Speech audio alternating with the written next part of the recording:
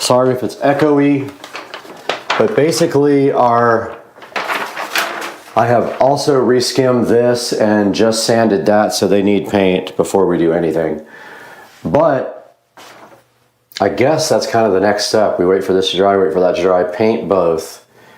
And then this needs to go centered. I think C is the center. And we know the light's gonna be like right over the stud, so we're gonna do that right like that, and level this template out, put it up on the wall, and then put our marks for our drywall inserts there. That's the next step.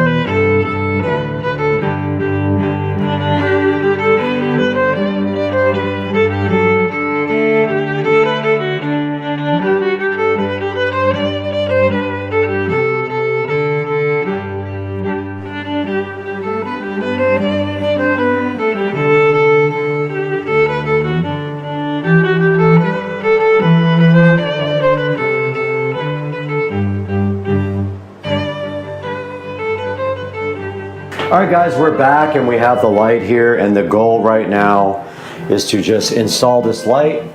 So keep in mind there's a lot of weight on this light, and they give you like pigtails here and wiring nuts.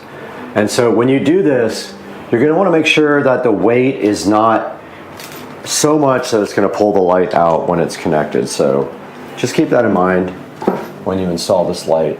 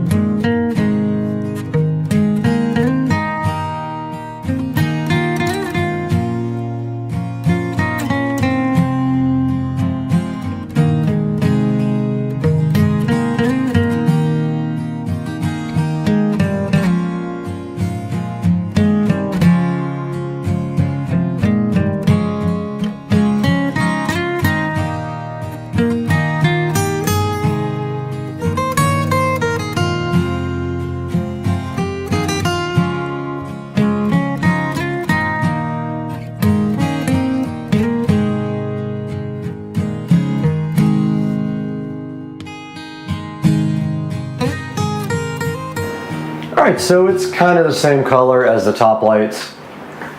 No, it's perfect. No issues at all. I just got to fix that little screw hole. This other one's completely covered, but yet looks crappy because I can't ever do good patch. So we have our template up here, and what we did was center up the template with the sconce, or whatever it's called, the lighting. We leveled this guy right here very carefully. A little off. Level this guy very carefully. Yep. And now that's where the mirror is going to be, but this is 48, so it's going to come way out here. So we put 24 in the center. It's going to be way out there. Literally 24 on each side, so put 24 here. And then 48 there. That's where the mirror is going to sit. So now we know A and N are our mounting points, guys. Let's go! Hype train.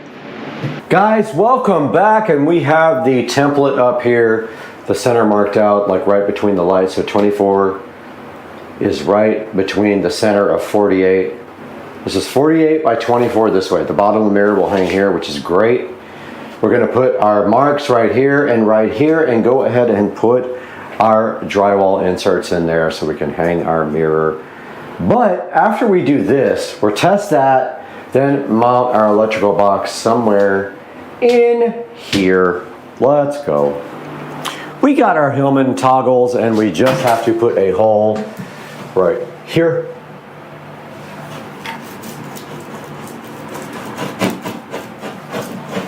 Large enough for this to go through, but not too large for this thing. Let's go.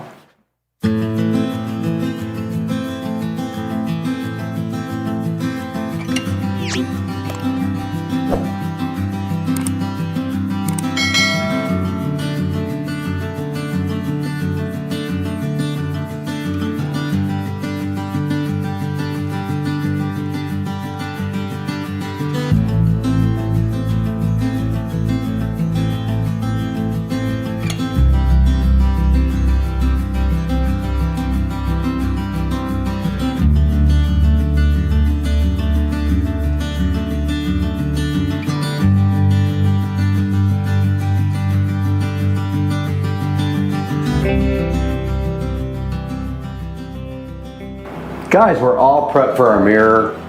We have our hangers here, our electrical hole here, our false positive here, and what we're gonna do right here and right now is figure out electrical through this hole and we'll tie it into the back side of the wall.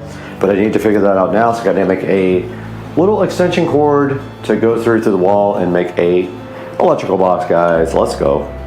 All right, so I had a meltdown yesterday and threw the mirror after it was broken. And I kind of scratched up my floor, so I ordered a kit to kind of touch that up. But given a little update in here, my receiver microphone is dead, so I can't use the wireless mic, but I got everything painted in here. I got the new light put up yesterday, and I just repatched a couple of holes that were there because it looked terrible.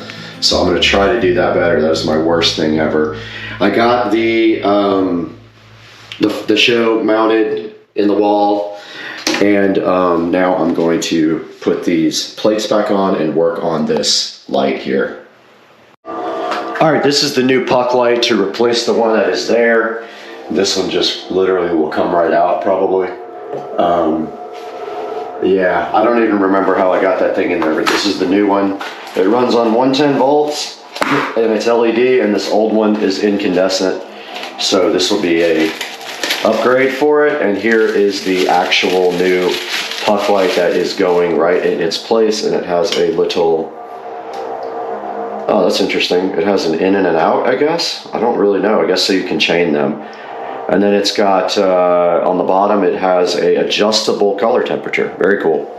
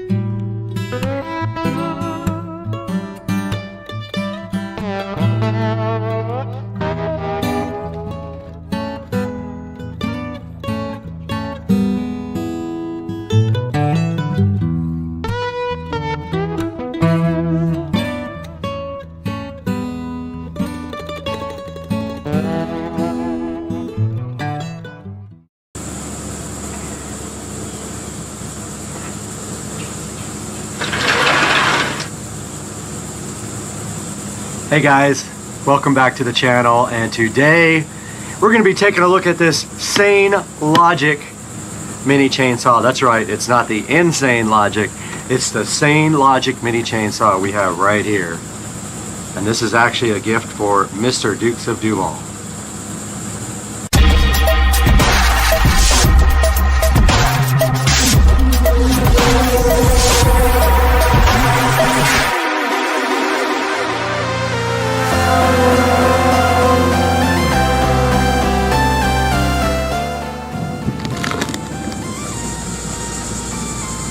Oh, hey guys, I didn't know you were in there, but today we're going to be taking a look at this Sane Logic chainsaw that was sent to me by Sane Logic to review for you guys. Let's get going. Ladies and gentlemen, welcome back to Supercar Street Racing once again, where we have the Sane Logic mini chainsaw. Sane Logic was kind enough to send me this chainsaw in order to take it out, take a look at what's included in it, and show you guys how good this chainsaw can be. And once we look inside the box here, we do see the main brushless Sane Logic chainsaw here, looking so fresh and beautiful. I like the color blue. And it looks like on top, I don't know what that little, oh, that's chainsaw oil right there on top. And right here, right now, we have the off, yeah, okay, we'll have to come back and see what that does, but I think it locks and unlocks the actual head there so you can turn it. And then, of course, we have the battery connector down here at the bottom, but we will take a look at all that stuff here momentarily. And right here inside the box, you also do get 2 gloves for free. You've got the Sane Logic battery, and it doesn't indicate whether it is 21 volts, but right here on the packaging, it does say it is 21 volts. And then right here, right now, you have an extra chain for your chainsaw. You have some safety goggles. You have the plug there for the wall outlet. And you have this little bottle here, where assuming you would have to add oil to it, you could use that. And now let's take a look at the instruction manual and see what it says. Alright, taking a look at the manual, it doesn't say much about oiling the chain or anything like that, but it does explain to you inside the manual how to loosen and tighten the chain, and also how to change the chain when you need to. And the loosen and tightening devices are right there on the side of the chainsaw. Up top there is the oil bubble and where to add oil, and then right here on the side is the lock. And the trigger, after you unlock it, is right there to operate the chainsaw. Now let's get these batteries ahead into the charger and see how long that takes for those to charge. So let's bring those inside. We are inside now with the chainsaw charging station, is what we'll call this. And we can just plug it in here just like this. and see how long it takes to charge the batteries. The other chainsaw that I reviewed did not take that long, but it plugs right into the back of the battery like this. And the light has turned red, so we will see how long it takes now to charge. We're back with the same logic chainsaw here, and while this battery charges, we're going to go ahead and load this battery onto the same logic and go do some testing. And so the battery goes on just like this. And it's hard to snap it in with one hand, but there it goes. And then the same logic lock mechanism is pressed. And the chainsaw works just like that. Now we will go test this thing and see what it can do.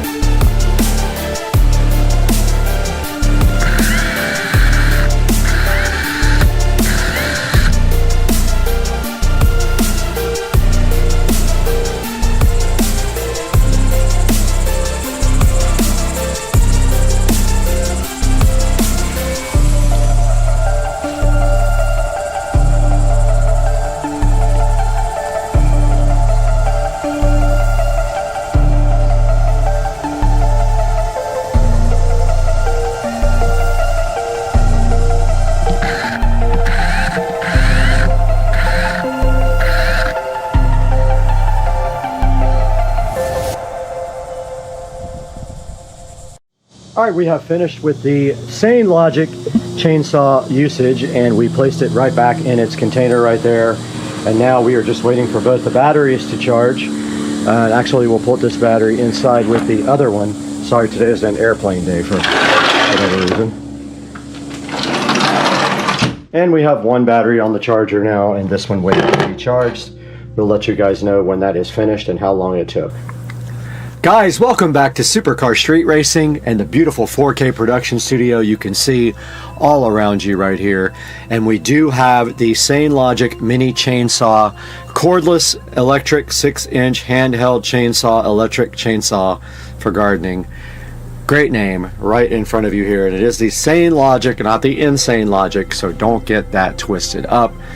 And we can see right here and right now that this guy is $79, and there is a 50% off coupon right now. So a good deal right now on the Sane Logic mini chainsaw. Some of the things I did like about it, it was easy to use, and it was still charging after about an hour on a battery, so I don't know how long the charging will take. Not a big deal though, because they give you 2 batteries, so it doesn't really matter. And you can see right here, this thing has a 4.5 review, and there's some pictures right here of it. And the only thing that I did not like about it was the gloves. The gloves are just like cloth gloves, like you would use, like, you know, if you were cold. They're not the type of gloves for like that would protect your hands from anything, so they probably need to change those gloves out if they really want to sell a lot of these. But you can see it comes with almost everything you need and then some. It actually comes with a extra chain, it comes with the gloves, it comes with protective safety goggles, 2 batteries, it is 21 volts, and I think there's not much more you can say about the Sane Logic other than I highly recommend it. And it does have some good reviews right here on Amazon. You can see it's up at a 4.5 star, and I have not produced my review yet, but I plan on doing that soon. So please go check out the Sane Logic mini chainsaw. Go ahead and purchase one from the link in the description of the video. It'll be down below. Also, guys, thank you so much for supporting the channel, and I appreciate everything you guys do. And when you buy things from Amazon, anything, you don't have to buy this exact chainsaw, but if you buy anything from Amazon, please click through one of our links. It helps the channel greatly because I do get a small commission on that. Please like and subscribe, and we will see you guys soon on Supercar Street Racing.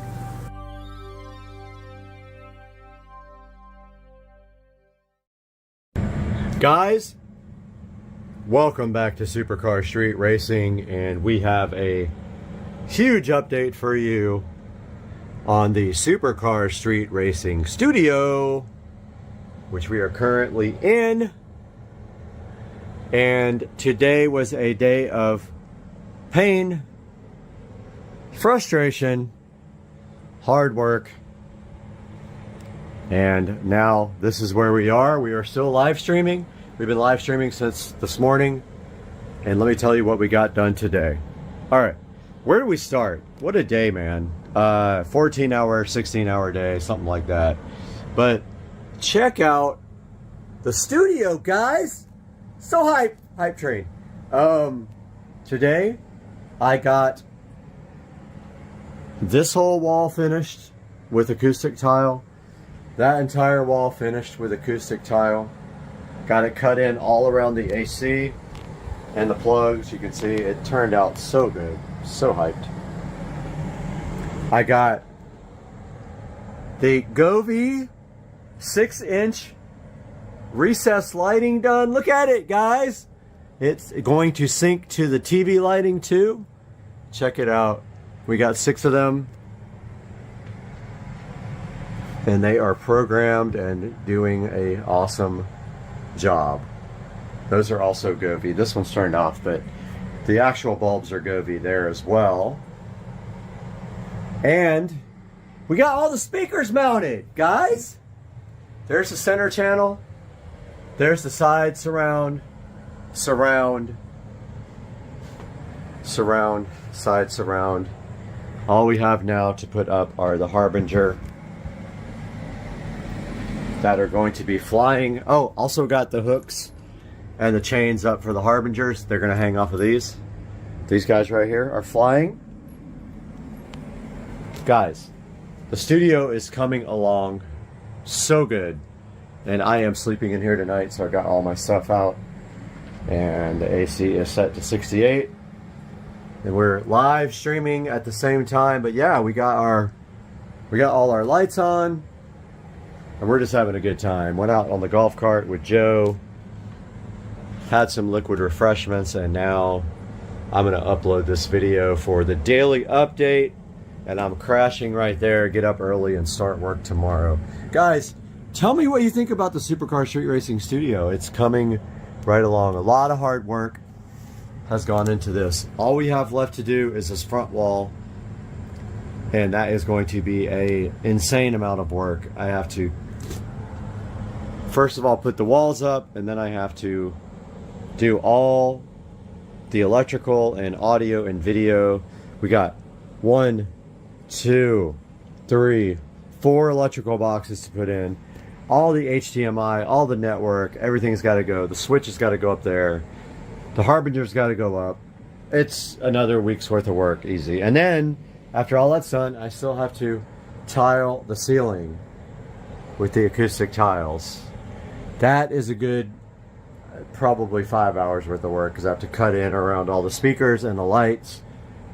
So, some of it will go fast, some of it won't. So, yeah, guys. So hyped for this new studio. Thanks for joining us, guys. We'll talk to you tomorrow on Monday.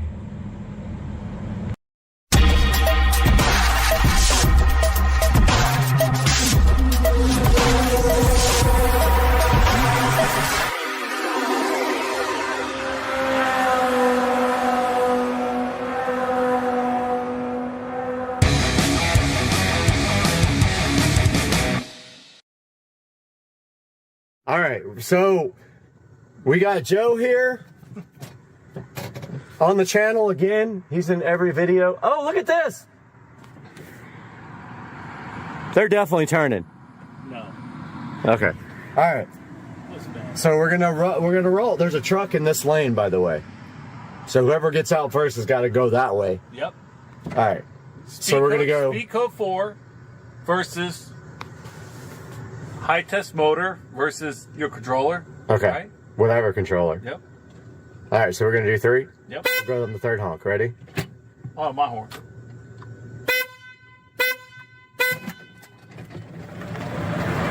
Oh, you smoked me!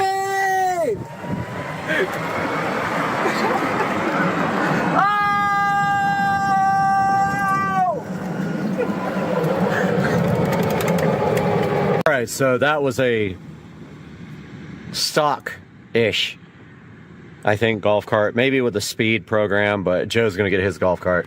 And his, I think, we'll smoke this one, pretty sure. We got 50 volts. So we're just waiting on Joe to come out here for the races. All right, I have a secret method. I'm gonna brake boost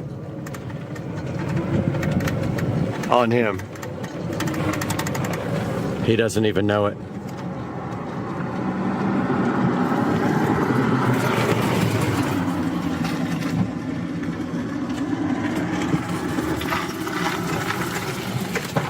Shit.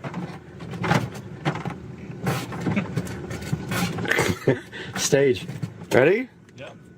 All right, here we go. Shit, I can't. Oh, you... Ah!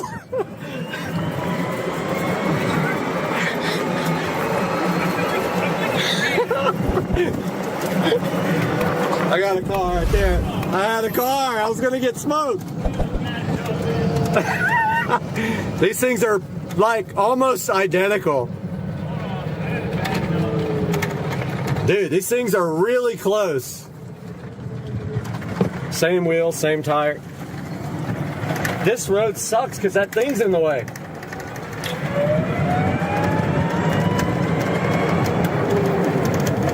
So I thought I could brake boost, but you can't hold the brake. No, you can't. It turns off the motor, so you gotta like, Yeah. you gotta barely put it.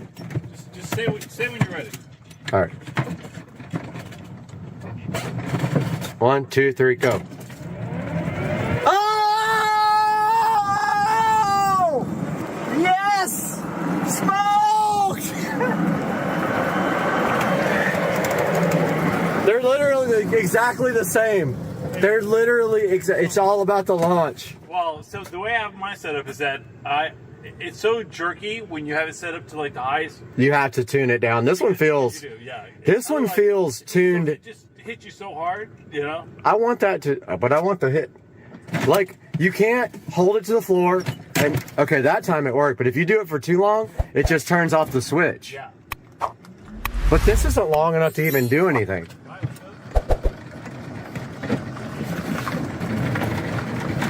Oh, you want to go out here? All right, so how do you actually brake boost it? Like, You can't. It's not. One, you ready? Ready? 1, 2, 3, go. Wait, it did. Oh shit, that was it!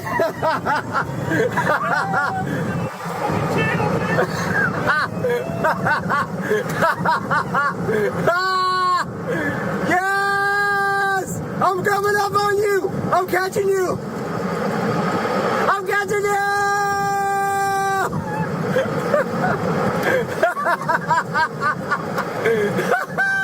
I'm catching!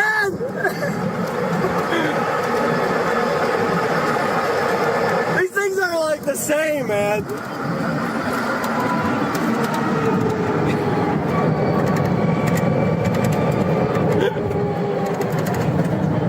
These things are exactly the same. It's sick. Until you go to the hill.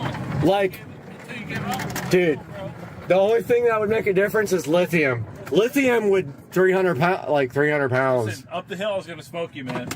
I know, and I had a bad launch. I was like, I don't know how to. No, I had a great launch. Ready? 1, 2, 3, go. That was.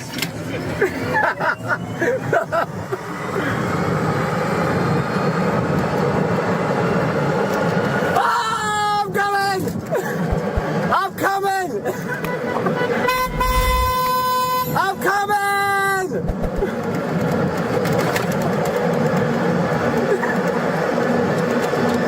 Oh!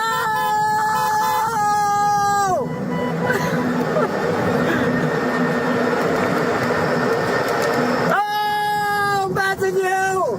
I'm passing you!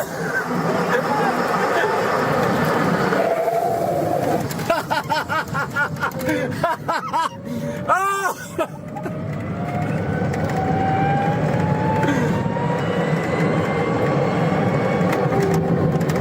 Yes! Those brakes! They were good. Yeah. Alright, good morning guys. Supercar Street Racing here. Today, we are taking the car into Sam's Automotive. Car right there. It's got to go in today for head gasket. Head gasket. I keep getting that wrong. Valve cover gasket. Valve cover. Plugs and coils. Well, it's 48 degrees out here, so I doubt we will be putting on this top down. It's probably very cold. Cold start. So, on the way first to, I got about a quarter of a tank, so I'm gonna go ahead and top off the tank.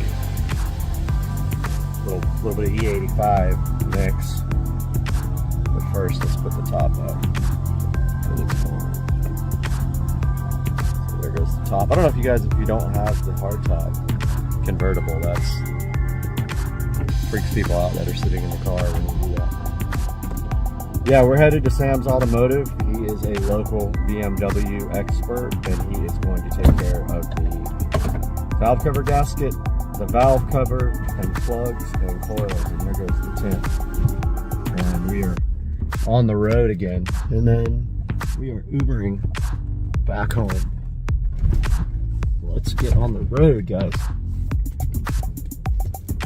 Get to the E85 station. I don't want to give this guy an empty car just in case he has to drive it and test it and all that.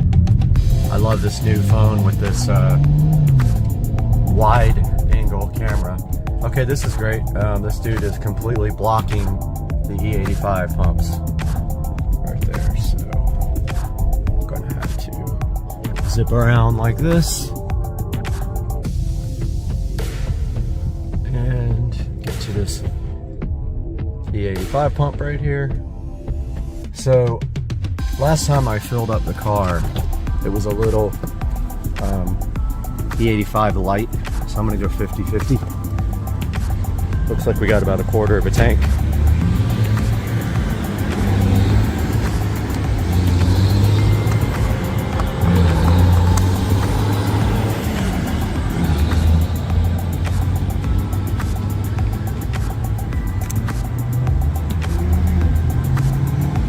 Gotta put my card in there.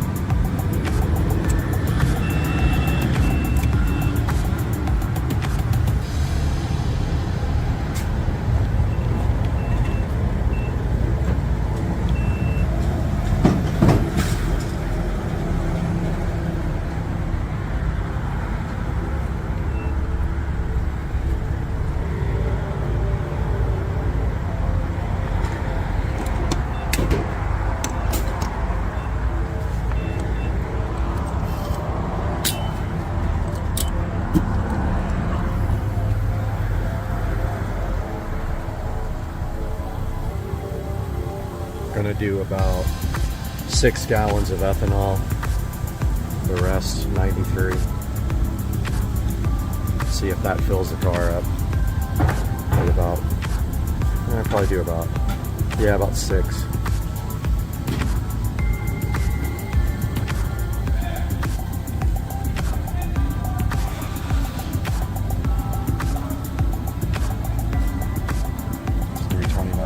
It used to be $1.80 a gallon back in the day. Went a little bit over.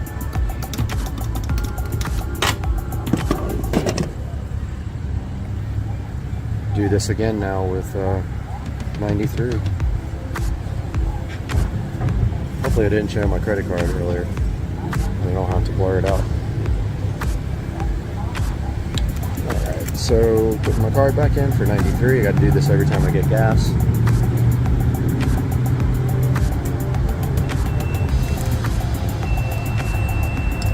Sometimes it freaks out because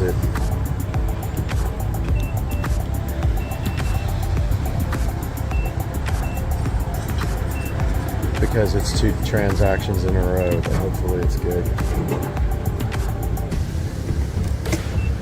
Let's get to 93.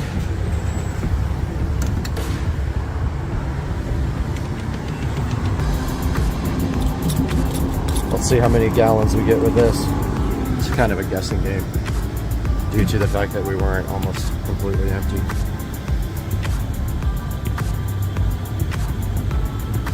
Then we got to get the car over to the shop. I'm guessing it's going to hit maybe 6, maybe 7, which is fine. It's a good mix.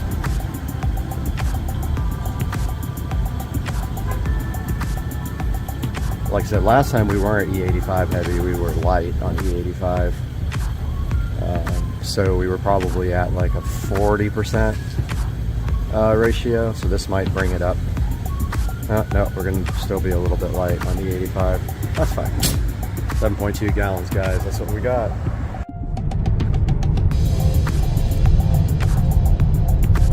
Alright guys, I don't know why One UI keeps crashing on the phone, it's annoying. Happens when I do videos, but we're on the way now to get the car washed because I don't want to give the guy a dirty car. I'm gonna run it through. I have the unlimited wash plan up here at Camel Car Wash, so headed that way now with a nice full tank of gas in the car. And this is the first time I think I've tried the selfie mode on the new camera phone with the 4K selfie on this. Is probably going to look awesome. We're on the opposite camera now. We're on the wider angle rear camera, which really helps because with the other phone, everything looks so close up when you were in 4K that it just distracted. It wasn't a good field of view. So yeah, we're about to hit the car wash real quick. All right, guys, we are at Camel Car Wash. I have the unlimited wash plan here, so I come here about every other day. These guys are like, "Why are you here so much?" I'm like, "Well, it is called the unlimited plan, is it not?" So we are here, brothers and sisters. I had a dream last night that I bent my wheels. There's my buddy. You're on my YouTube channel video. BMW. You coming tomorrow? What? Tomorrow night under Acosta Bridge. How do you get there? It's in San Marco. Where no, they? No, it's you know Baptist Hospital is. Yeah. Right around there. Okay. Yeah. If the car's done, it's going in right now for a valve cover gasket. Oh, okay. Like literally right now. It'll probably be done. What time? 8 o'clock. 8 o'clock. All right. I think it'll be done by then. He said one day. So you're going right on the channel. Hey, I just had mine done. Yeah, you got to get a valve cover too, not just the gasket. I did it. Yep. All right.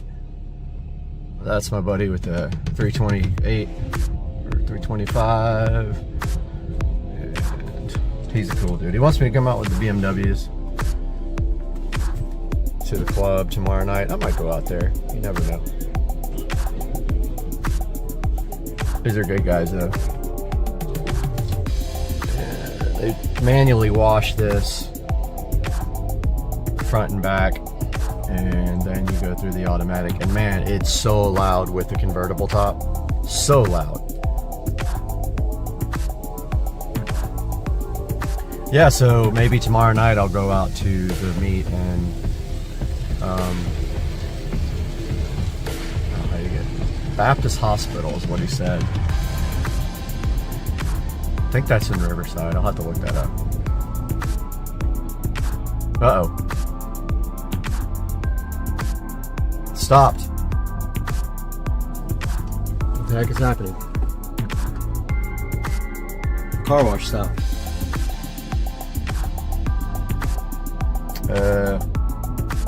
Hello?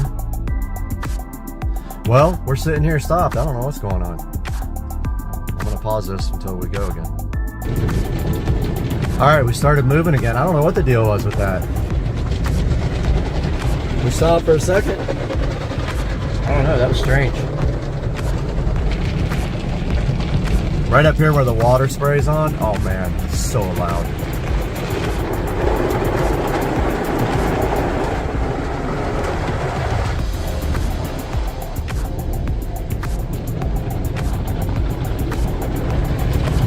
Right here. I have to hold my ears during this part.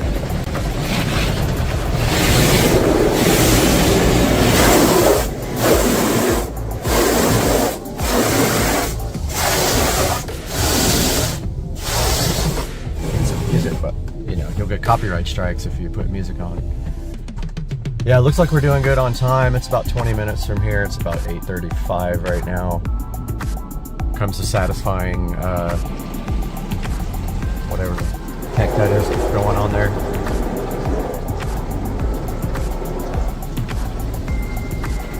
They got the scam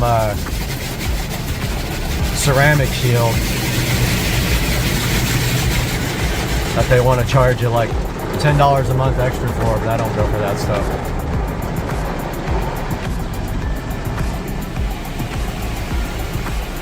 Satisfying.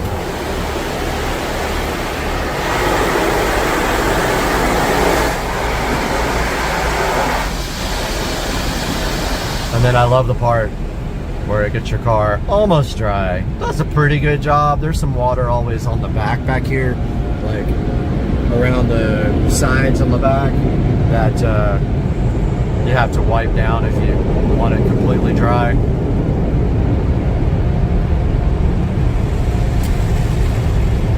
Dude up here is blowing off the thing. Oh, this is where it puts the tire shine on. The LEDs are broken.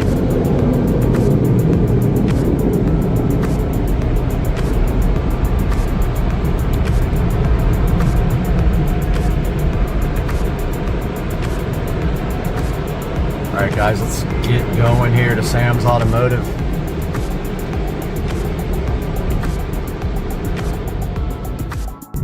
All right, guys, we're almost pulling up to Sam's Automotive. It's about 8:48, so we're on time. Wanted to show you guys this place as we pull in. It's got a crazy amount of BMWs in the front, like an insane amount. When I first saw this place, I was like, how is this possible? This is it, Sam's Automotive in Jacksonville, Florida, Duval County. And we are here. I'm gonna show you guys the parking lot here real quick. They're not open yet. Do have to get everything out of here. I really don't have anything in here that I need, honestly. Yeah, I don't have anything. We are here at Sam's Automotive. Beautiful day. Car looks good, just got washed, but you can see where it leaves the streaks in the back. This is Sam's Automotive. Tiny little sign sitting on parental home. There's all the BMWs, but it gets even better. When you go down on this side, the entire back is filled with BMWs. Back here, where they do the actual work, and a cat. And so let's see if it's open yet, and I'll ask for permission to film a video in here. Let's see if it's open. Looks like it's open. Let's see if they let me. No, there's nobody there yet, but here is the lobby area heading into Sam's Automotive. So take a walk back here while we are waiting for them to get here, and we'll get a little interview. Man, they got a few cats back here. This is the back area where they have, I think, 2 or 3 different kitty. They got kitties for sure. Right here. A kitty. Cute cat. Hi, kitty. Cat's like, nope. Check out all their BMWs back here. I found the BMW graveyard. That's going to be what the title of this video is. Look at all BMWs back here. There's probably 150 different BMWs back here. Check this out. Oh, there's a 335i. Convertible? Dang, those wheels look exactly like mine. That's not a convertible. That's an IS. DCT. Looks like it's been here for a minute. 335 IS. That's a rare find. And then of course we got this Jaguar back here. Dude, some interesting cars. Look at this Rolls Royce Silver Spur. 540i. And there's an auto refinishing and restoration that doesn't look like it's open anymore. Check out that. It's crazy. Oh, this is actually a British car shop, and I forgot the name of it. But look at, I think that's an MG. There's some Mini Coopers here. Yeah, that's a British car shop there that uses that bay. Because there's a Jaguar here, Rolls there. I don't know what that is underneath that cover, but it's sick. Here's a 128, just like my friend who passed away. Here's an M5, really nice M5. I'm gonna ask about this IS over here, what's going on with it. If you guys don't know, the IS, even up to the last one made, was an N54, and it has DCT, and it looks like the shifter is out of it. This might be a 6-speed manual, not sure.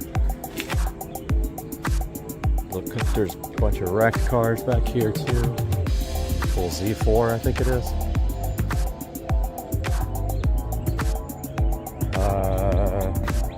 I don't know what that is. Is that a CSI?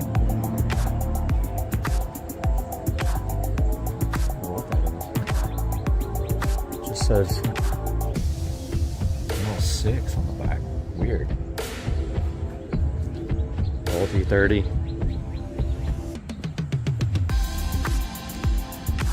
Bunch of E46s over here. Old 525s.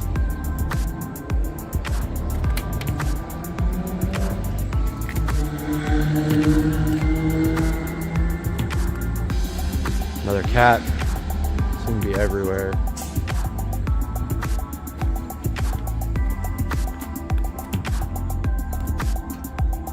Here's a wrecked, what are those? 5 Series?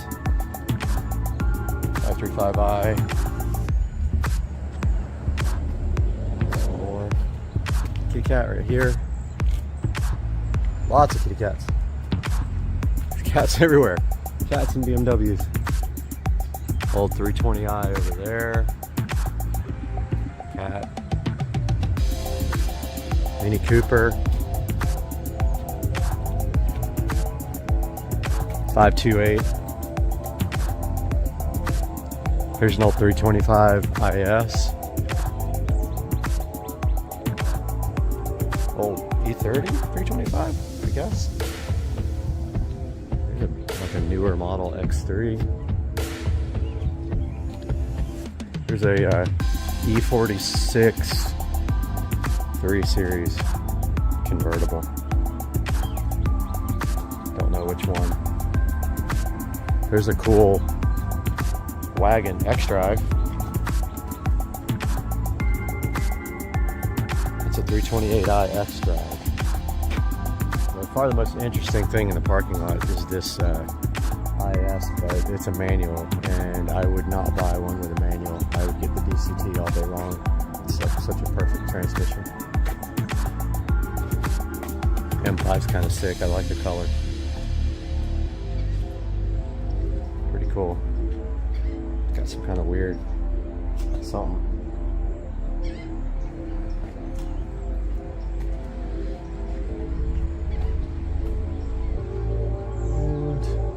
Cats literally everywhere. Look at this little Jaguar.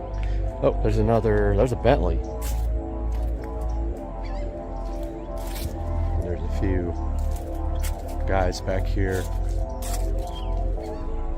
in the back. In the woods, there's a few completely wrecked vehicles.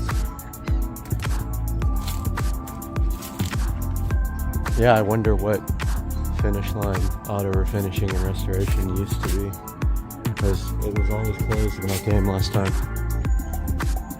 I think it's just crazy. And of course, up there, there's more in the woods. Well, it's 9 o'clock. These guys should be here by now.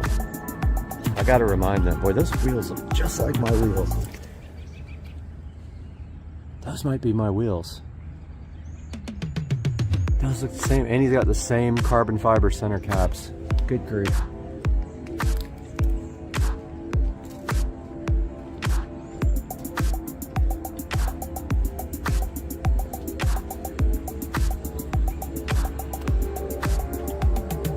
Guys, it's a lot of BMWs. What do you think?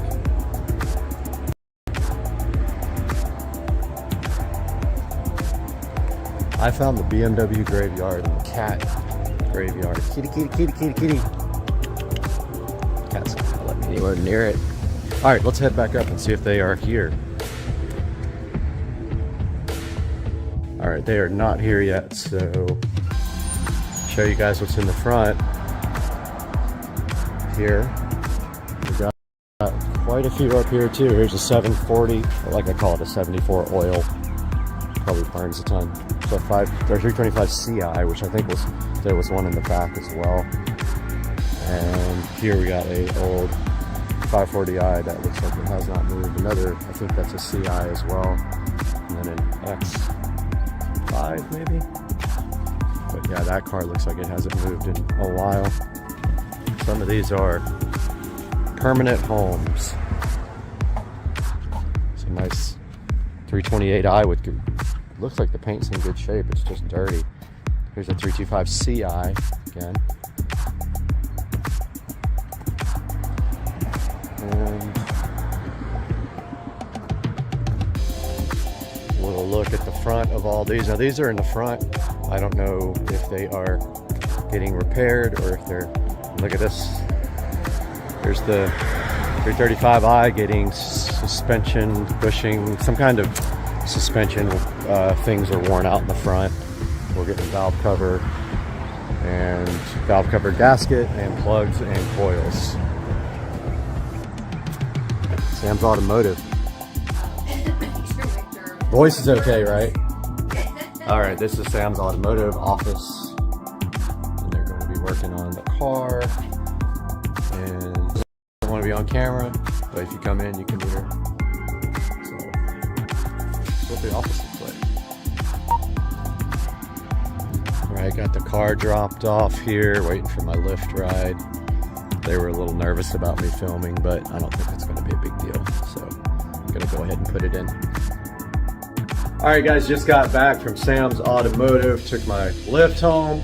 Gonna go ahead and put this video together for you guys, and then when I pick the car up, shouldn't be anything major to see, really, just getting the valve cover gasket, and the front suspension bushings done. But talk to you guys here shortly.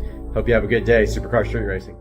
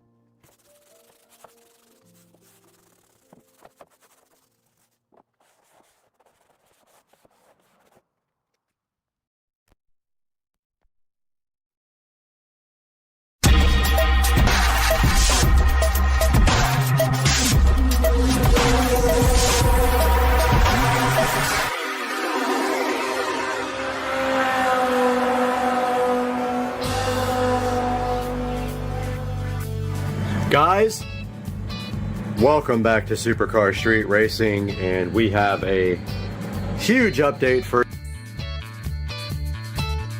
Street Racing Studio, which we are currently in. And today was a day of pain, frustration, hard work, and now this is where we are. We are still live streaming. We've been live streaming since this morning, and let me tell you what we got done today. All right, where do we start? What a day, man. 14-hour, 16-hour day, something like that. But check out the studio, guys. So hype train. Today I got this whole wall finished with acoustic tile. That entire wall finished with acoustic tile.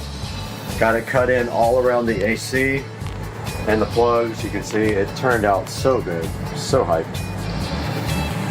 I got the Govee 6-inch recessed lighting done. Look at it, guys. It's going to sync to the TV lighting too. Check it out. We got 6 of them, and they are programmed and doing an awesome job. Those are also Govee. This one's turned off, but the actual bulbs are Govee there as well. And we got all the speakers mounted, guys. There's the center channel. There's the side surround, side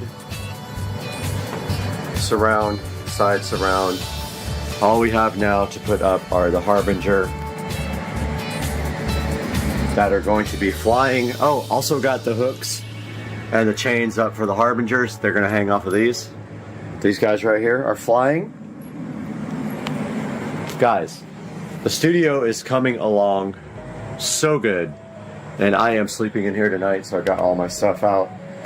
And the AC is set to 68. And we're live streaming at the same time. But yeah, we got all our lights on.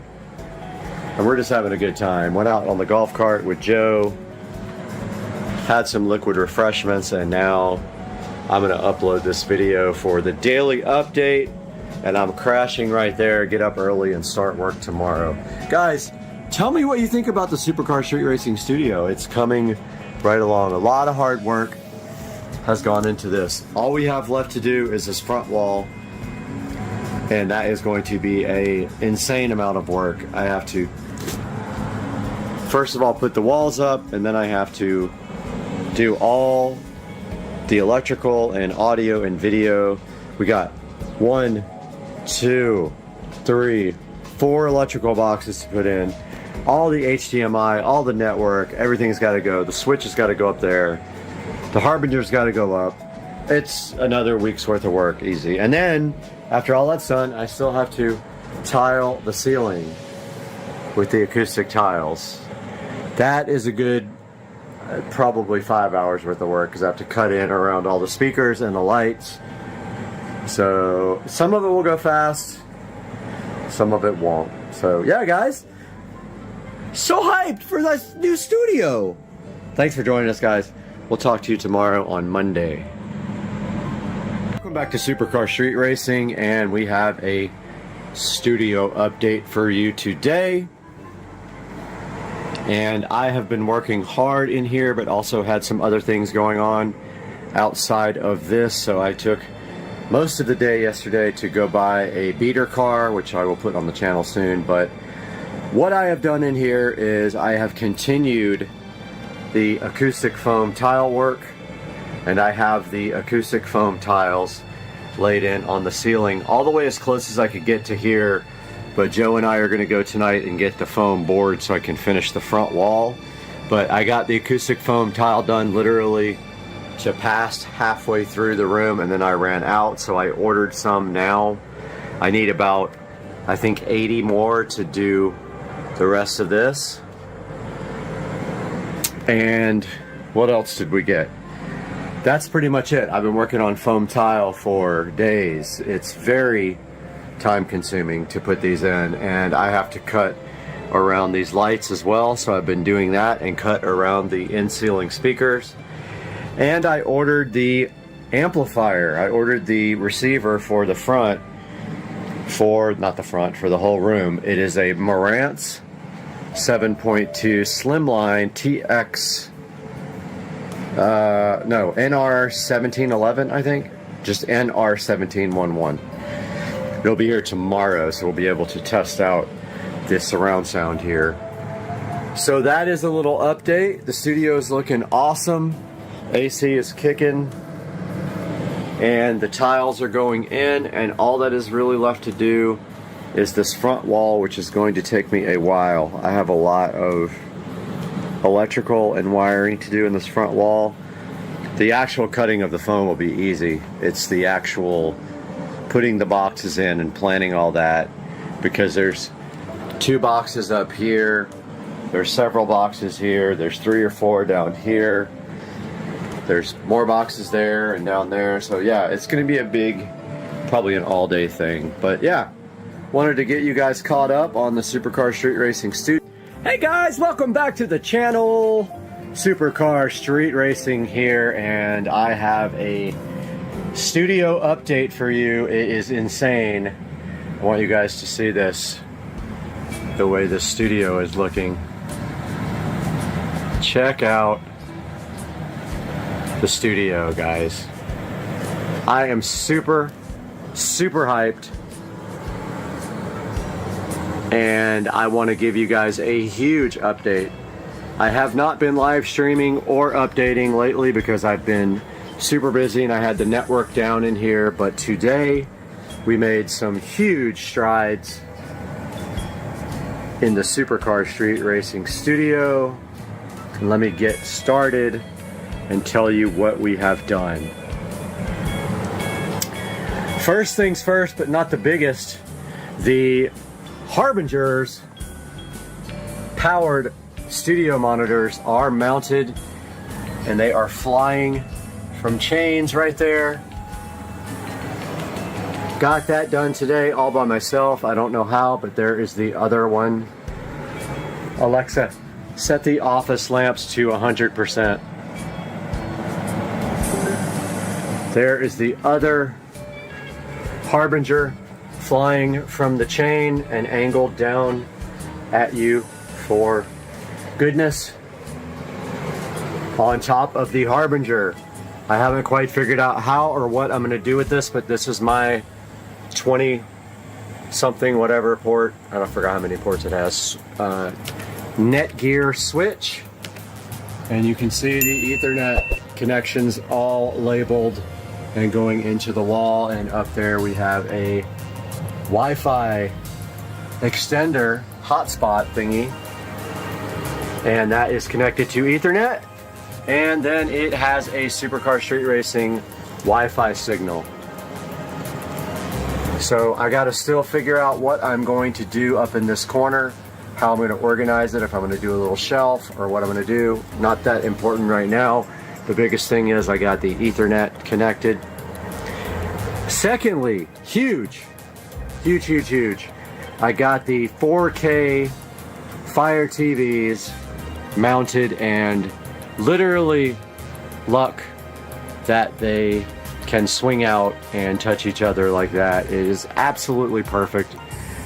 I couldn't have done it any better if I meant to, and I didn't mean to. And they are on these, they're not horizontal like usual plates or mounting plates, they're vertical, and they swing out and they are tilted down at you, and you can see right now they are playing 4K video from YouTube. Visual Dawn, one of my favorite up here too. Visual Dawn with the 3D animation spacescapes. So we got the 50s mounted. I ran out of Ethernet cables, or they would all be connected to Ethernet. This one is connected to hardwired Ethernet, Wi-Fi. This one doesn't have an Ethernet jack. That one's connected to Ethernet. I ran out of patch cables. Next, we got the Marantz NR1711 receiver in. This guy is a high-end receiver, and the reason I bought it is it has front preamp outputs to feed our powered studio monitors there,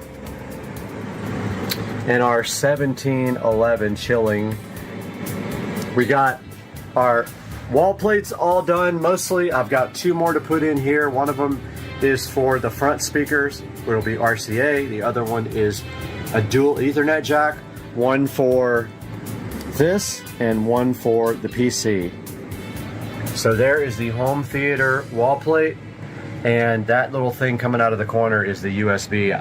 You don't want to do a USB extension. It's already extended twice and it's already going to be an issue, so I just drilled a little hole in the corner and ran it straight through.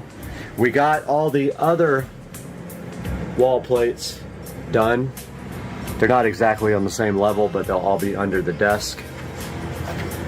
We got all the power done. The only thing I have to do over here is connect the subwoofer plate for the sub that is going to go somewhere over here. I'm not quite sure yet because there's not much room right here. And we got all of the wall plates done behind the Fire TVs. This HDMI wall plate here feeds down here. So if you want to connect a laptop or a tablet or anything else to that guy here, you can do it right there. I have not connected the HDMI here to the TV yet, but that will be next. Same thing over here. This HDMI wall plate feeds this guy here. There's also network down there, so if you want to plug a laptop in and work on this 50-inch, you may do that via that port right there, HDMI. There's power there, power there, power there, and power there that I installed today. And I did the power and the wall plate with the USB, HDMI, Ethernet, and coax. We're not using the coax. Those are behind every television. There is one back there as well. It's hard to see. Every place that you can possibly sit. Here's another Ethernet and HDMI. HDMI feeds the 32-inch, and you can connect a laptop or whatever here and have Ethernet. Every place has Ethernet. 1, 2, 3, 4, 5, 6. There's another jack there for just straight Ethernet. If you want to work right here on the couch, you may connect your laptop to Ethernet. If you want to work right here, you can connect your laptop to the 43-inch and you have Ethernet. We've got the Echo Show 15 chilling flush mounted. Completely flush mounted into the wall. First one I've done like that. So this is not a completed tour. When I am done, I will give a completed tour. I wanted to do a little update. Oh, also got the Govee recessed lighting installed. All of it. And it is all controlled by Alexa. Set the studio switch lights to purple. And there we go. They are purple. And I have power there subbed out and power there subbed out. It is permanently on power, and that is for lighting for shooting videos. Most likely we'll have a light pointing down here at the desk and one up there pointing down here at the desk, and I just don't know yet quite how I'm going to do it, but that is an update from Supercar Street Racing Studios. Big update. I'm so hyped to start doing videos here. We'll see you guys soon. Welcome back to the channel, and we've got a huge update for you on this wonderful Friday evening in the Supercar Street Racing Studio. That's right, you are looking at the 95% finished Supercar Street Racing amazing 4K production studio, and I cannot wait to give you guys an official tour. But let me tell you what we have done since the last update. So we got the switch the Netgear switch mounted on a nice board, and you can see there I finished it all in very nicely with the foam tiles. It looks awesome. I have 100% finished, except for the door. We don't know what's happening with the door yet. 100% finished with all of the foam. And some of them are falling off, so I have to glue them back as they fall. I put extra glue. That's okay. That's gonna happen because I didn't use a ton of glue everywhere, but yeah. The other thing that's not done is the studio lighting. So this is lights for maybe studio stuff, like a, you know, lighting for me when I'm doing productions. There's one on both sides, permanently wired on. That is not done yet. Everything else almost is done except for table management. So I ended up buying this desk. It's very cool. It's actually a door that was made into a desk with IKEA legs. 90 inches long. It's actually perfect for what I'm doing here. It will fit all of the editing equipment plus my work stuff on this end. I'm going to shift everything down to the end and then move it right over into the corner. That's going to open up this whole space over here for whatever I want to do with it. It's going to leave space open. There's the subwoofer. I did put the subwoofer connector over there in the corner, and that sub is too big for going in that little pocket right there. So I don't know if I'm going to move this couch that way or keep it that way. But either way, this can actually go under the table as long as it doesn't hit my feet. It's fine. We've got the down there hooked up to the 4K 50-inch TVs. Two displays there, two displays there, and of course when you move the mouse, you can move from one display over to the next display, and then down to this display and over to that display, where then you can open up a nice monitor session here for Supercar Street Racing. So that is all done. There is the Marantz NR1711, which is actually output from the PC is feeding it. So we're listening to Purple Planet, no copyright music, playing through the Marantz. Oh, and another thing I finished the wiring 95% for the 7.2 surround sound. That goes down to the wall plate there. It all goes right there. And all I have to do now, right here, right now, tomorrow, because I'm burned out, is on the receiver end, I'm going to put banana plugs. So I'm going to shorten the wires once I get the table to the wall. You can see right now it's about 2 feet off the wall. When I get closer to the wall, I'll shorten the cables, put banana plugs, clean that up, and then I've got tubing to run straight down because there's no wire management on this desk.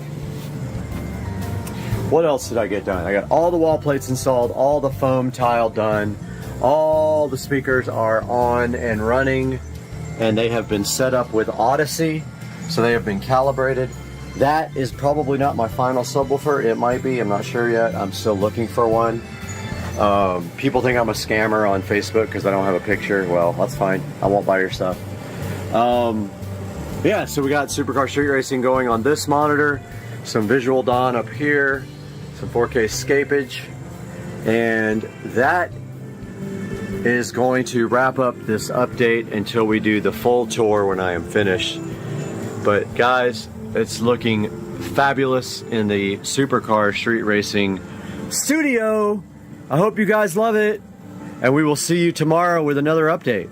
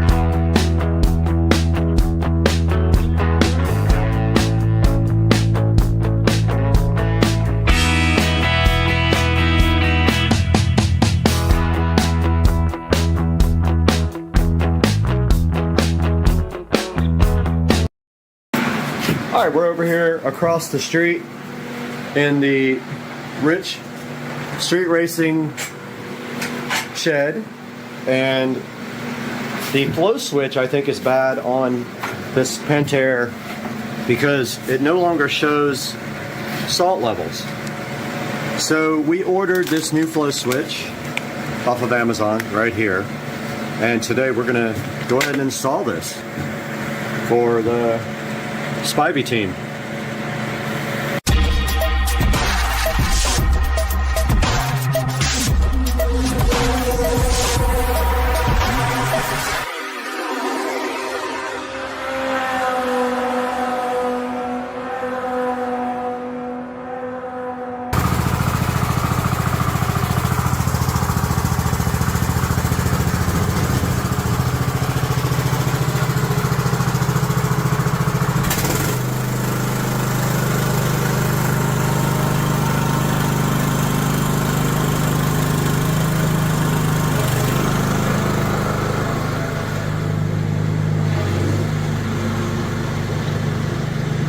All right, now that Rich has the beast out of the shed, we can take a look at this Pentair flow switch replacement. Now, Pentair wants you to spend money and get a whole new salt cell. If we go underneath this little cover here, there should be a flow switch that is probably bad and causing not to show a salt indication on the app. And so we see right here, right now, this flow switch, notice it is hardwired to the salt cell. So we have to cut it and put our own on it. So we are gonna do that right now. Here's the replacement, and hopefully the wires are the same color codes. Otherwise, I don't know what to do, but I'm gonna find out right now. All right, we got the existing flow switch wire cut here. And if you notice here, this is a 4-wire with black, red, green, and white. And the new flow switch is white, green, red, and blue. And so going on to the purchasing link, there is a wiring code there. I'm gonna throw that up on the screen for you right now, right here, and then I am going to start splicing these wires.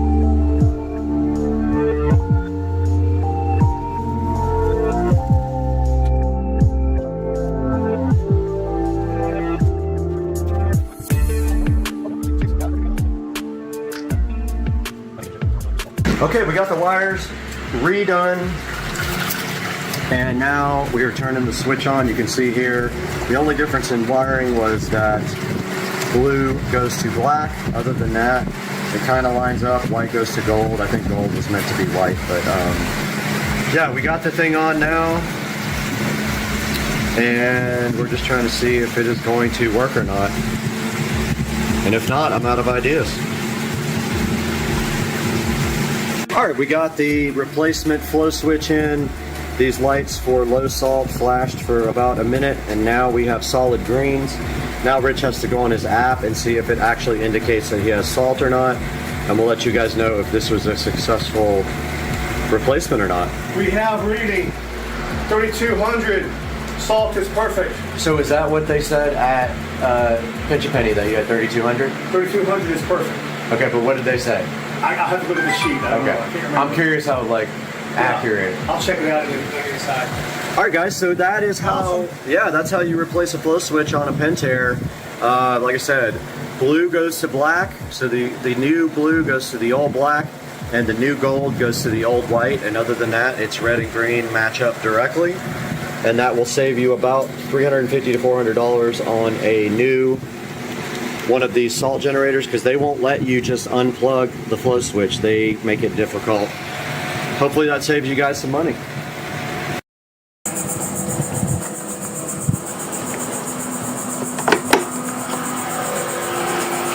Oh, hey guys. I didn't even see you there. So this is pretty cool, huh? Check out this brand new gate and this brand new fence that we just got installed here. Pretty awesome. I'm gonna show you guys and take you along for the ride. Let's go.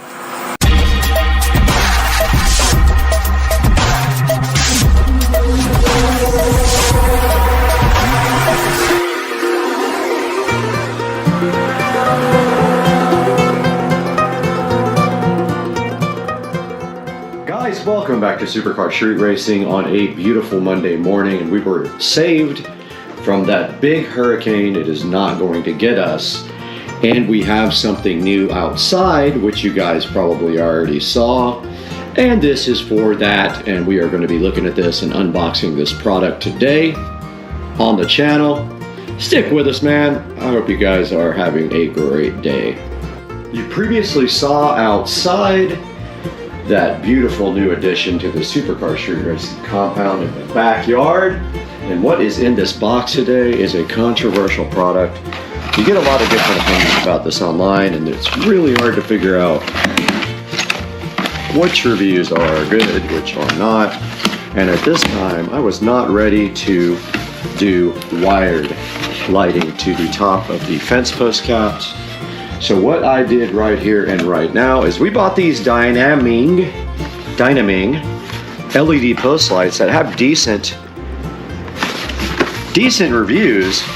This is a 6-pack. We have 4, and we will have 2 left over to put on our fence, which is kind of cool. And if I like them, I'm going to order 2 more. But as you can see right here in the package, they do come with these fence post adapters if you have a smaller fence. So there are 6 adapters on top. There are some drywall inserts and screws. And then we have these plastic lights from Dynaming. Let's get them all out here and on the Supercar Street Racing bed.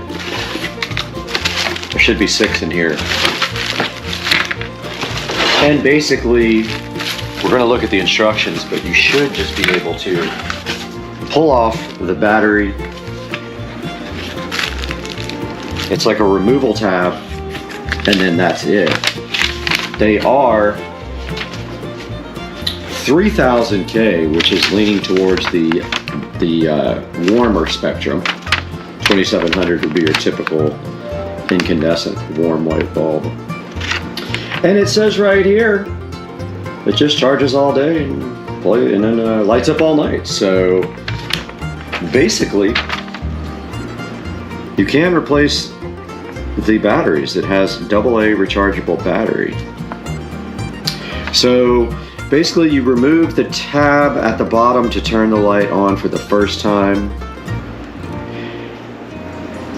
It says if it's 4 to 6 inches, Fix the base on the post by drilling the screws for the hole, and then put light body on the base. So basically, yes, these adapters are for 4 to 6 inch posts, and we have a 5 inch post.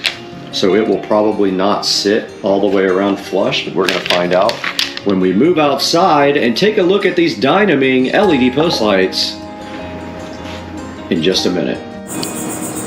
So this is the outside of the Supercar Street Racing Studios. And you can see that I added nice lighting up there. That is the studio itself, and we're having trouble getting someone to be able to install a door on this guy, but I'm gonna keep on trying. But as you can see right here, this past week, we got the new fence installed around the pool equipment and the air conditioning.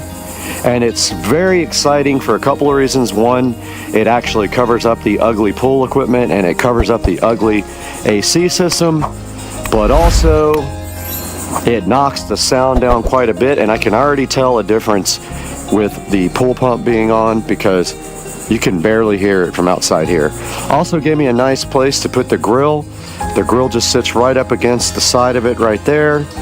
And we did get all this stuff installed last week, and it costs, I want to say, around, I don't know, $1,500, which is not bad. And now we have some nice LED solar fence posts to put on here, which should be awesome looking. So let's go grab those right now and take a look at how we have to install them on the fence.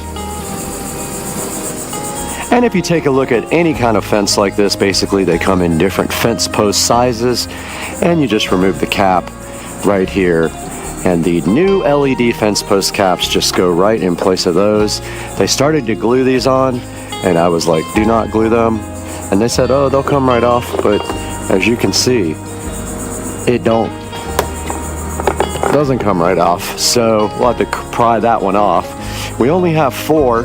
Unfortunately, there's no post over here. This is connected directly to the building there. So we will not be putting anything there, but that's okay. The main thing is the little door will be lit up, and over here it'll be lit up really nice. So let's grab those things right after my 9:30 meeting and take a look at them. All right, we are back outside in the Supercar Street Racing backyard, where it is absolutely beautiful today. And right in front of us right here, you can see we have these brand new solar fence post lights that we're going to be testing out. And I want to remind you guys that I did order these with the Asurion protection plan. Make sure when you buy anything like this, you have this plan, because these things will not last. They tend to say that they're waterproof, and they absolutely are not waterproof, and they won't last. But up here, all we have to do is remove this fence post cap here, and you can see the lights come with 2 different type of adapters. That one is way too big, but they provided this 5 inch, and you can either put a screw on either side. Now, do we want the screw facing this way or this way? It really doesn't matter. You're going to see it either way, but I think that way you won't see it when you're at the pool. And then you simply just take this light and you pull this tab out, just like this. You pull it out and it literally lets the battery touch, and it has a rechargeable AA battery right there. And now you can see that it has screws on the side that just go directly into that. So we put screws there, we put screws there, and that is the extent of what we need to do now.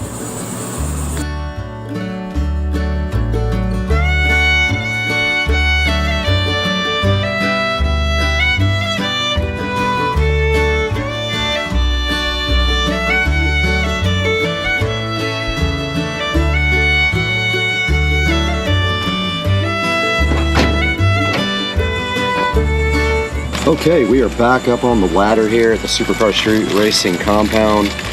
We have our solar fence post cap light right on top of the post there, where I'm opening these screws, and they gave us black and white screws, and actually silver, not black, not white. But the interesting thing is, the silver screws are all really long. I guess it doesn't matter. The black ones, I guess, are designed to go through the sides, but that really is going to show. Let me take a look at the instructions. Always fighting the batteries and GoPros that don't last, but we did go get some silver screws for the sides because I think that will blend in better than the black ones. There's nothing black on the entire fence, so I don't really understand the use of black screws instead of silver, and they don't give you any short silver screws. So I got something similar to mount both the light to the adapter. So I'm gonna go ahead and put first the screw there.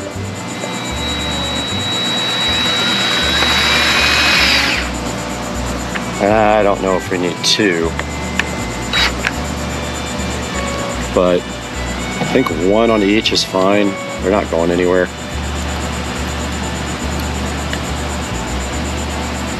So I'm gonna go ahead and put the side one in. This is actually what holds it to the fence post.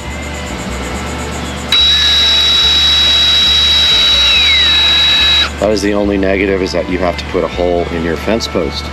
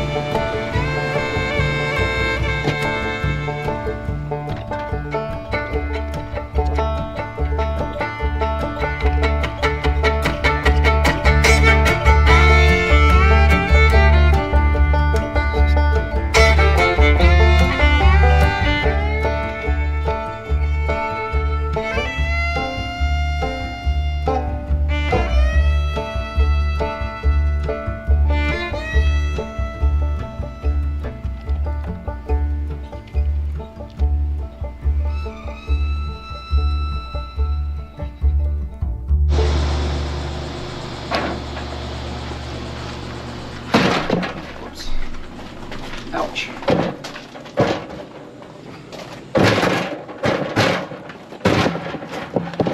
Dang.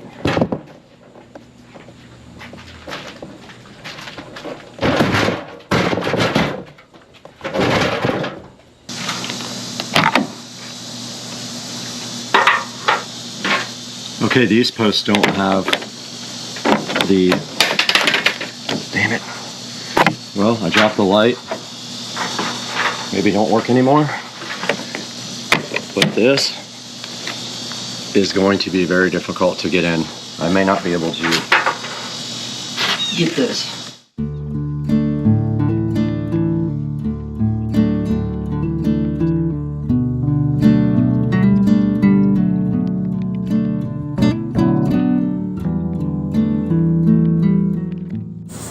Alright, if the camera doesn't overheat, here's my plan. I'm going to snip off this back part.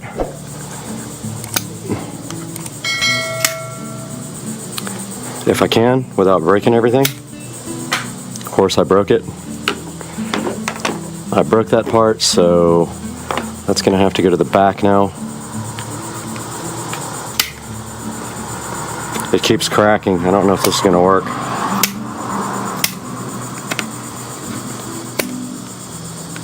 I'm just snipping off this back so it'll fit.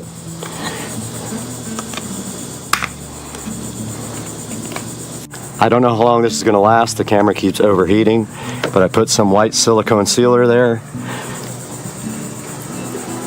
And it still doesn't go all the way, and I cracked this side.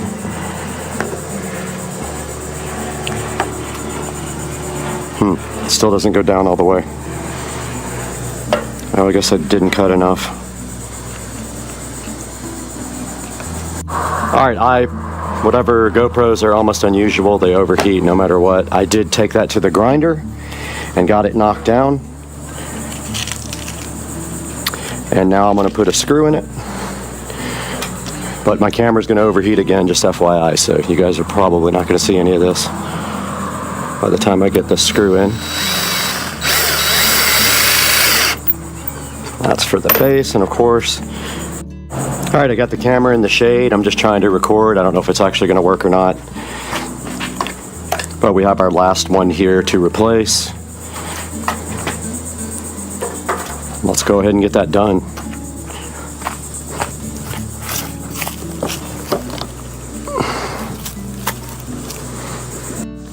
Guys, we successfully completed our fence post solar cap project, as you can see right here and right now.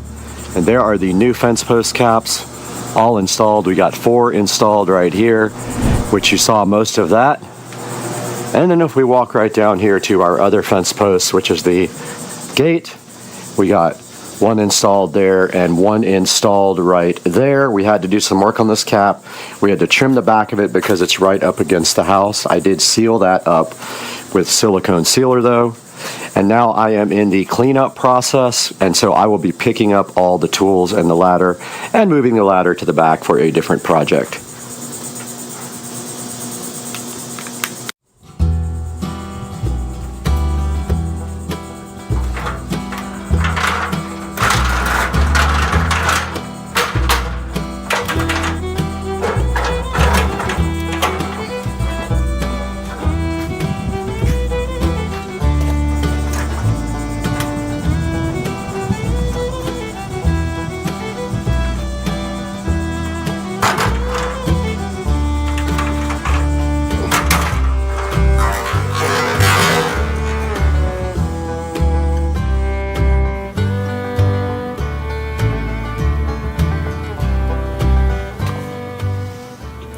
Guys, we're back in the 4K production studio here at Supercar Street Racing, and you guys just saw that we got a fence installed, and it would be right here on my left, and that fence is around my pool equipment and my AC unit right here to the left of the Supercar Street Racing 4K production studio. And now we're taking a look at what we did on top of this fence, and the fence already cost about $1,500. We wanted to top it off with some nice solar LED fence posts. I did look pretty tough and pretty hard for some that had decent reviews, were actually warm white in color, and also that maybe would last. Now, a lot of these don't last at all, so you're pretty much going to need to buy an Asurion protection plan with it when you buy these lights. They are going to fail eventually. They last anywhere from 4 to 6 months to a year. These ones actually had decent reviews and said that they will stay lit up all night long. We're going to see that. It doesn't actually matter if it does. As long as they light till at least midnight or 1 a.m., I'm totally fine with that. So this is 6 solar post cap lights, and they are $49. And there is also a promotion if you buy something else. It says, let's see, it says save up to 3% on Dynaming solar lights. So this company is Dynaming is the name of it, or Dynaming, however you want to call it. As you can see here, It has a 4.4 star review on Amazon. Not bad. All the solar lights go from anywhere from like 4.4 down to 3 point something. Now you could go ahead and get low voltage 12 volt powered lights for your fence post caps. In that case, you probably would have had to run wire underneath, and I did not do that.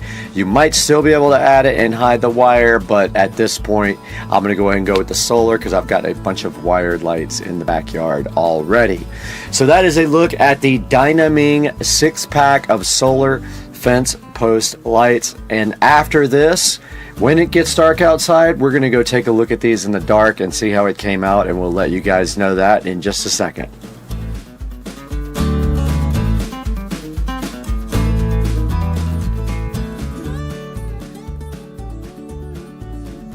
Lightning and thunder. Oh, that's epic. Look at this guy.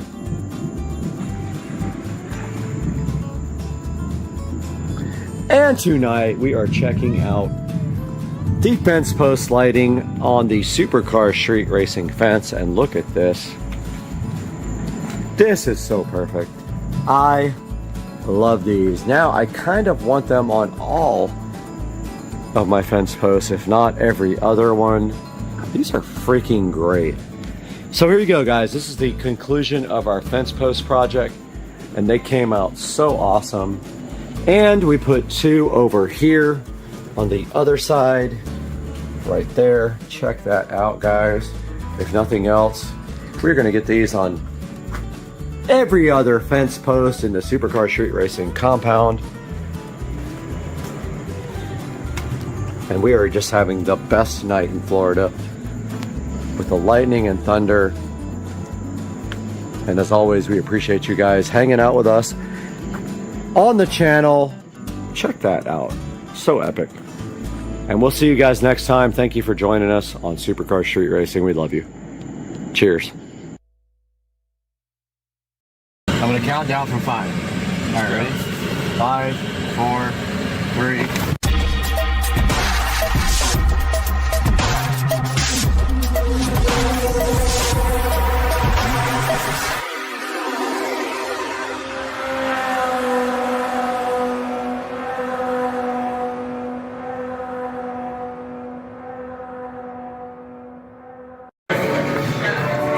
This dude, YouTube star.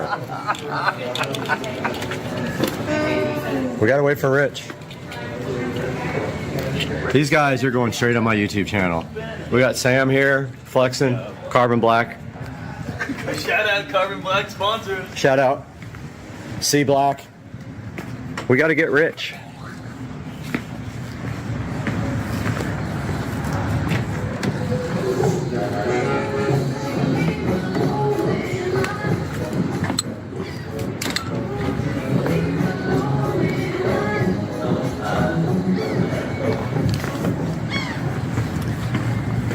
All right, while we wait for Rich. Rich has already been in the car. Huh? Rich has already been in the car. Well, he's got a video while you guys ride. They won't do it till I walk up. I've got it trained not to let you guys in.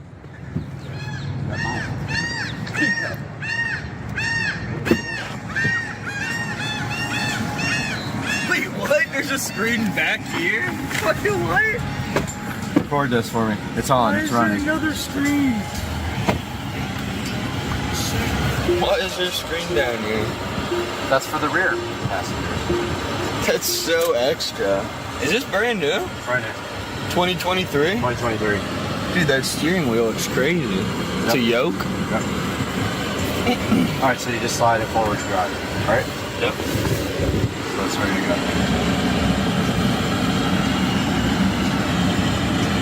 I like the steering wheel. That would be. Dude, that's crazy looking. Like what? Yep. The yoke. Like what? So the regen's insane on this thing. I never have to use the brakes because the regen's so strong. So you just let off the gas and it slows down by itself as it's generating power. What are we looking at? Is it the back of the car? That's the back Back, of the camera? front, yeah. Huh. All right, so I'm gonna get on it. I'm gonna count to 5, and then I'm gonna hit it. Okay? Jen's calling. No, forget it. Ignore? Yeah. It's still recording? Yeah. All right, I'm gonna count to 5, and then I'm gonna go. All right, let's go. Are you ready? I'm gonna count down from 5. All right, ready? 5, 4, 3. Is it counting at the top? Now it is. I tried to record on my phone, but I was thrown back. Holy! What do you think about that, Sam? Dude, that's a nice. Was that you or is that the car? What? Like, was that a preset? You click a button, or was that your foot? That wasn't down? even launch mode. That was just normal from a. Because I think launch mode's not that serious. No, launch mode is faster than that. What? Yeah. It's drag strip mode is the ultimate, but it takes a while to get it prepped. What? The launch. Are you rolling? Are you rolling? I'm grabbing my glasses. Hold on. Are you rolling? Yeah, I'm rolling. All right, ready? I'm ready. I'm ready. Are you sure? We're ready. All right, here we go. Oh shit! Jesus! Oh my god! Holy shit! There's 100. 120. What? We just did 120? So this car will reach. So it does a quarter mile in 9.5 at 157. It'll reach its top speed in about 11 seconds. Jesus! Of 175, and that's where it thing's went. wild. I have never been launched. I mean, You'll never feel that again. I have never. That's not even drag strip mode. Drag strip mode is absolutely ridiculous, and it's faster than that. I would get so many fucking tickets for this car. Yeah, me too. I could not even count how I would. That's regen. I'm not touching the brake. It's like all the regen. Dude, I'd be locked. Sam, this What? is a go-kart, literally. Dude, I want to drive it. This is what $100,000 gets you. Should have gotten a Lambo. That's about 250. Yeah, I looked at That it. is slower than this by far. Way slower. This car will smoke literally every Lamborghini, every Bugatti, every car name, every Dude, bike. that's crazy. Most This electric motorcycles. and did that. I'm just like, I'm still appalled that my whiplash from the first one. I know, because I was sitting like here. I was sitting up here. You saw that I hit it before I got to 1, right? I wanted to surprise you guys. I'm like, holy fuck. Let me get a shot of you with both hands on the wheel. All right. All right, man. I need to stop this. We got this toothpaste and we got this tape peel. We have the toothpaste and the tape peel. Satisfaction. Oh my goodness, look how clean it peels. This tape peel. That smart switch peel satisfaction is real. That peel is real. That smart switch sat peel is so good in your life. You love it. How sweet is it? Hey guys, welcome back to the channel, and today on Supercar Street Racing we have this 2015 Honda Pilot. It's actually my neighbor Dawn's. I'm going to help her out and do the brakes on it, front brakes, just pads, and we're going to document that for you guys while we do it today on Supercar Street Racing.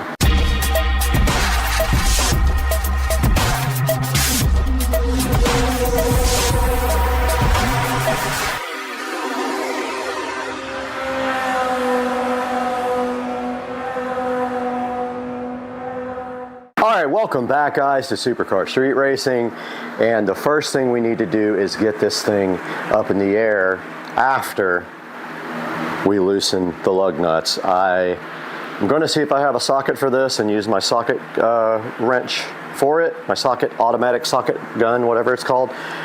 So let's do that now. Let's go find it.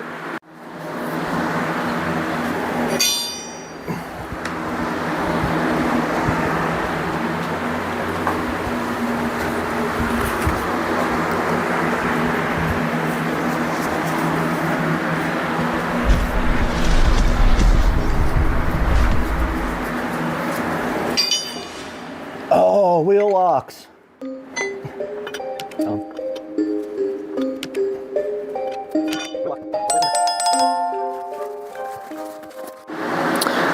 No joke, it took me about 45 minutes to get the glove box open. It was completely stuck. So I have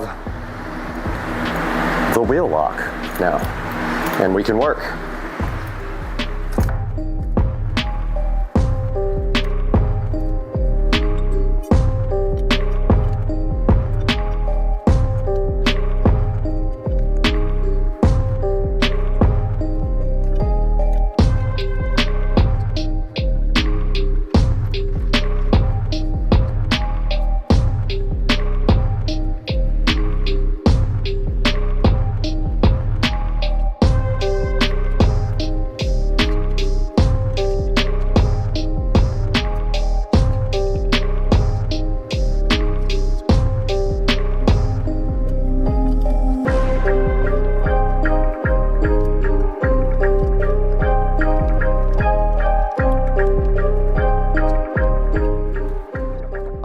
ahead and take the bottom bolt out of the caliper here and try to spin the caliper up, get the pads out.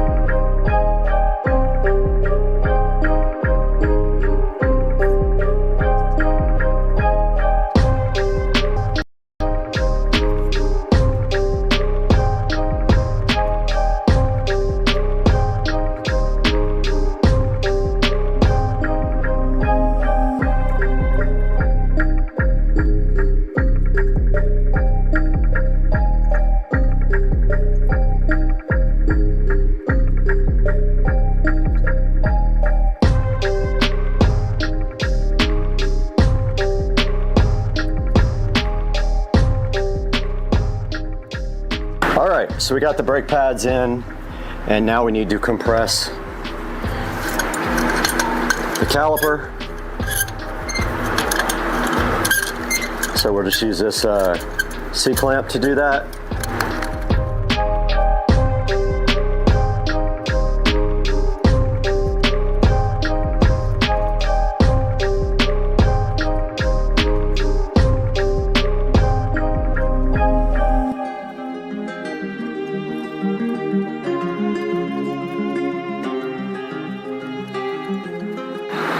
Okay, we got the lubricant on the brake pads and on the clips here.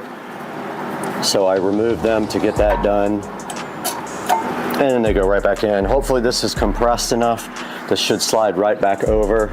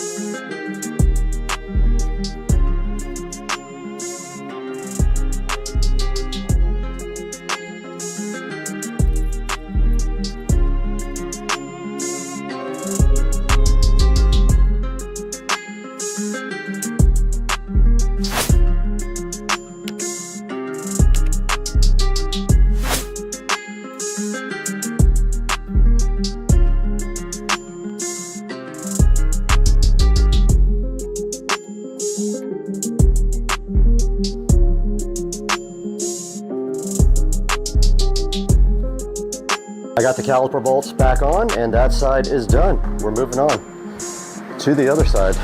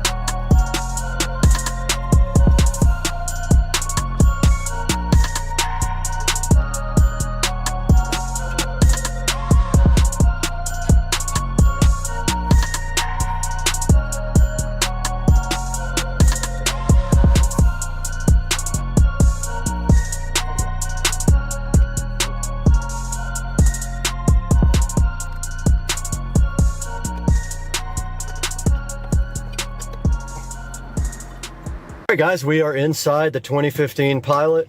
And of course, once you get in, the brake pad will be a little bit soft until you pump the brakes. And then we're about to go for a test drive. We'll give it a few stops here.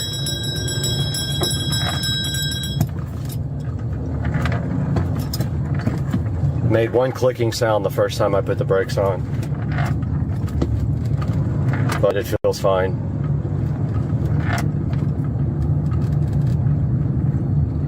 So I would say that was a success for Dawn, who is a really cool person and wanted to help her out. So figured I'd do her brakes for her. Now I'm gonna vacuum out her car as well and wipe it down, so she gets a nice clean car. And so let's get this thing back to the house and get it vacuumed. What do you think, guys? Do something nice for Dawn. Maybe she'll have a good night. She's hungover because we did tequila shots last night, all night. So let's get this thing in here and get it vacuumed out. But first, let's clean up a little bit.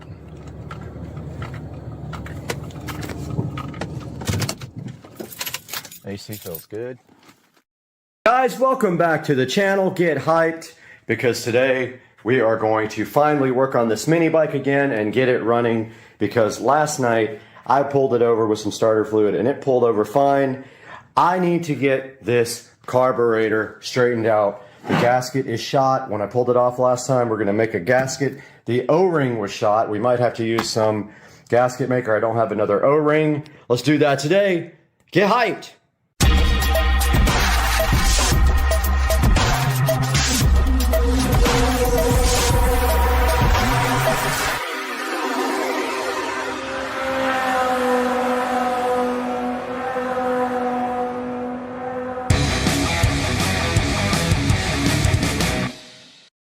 Alright guys, we are back and I have my work clothes on, which means one thing: I'm ready to work.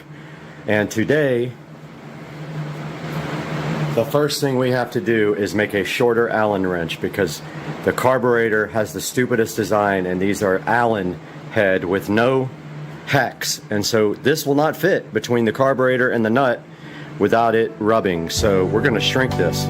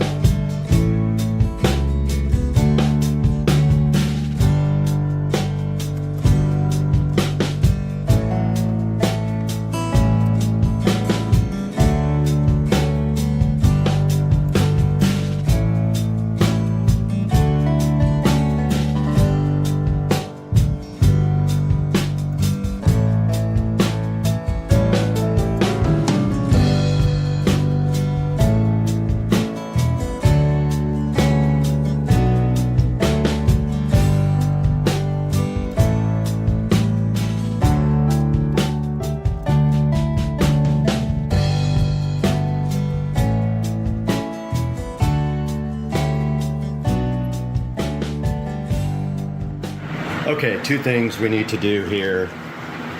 This O-ring is busted. This whole entire plate is cracked. I don't think I have any JB Weld, which sucks. I'm gonna go look. I do have JB Weld, we're in luck. Here's our JB Weld, so we are going to repair this, make our own gasket with the ultra gray, and then bolt these back together. That's the first step. And I guess this got over tightened because it's cracked. Yeah, it's cracked all the way from the bolt here around the side, so we're just going to squeeze it back together with a clamp and then JB weld it. Actually, let's do it on the vise. That's what we got a vise for.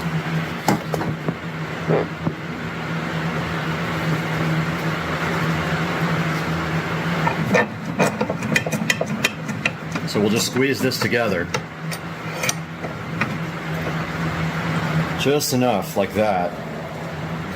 And then we will get our JB weld going here shortly. We're done with our Dremel. We can go ahead and clean up. So I thought about this a little, and I wonder if it makes sense to let the crack open up a tiny bit so that the stuff can actually get in there. I think that's the ticket. And then what we'll do is we'll sand it down on both sides after we do the actual repair here. But first, music.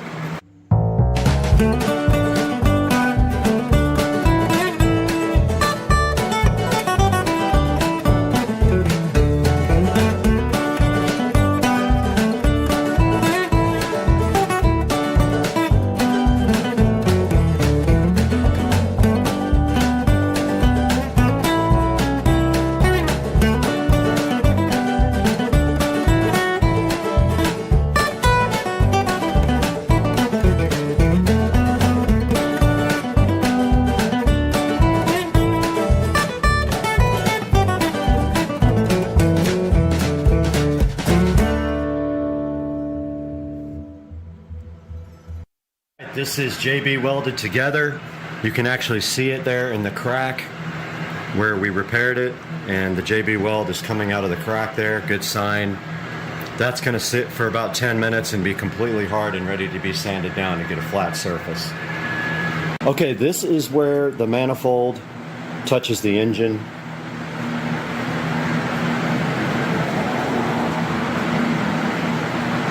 And this is what is left of the garbage cheap gasket that came with it.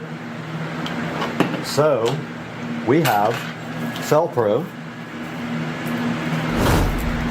and we are going to make our own gasket.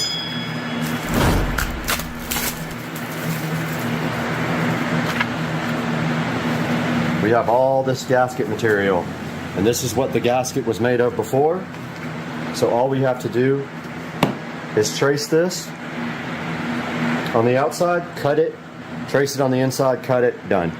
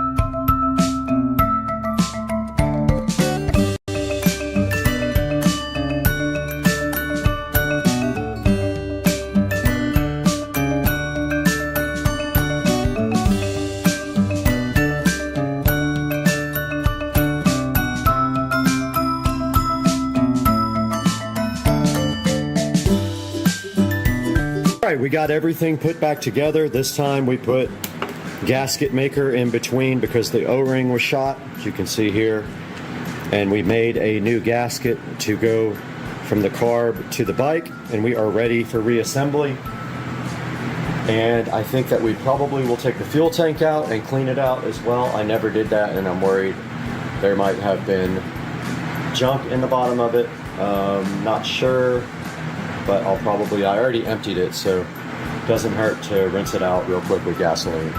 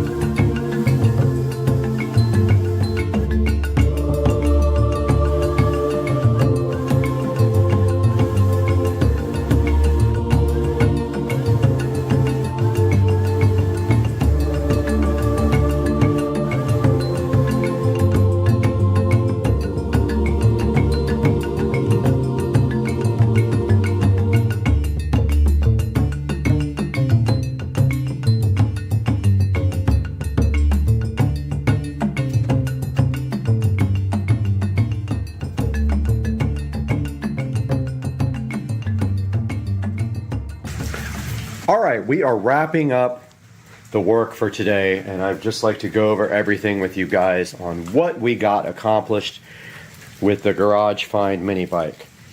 So we started having an issue where the string was really hard to pull, but yet you would take the spark plug out and the string would pull easily.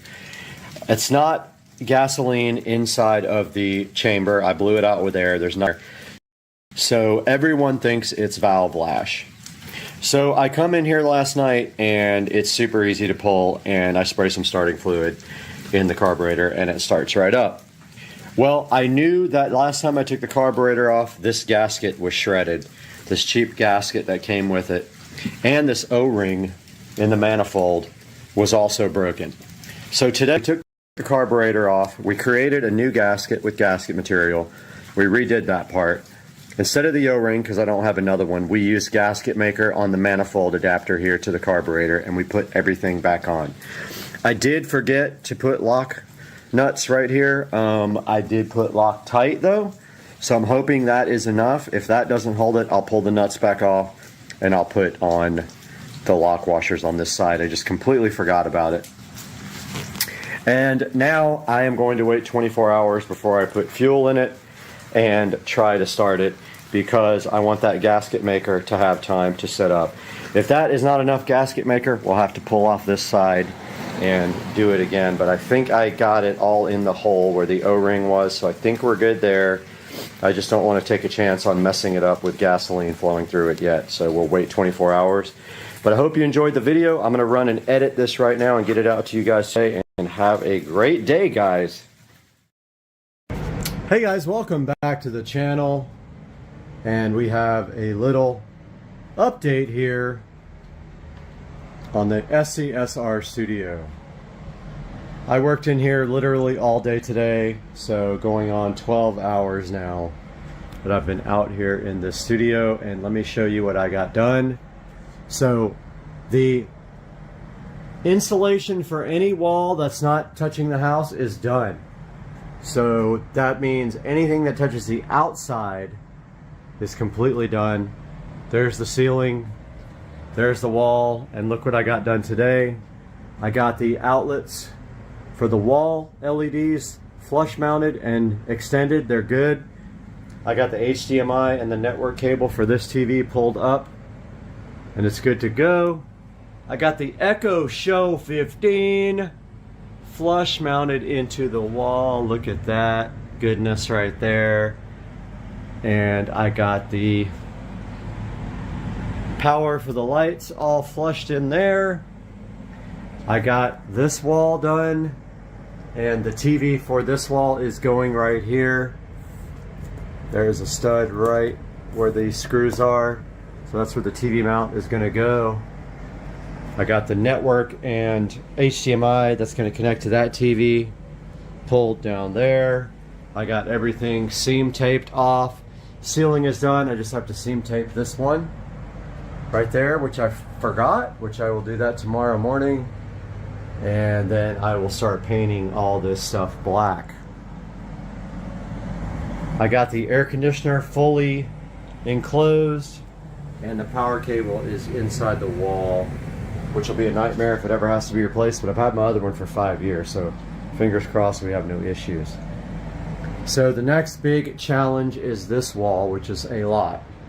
There's a lot of connections here and power, and also we have to float, hang, fly, whatever it's called, fly these big huge Harbinger speakers in the corner so that they are angled down towards me. So tomorrow I'll probably work on that, getting the hooks driven into the wall and then bent this way. I have chains to hang them on. And that is it. A big day. We got a lot of stuff done. The tiles started falling down. I had to glue them back up. And this is what we're left with now. But yeah, the room is looking awesome.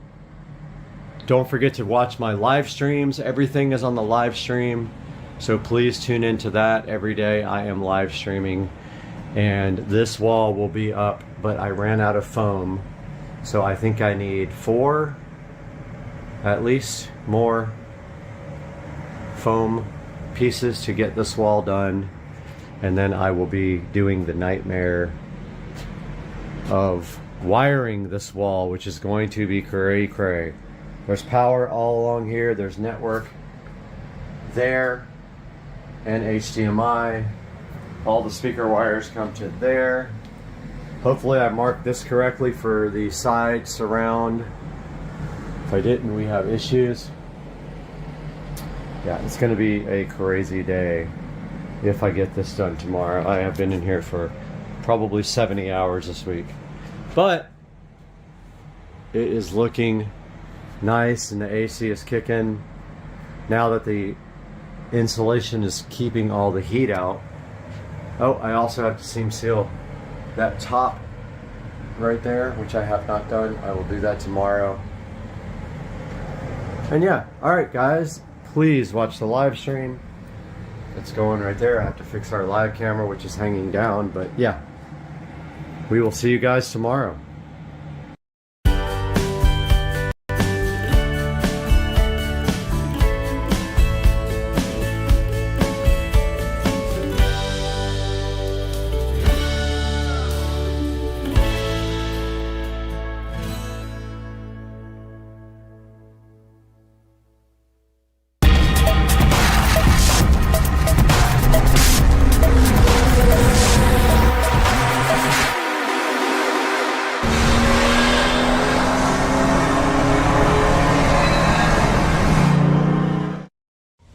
Alright, so I am out in the garden today, and there is a spy camera in my garden aimed at my neighbor's house here. Text my neighbor, he has no idea what it is. So, it's about to get confiscated. But not until I cover the lens first. So I don't know if it does audio, but it probably just heard me. So I'm going to get it right now and cover it. Okay, so I am going to grab a black plastic bag, get the spy camera, but I'm going to be quiet when I do it.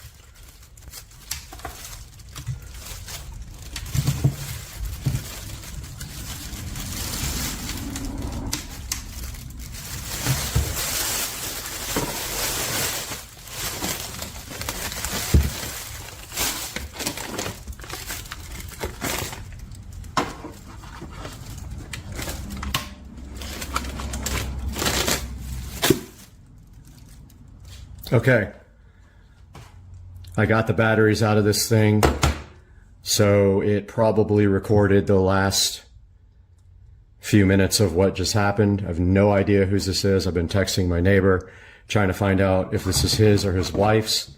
They are currently going through a divorce or trying to, and I have a feeling that one or the other is trying to spy on each other. I need to find out when this was put in. I need to look at my security cameras and see if I can figure out when. It's going to be pretty tough finding, but I'm going to start looking through my cameras. But what we have here is, I don't even know what kind it is. It doesn't have anything written on it. It's got the serial number in here and a support phone number, so it's definitely a Wi-Fi. It's like a hunting camera, and apparently it's Wi-Fi. Okay, so it's a Moultrie Mobile in my garden, spying on my neighbor's house. So now I got to figure out what the hell this is and who put it in my house. For now, I am going to, I don't know how long this has been there. I was just actually doing weed removal and found this thing. So I'm gonna keep texting my neighbor and try to find out if it's his or his wife's, but somebody put this there. Okay, so a little update here. I just talked to my neighbor. He doesn't seem too concerned about it, which is amazing. If this was in my neighbor's yard pointing at my house, I would be super concerned. But yeah, this thing is, I don't think it has internal storage. I think it just records to external. I don't see an SD card slot for it anywhere, unless it's under this. Might be under that. So I'm gonna take this little compartment off and see if it's got an SD card inside of it. I didn't even Google it. I wanted to let you guys see this first. But this is pretty crazy, to say the least, and I wouldn't have seen it if I hadn't have went into my yard to do some weed removal. So I don't know how this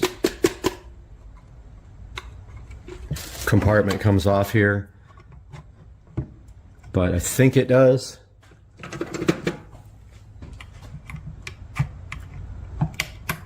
Probably an SD card inside here.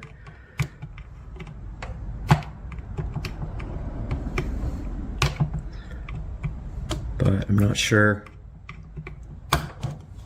Need a smaller screwdriver to get this out.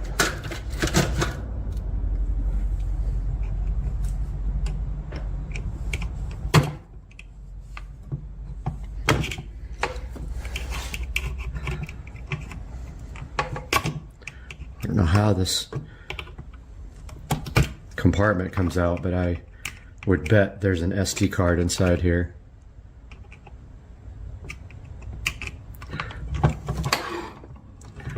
Shoot. I have no idea how to get this out.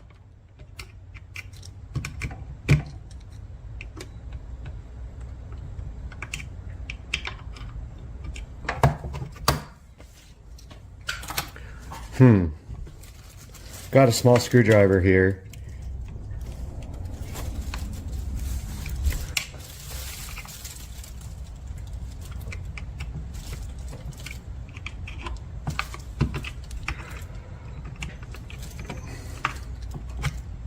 Okay, I found the serial number here, or sorry, the model number. I am going to look it up on Amazon and put a screenshot of what this is up now, and then see if I can figure out what this little compartment is on the side. But my neighbor is saying he knows nothing about it. But yeah, this is where I've gotten so far. All right, I did some more research on this thing. It is actually cellular based. So this is a subscription based device, and whoever put it in my yard was trespassing to put it in there. So now it's time to start reviewing some security footage and see if I can figure out when this was done. And most likely it was done in the middle of the night, and I don't know if I'll be able to find it. I don't know if I have time to go through all these security footage, but I'm going to start looking. So I go out in my yard to try to figure out this thing, and I found another one. Different kind. This one is only rechargeable, I think. 2 feet away from the first one. Irritating. 14, I can't even read what model number it is. Turn the lights up in here.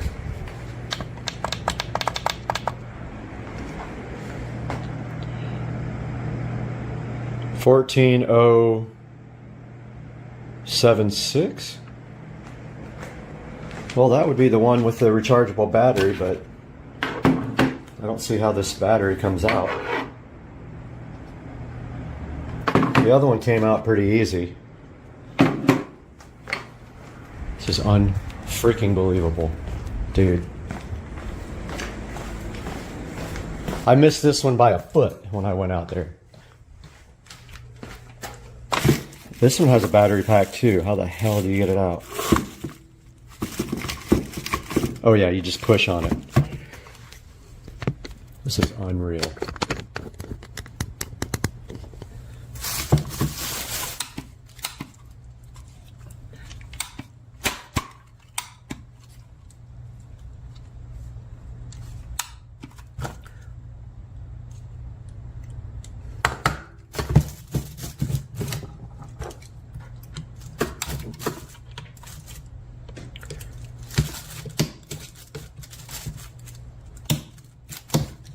Yeah, I don't know how you get this thing out of here. First one came out pretty easy, but I guess it doesn't matter. Can't figure out how to get the battery pack out of this one. I thought you just pushed it in, but yeah. Security camera number 2 in my garden. Tried to call the company, nobody ever answered. I'm gonna try again. Okay, so I just got off the phone with Moultrie Mobile. They will not give me the information of who owns these cameras. Unfortunately, I probably should have left them there and put another camera on it to see who comes to get them, but I was kind of didn't want to be involved in this due to a bunch of different reasons. It's unethical, it's illegal, and there's so many different bad things about this. So I have to go work with the sheriff's office, JSO in Jacksonville, to file a police report, and they will have to get a search warrant to get the information of who owns the account for this camera and this camera here. So guys, I am going to do a perimeter search on my house to make sure there's no other devices anywhere. It's someone purposefully evaded me. Again, these guys were, I'll show you exactly where they were.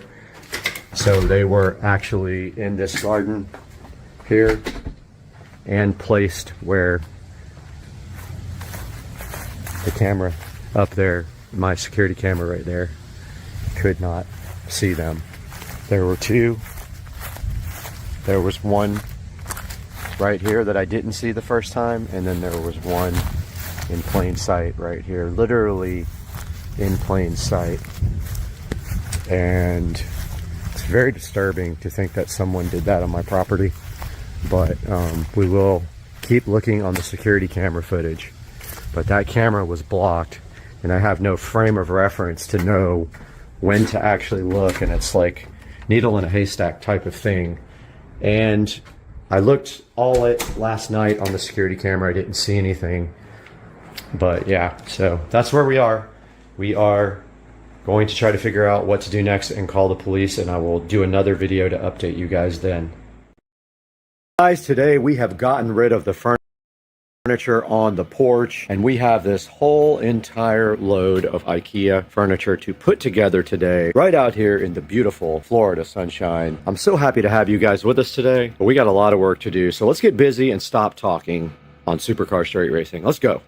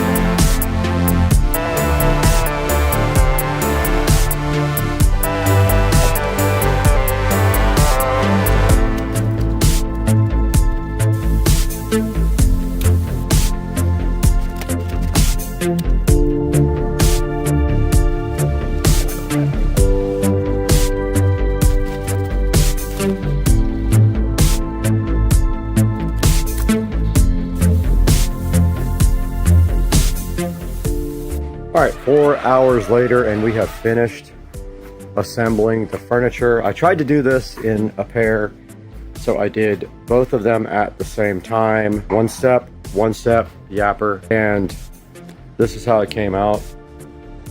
So these are mirror images, and I think this looks fire, dog.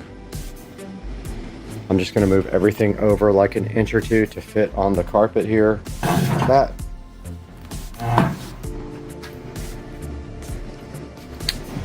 This one here. Let's go!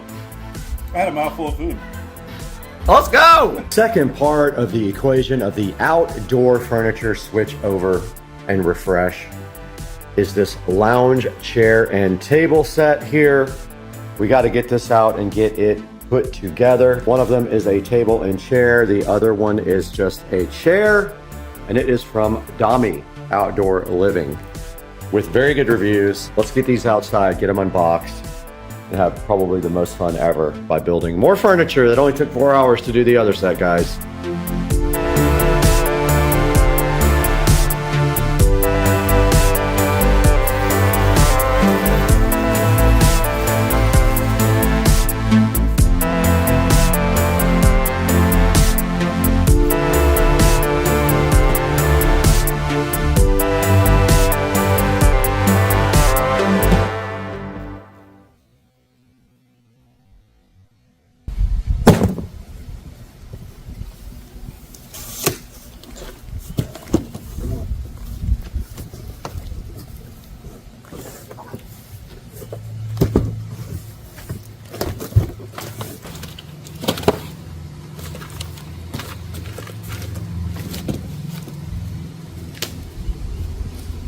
Okay, they gave us this nice toolkit with the accessories, but I went ahead and got my bit for these Allen head right here, and now let's go ahead and get this thing opened up and put together.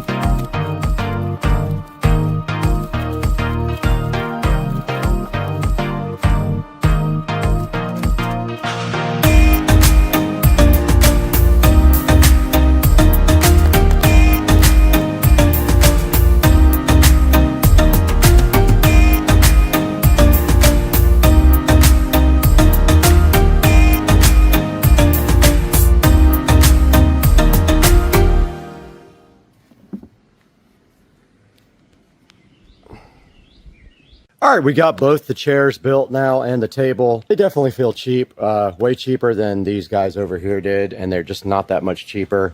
I kind of wish I would have gotten metal ones instead. They have some metal, but it's mostly plastic. And, you know, I had a few issues getting them together, but nothing big. But yeah, these are the new chairs there. That rounded off the new patio furniture there. And now let's throw it into Supercar Street Racing and Brad to see how you can get both of your sets of these on Amazon and IKEA.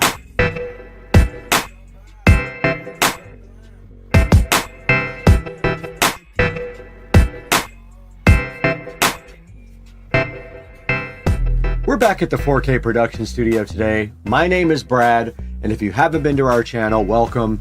And I'm so happy for your support and for your subscription and your like. And we're taking a look today at this IKEA furniture that I bought, and this is the Revscar, along with the Duve-Holman seat pads, Duve-Holman cushions, and the Frozen covers for the IKEA furniture. Now this entire order was $1,487, and it comes with everything you need to go ahead and build this set for your patio. Now it is made of metal, there is no wood except for the table part that looks like little slots. And then the other furniture was ordered from Amazon. Here's a look at the Hdmi Outdoor Living Patio Shea Lounge. It has good reviews, but I'll be honest, it does feel kind of cheap. I like my metal furniture way better. But this guy has a 4.7 star review, so not too bad. Guys, please support the channel by liking and subscribing. Now, I don't get any money from IKEA if you buy from them, but if you buy this set from Amazon, I will get a small amount of money for the purchase or anything else that you click through any of my links to buy. Now, I don't have time to hang out here all day and talk to you guys. I have to go assemble 1,000 furniture.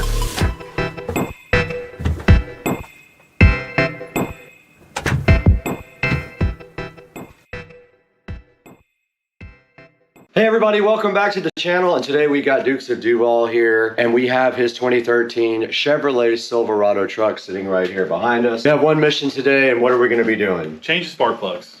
That's it. Now, why are we going to change the spark plugs in this truck today? I feel like it's running a little bit rough, and truthfully, I've had the truck for 130,000 miles, and I've never changed them. So I figured, you know what? Got to start there, right? Right, so we've done some other work to this truck as well. We changed the O2 sensor. That really didn't help us. So we're going to go ahead and get these spark plugs out and get them changed. We have a brand new set here. So let's tackle that today on the channel, and let's see what happens. Additionally, we're going to do the wires as well. So absolutely, let's go.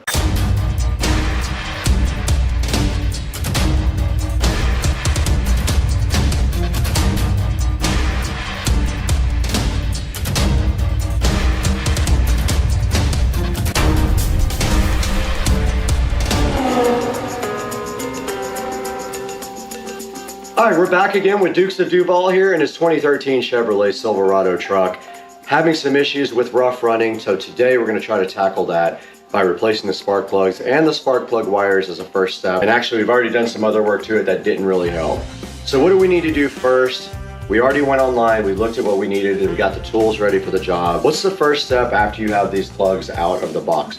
Yeah, so first step for me is always just checking the gap to make sure they're correct. So we'll confirm the specs on those, make sure they're all gapped. A lot of times I think they're supposed to come from the factory pre-gapped. I don't trust that, to be honest with you. So I just go through each one to make sure they're exactly at spec where they need to be. And then from there, we're gonna go right in and start taking the wires out completely and then pulling them out. These newer motors are pretty easy. You're not having to like figure out where the long wires, short wires are. They're all the same length of wire, so it's very easy to go by each individual cylinder, just one after the next, and boom, it's easy. All right, so have you checked the gap on these yet? I have not. I'm going to confirm those right now. So I'm going to confirm the specs, which I think is at 0.44. I'm not sure, but we're going to do that, and then we'll go one by one and check them. All right, so we have the old school gapping tool that looks like a big coin. We're going to get that out right now and show you guys how we're going to check the gap on it right here with this guy, and then we'll get straight to work. Yeah, man.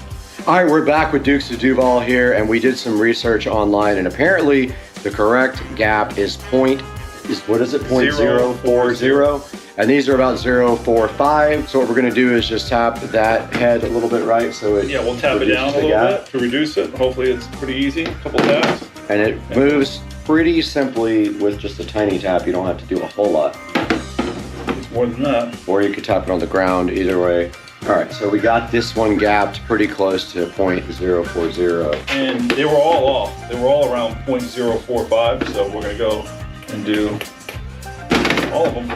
So how much was an entire set of plugs for this truck? That's a great question. I think I paid plugs and wires around $120. All right, not too bad. Not too bad. And we'll go ahead and gap these and give you guys a time lapse of that right now.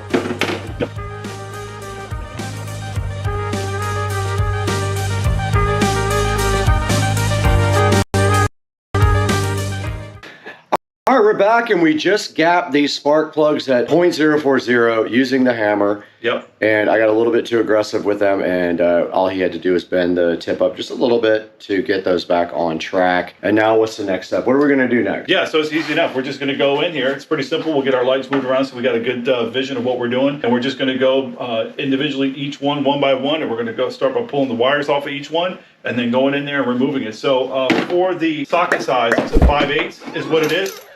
Nice if you have a spark plug socket, which is very specific because it has a piece of rubber that's inside of there that helps kind of grab that socket so that when you're going back in or trying to remove it, it kind of sticks in there a little bit nicely so that you're able to, you know, obviously get the threads on there and then obviously take it out.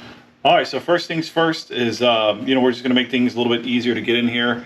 I don't think this is necessary, but I like to get this thing out of the way here a little bit, just kind of expose stuff, especially for the other side. Right, so that's just the engine cover, so it just clips in. Yeah, exactly.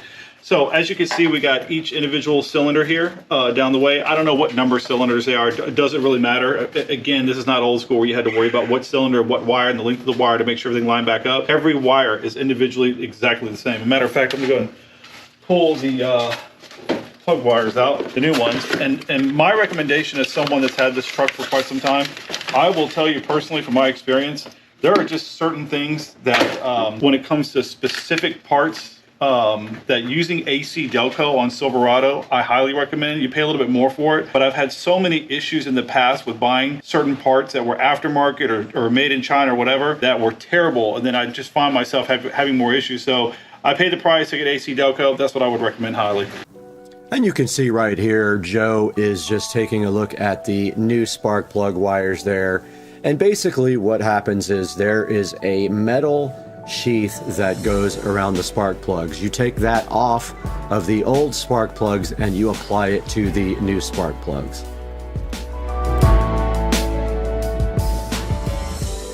Now right here, Joe is checking out the passenger side of the truck here, and basically the back spark plug in the rear there on the passenger side is going to give you the most problems. It is sort of hidden by the exhaust manifold.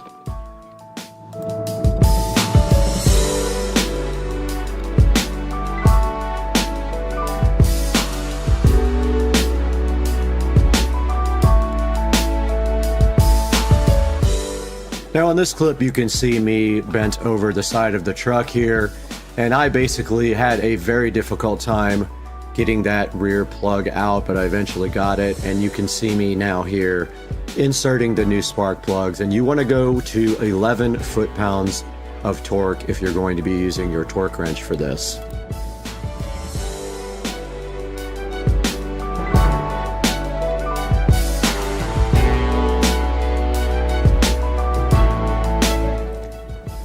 Now right here, you can clearly see me struggling with this plug. We did have a plug on the driver's side rear that was very difficult to get out, and so we ended up spraying WD-40 on it, but it was very hard to get out of the truck, and we eventually got that out of there.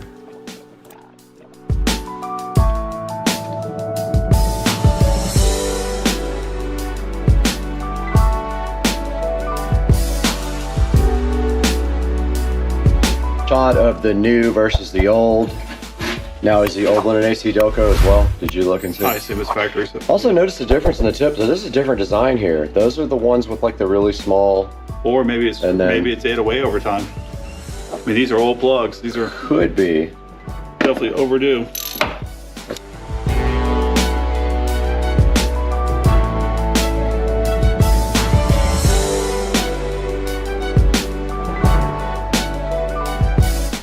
Now here is where we kind of made a revelation in the whole process, and that is if you get on top of the engine bay and just lay on top of it, you have complete access to this back spark plug and probably better access to all the spark plugs. I recommend getting up in the engine bay and throwing a towel over the truck when you do this.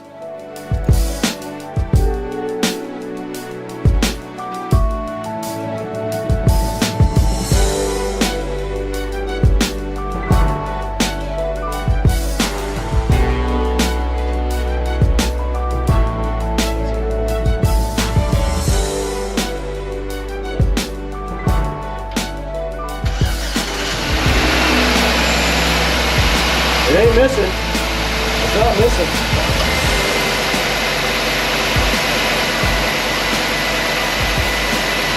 We got all cylinders?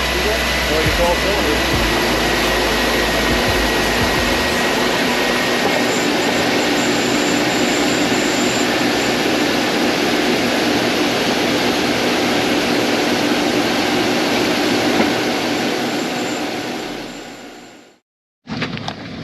We just got done replacing the plugs and we are going on a little test drive. We almost slammed into the golf cart. So we did get the plugs replaced about, I don't know, 2-hour job, maybe more, Yeah, 2 or 3 hours. But I think I figured out the key at the very end is to be on top of the engine. Curious to see if this helps. Well, it definitely feels a little bit smoother. It was running a little rough. You think there was an improvement? Can't tell. Hard to tell, but we'll see. Okay, so Joe has the new truck syndrome. New shoe syndrome. So he thinks it's run so much better. Yeah. And we just ripped it. I can run faster now with new spark plugs. Do you think it's better or do you just not sure? I'm not sure. Okay. It seems to be right. I feel like it's like at idle in other areas. It was running really rough. Okay. But it feels to be a little bit better. So. Okay, cool. So we need to reset I think it was the an codes improvement. again. I think it was an improvement. Yeah, Okay, we could reset the codes. It definitely needed it. Yeah. It's never had plugs done, ever. Correct. 4 wires. 135,000 miles. It's recommended at 135 to change your spark plugs, I think. Oh, that we did it right on time. Right on time. Yeah, the main. I think it says 1,000,000 miles. Oh, I might have misread that. Maybe it's 1,300,000. And now you know. Now you know. You got to get in the engine bay and get on top of the engine to get leverage on a lot of those spark plugs. I think we could have done a lot better, I think, if I would have crawled in the engine bay like It wasn't terrible though. All right, we're back in the 4K production studio after working on Joe Dukes of Duval's Chevy Silverado pickup truck. Now, you saw in the video we did have a few little issues with that. One thing, the spark plug on the passenger side in the very back is very difficult to get to. But it helps if you crawl on top of the engine bay itself and then reach down in the back, you can get to that spark plug. We also had a stuck spark plug on the driver's side. The rear driver's side was very difficult to get off. We ended up just using a regular ratchet and a breaker bar on top of the ratchet and some WD-40. Now right here on the screen there is a kit for it that is a non-AC Delco kit. I'm going to put a link to this kit in the description, but as Joe said, it's up to you, but he would recommend that you use AC Delco original parts. Also, don't forget to have a spark plug tool. There'll be one in the description as well. Some dielectric grease to put on the tip of the spark plugs, and some anti-seize compound if you believe that you need that on your vehicle. We did not use it.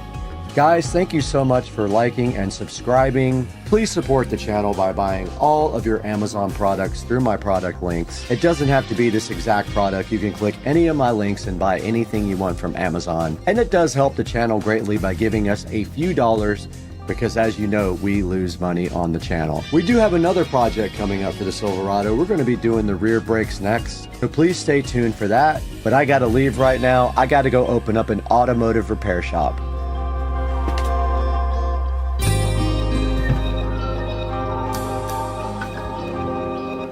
All right, great outro. Later, guys.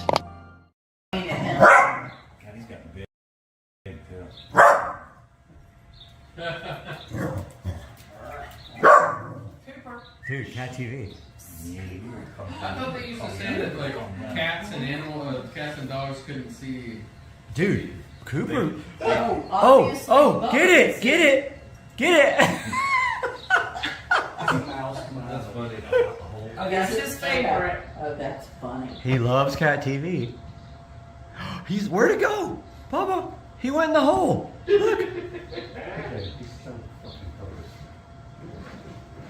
Rich, I just had a couple bites of your butt. Good. Rich, nice one. Oh, good. You should put some of that pig sauce on it, man. Yeah, take some. Yeah. Absolutely. Oh. He's not a picky eater, but he might. You might eat that, right? And some of that chicken. He's such a picky eater. I guarantee you, he would look at that chicken and be like, What does he like? Mac and cheese. He doesn't even like he doesn't like pizza. It's so difficult to feed the kids. Bubba, So what He does likes chicken tenders, He'll eat white rice, mashed potatoes, Oh, damn. hardly any vegetables. Really? Yeah. Bubba's all about cat TV. He's tough. But he'll eat like some weird like soups that his mom makes him with like spinach and you know like these soups that he's eaten since he was a baby. Sure. He'll eat. Oh, look at him! Oh, look at Look! him. Oh, my God. He's going Look in the hole! at him. Cooper, get it. He can't handle it when the mouse goes back in the hole. He's like, no. Oh! Oh!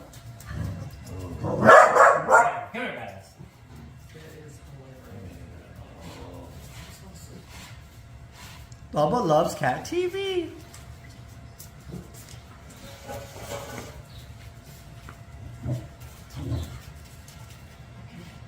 That's a real mouse, Bubba. Phil, no pressure. Sweet kitty, no pressure. Everybody's watching you. Look at that. Cooper is all about it too, honestly. Cooper's like, I wish I could get up there. You're too sausage. You can't why get up isn't there. Bubba killing that mouse. I could kill it. Yeah, I can't get up there. I have short funny. legs. Oh. Oh! Bubba, get it. Get that mouse, buddy. So focused. Yeah, he is. Oh! I know that.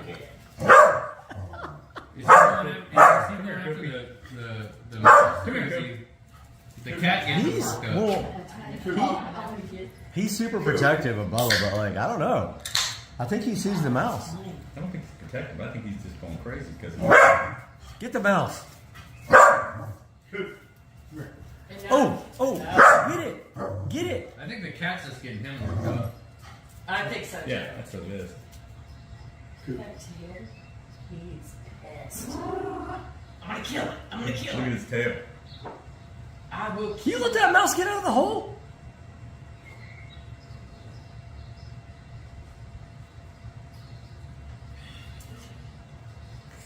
Focus. Focus. That'd be funny to put like a video camera, like a one of those webcams or shit, Yeah. and just check up Keep on it it, on like there see all how day. long that keeps the cat busy. Come here, Coop. Cooper. Coop, come here. You're at work, you just check every 30 minutes or so. He said locked on.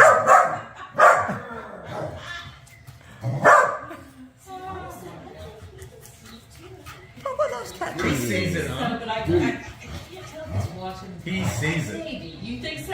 Yeah, he sees it. Heck yeah, he does. No, I know Bubba does. I'm not sure about Cooper. Cooper sees Cooper it. doesn't know what he sees. He's just, I think Cooper's. He sees it. Oh, you let that thing get out? What? You're smacking. I think he sees it too, like he reacted He there, sees he ran it. back to the hole. It was good. I'm a Right, good you kid. took something Yeah, here I'm for a him. happy pig. Wait, let's How long try. did that butt take you? okay, here. How long did that butt take you? Let's try other cat TV and see how you're at. Yeah. That's called, that smoker I have is called an Orion. And, It's a fast. It's fast. No, I'm not busy. I'm not real sure. Because the hottest I can get mine is like 300. He's over the ads. I think he's gonna But run. it's like one of those Yeah, I think he's sitting boil on the bottom with Yeah. a tray. Uh-oh. But it doesn't get very hot. Oh. I try to make it hotter, but Well, this one, I mean, I learned about it from a friend a few years back. Oh my god. Try this one. Oh, Cooper sees it for sure. And I've never, you've got coals around the bottom. Dude. it's just regular charcoal around the hair and on top. And you can meat inside. You guys are missing. Look. Yeah, come here. I know. Yeah. Look at him. He's touching the bird. You'll do anything else. Look at him. He's got his paws on the bird. Oh, you got a buddy here, don't you? I was just telling Brad, like, my next dog, I'm definitely not going to get a basset. Come here, Come here. like a long-haired dog, or like one of these. Come here, Kobe. Is this a border collie? She is a shelf. Oh, Sheltie. Yeah. they left. I'm sorry, Bubba. Oh, Border collies are big. Bubba just met dinosaur. In the whole Yeah, wide it's world. too big for and him. of course, Oh my. It's a monster. He is so He's like, big. no, It's a no, lot I of can't do it. fun. Do they play? Like, do they catch balls? Or like, if you throw a He was watching the tail. He's thinking He would about. do all Oh, that. Yeah. He's He's 15 15, now, yeah. so he's about 3/4 of the way blind, Yeah. almost all the way deaf, and still the sweetest thing. Oh. Oh. And he's never. He's 13 so all now. about it though. Yeah. He's pretty much blind. Yeah. But he's always shed like crazy. Dude, this is the most He's fun always, thing they have ever. that basset hound odor, they have that hound Yes. stench to him. Yes. He And, watches it. But even when he was younger, he would throw a ball and he'd just look at it and then just sniff something. You know, he'd never like, he was always a lazy man's dog, you know what I mean? Willie used to. He's like, always do something, play. bro. Yeah. You would throw anything. Let's and give him he'd one more bring it cat back to TV. you, And he'd want to do it, and then he'd get tired and he'd go, no, no. Yeah, But there you go. no, he always did. You need a Boston Terrier then. Oh God. This breed will not be treated. Oh! He went up! A Boston Terrier right here. Stop. Oh Yeah. yeah. It is. He jumped way up there for this one. Oh, he pounced on him. Yep. And this. Kitty, got it. Get over here. That's enough. He's having fun. I'm not sure what kind of basset hound I got, but every basset hound I've ever met, maybe he's not a purebred or what, but he looks like a purebred. But like every basset hound I got has like a pit bull fur. You know that short, Yeah. like the short, sleek, like. Oh my God, he's all But about he's it. got this long, like he's got like a long, like thick overcoat. Oh, and then, like a where'd he fluffy go, Bubba? shirt. And God, man, he would shit. Oh, it comes right up his face. I haven't seen him in a while. See him pull his head back? Dude, he's like, this thing's coming right up to my face. Kitty Cooper. Honestly, I wouldn't be surprised if he lasted another year. Yes. Helps. Lucky my Boston Terrier was there. That's his ashes. Oh yeah. Oh, He's hilarious. going crazy. Oh, look at Oh, this. 2 mice. Yeah. He's in mice overload. You know what to think. He doesn't know which one to watch. I like all the little short, stumpy dogs with the little legs. I kind of like all the. I tell you what, this guy. We were there with him and looked for a corgi. He's something else. He totally sees it. Calm down. He's a lot of That's all I fun. did. I asked you. Yeah. Loves everybody. Drop the chick flag. That's sacrilege. Look at him jump. Oh my god. Ooh. That thing zipped back in.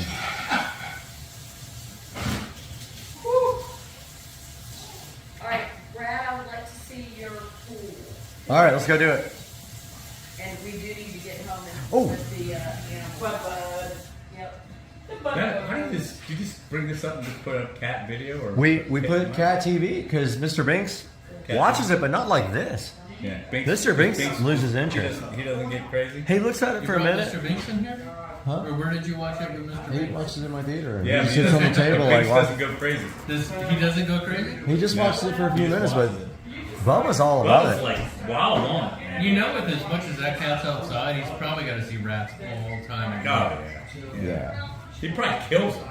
When ours got outside, he used to bring them back dead. He'd bring back dead birds. Look at dead this. mice, dead mice. He'd bring them back and leave them on the front porch. Like, look what I killed. And he had any front claws when he was a huge. The rats down here are no joke. They get huge. Yeah, they're big. I think he You would guys watch got 'em this back- all day. You had them Honestly. back there in the water? I bet you did. Oh yeah. I've had them up in my attic before. Like they've had like a straight up like nest going on up there. Yeah. To where you can hear them scampering around. They're Oh, Oh, wait a minute. Set The up a mouse bunch that of goes traps right up for his there, face. Lay down a bunch of poison, and they haven't been up there since. But you Yeah, can see. put out that camel. They'll eat the shit out of that. Yeah, I've got like this little Put a little bench peanut butter outside on it. that's like a storage area. Yeah. Like you lift up the where you sit and stuff, and I can see them. They bit out a little hole. It's plastic, and they bit out a little hole in the back. And They one worked day, their way into it. huh? They worked their way inside. Yeah, and they were staying in there. And one day I opened it because I was like giving my dog a bath because that's where I keep his shampoo. But I could see one scurrying around in there. This big old sucker. So I went and grabbed my son's BB gun Don't have it. and I pumped it up, Point blank. and I opened up the lid and he tried to jump and climb out of that back hole. Not so fast. And I got him right through the ass and Nice. coming up through his body, and he was scampering around a little bit, and then I got him again. And Yeah. I can't believe I got him with a BB gun. It was like, how do you get a running rat with a BB gun? But Just like you get a running squirrel with one. Your cat's so entertained. They're nothing but. I cannot believe he's still watching it. I bet you leave this on all day, you'll be there the whole entire day. Sure, just she's like- locked on. Look at it. Watch his head. This would be literally like exercise for Oh. a fat cat. Yeah, totally. But watch when he gets near them. Oh, there's two of them. Then he freaks out when he sees two. He'll look back over and he'll move his head back and forth. Like, oh shit, there's two of them. Where'd they go, Bubba?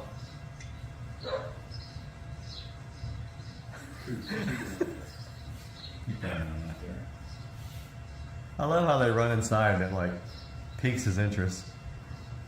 I think they're all about fucking with the cat. I'm just saying. Fight, people. No, they know you're watching. They're not gonna do that. Damn it.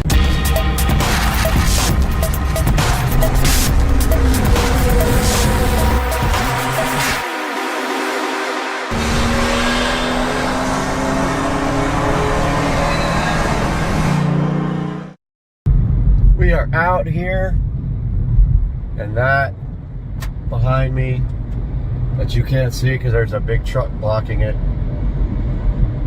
that is New York City. In 1,000 feet, use Thank the you. right lane to exit right. Right, so the truck and the navigation system rule. That's New York City. Right over there, if you can see it. And we are headed to the train right now to go to Exit right to exit 15W, Right. I-280, Newark, Kearney. New York City, right there. All right, there is something related to a city right over that bridge. We're headed to the train station right now. That looks like part of the city. Don't know which part. We are going to the city, guys.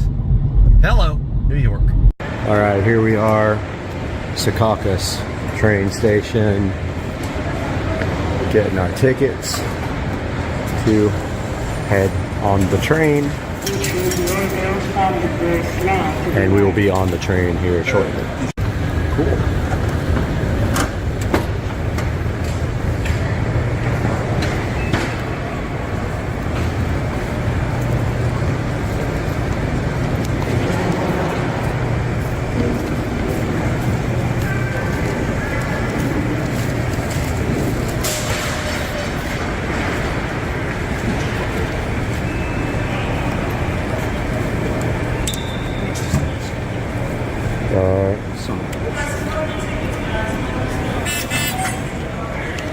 Say that again? Huh?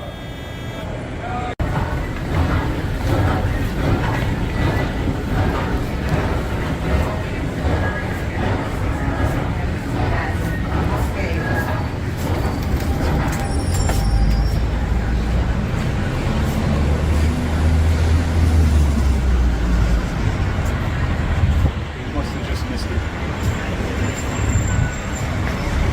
4:53.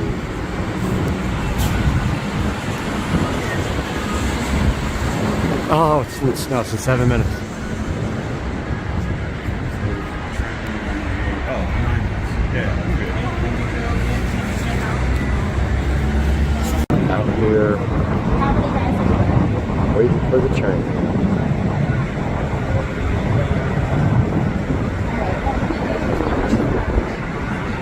There is the city.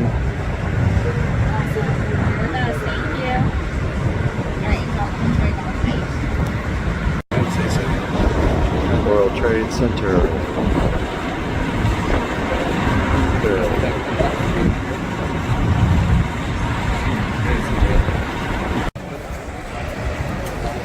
Late train. Probably gonna smell a lot of weed. Weed's legal, so just saying, don't be shocked. Yeah.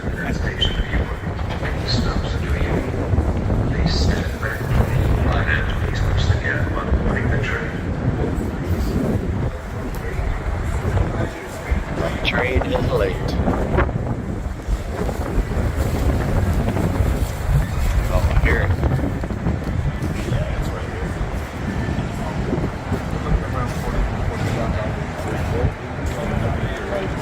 open box state. There it is. There's the train.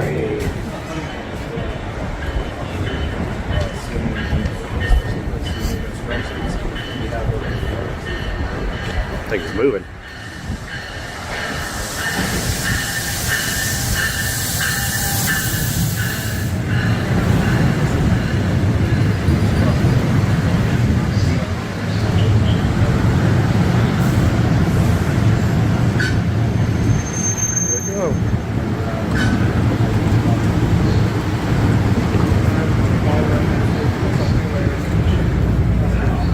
Oh, split level even.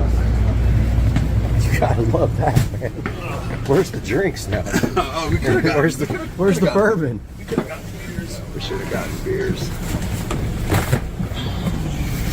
Cool train.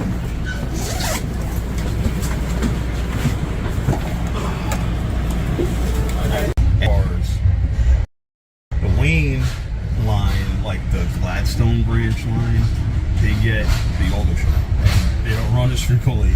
So I don't know anybody that goes from Wayne, because the other thing is, you know, so This one you just stay on the whole way, right? yeah. Or like I said, if you like 5 stops and then, but still, it would be, you know, 45 minutes to an hour straight to the city.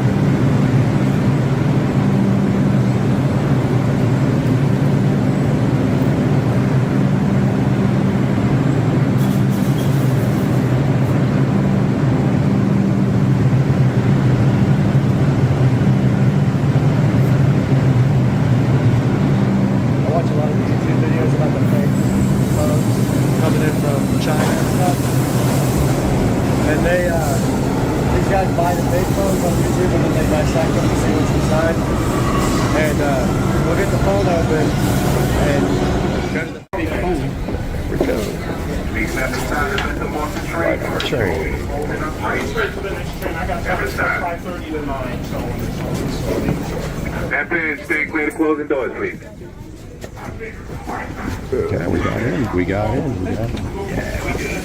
Yeah, man.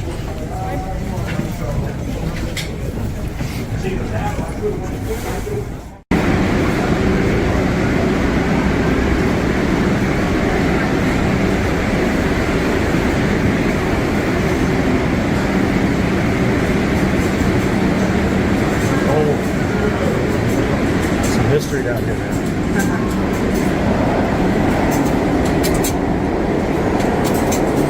All right. See daylight.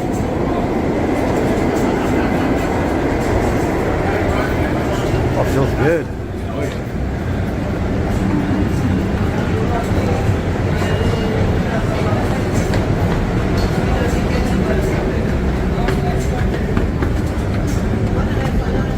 Oh yeah.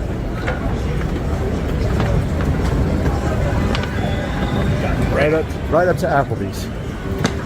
All right. We got to go to 48 Sorry about that.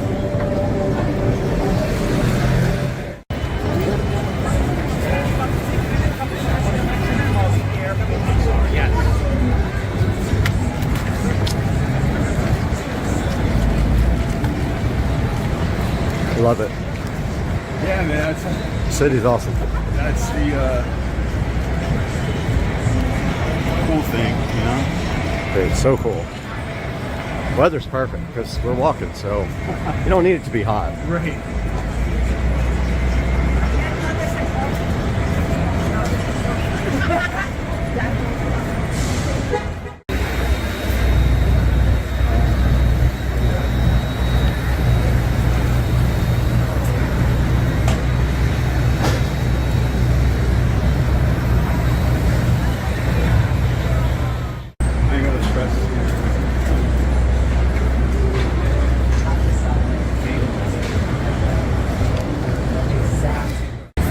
The Woolman rink, the ice skating rink. Oh, cool.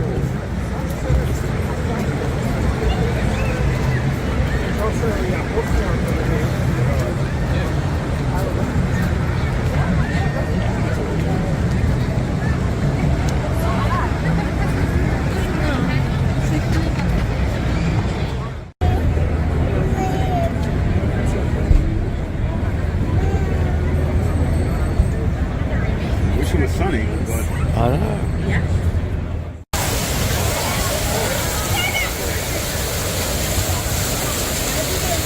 He's inside it, not getting wet. It's a miracle. That is cool. This thing goes up far, huh? yeah, this is sort of the cool one with it. I mean, like I said, they say from the history of television and all that stuff. Yeah.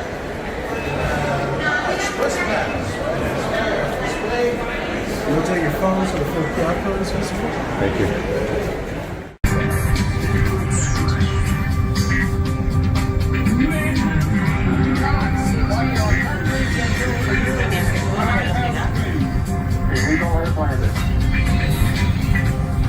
I shall be done.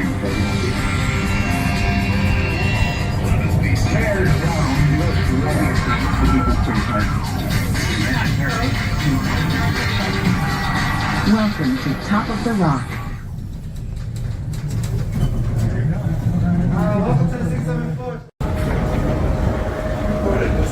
All right, here we go. Top of the rock. The tip top of the rock.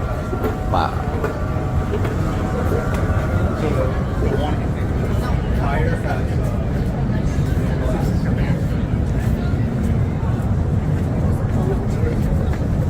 Dang, look at this. That is insane. Wow. Check it out. Do you know what it is?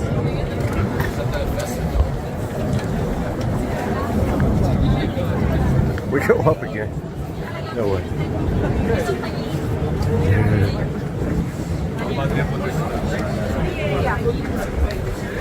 Top of the rock.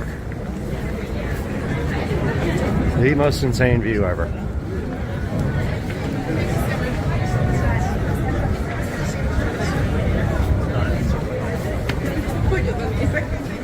And we keep going. Oh. If you're scared of heights, this is not for you. I'll tell you right now. Oh. Check it out.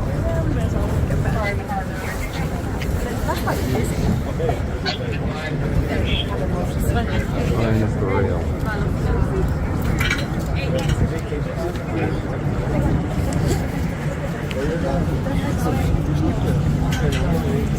Jest taka pionowa ściana jak na tej jednej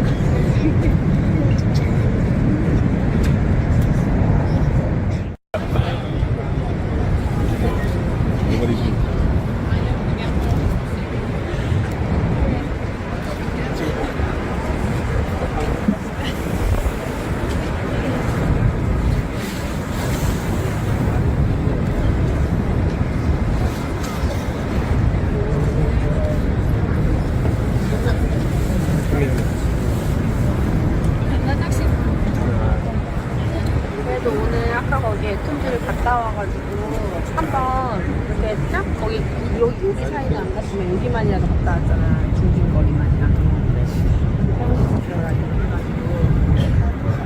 그래서 갔다 와가지고 그래도 이거 본 거야. 근데 이런 세대한 거 있을 거야.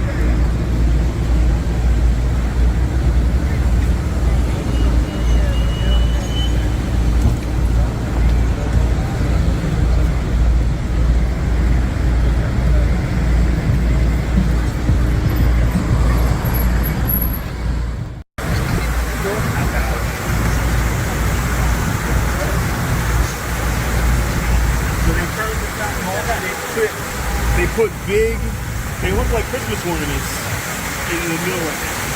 Oh, nice.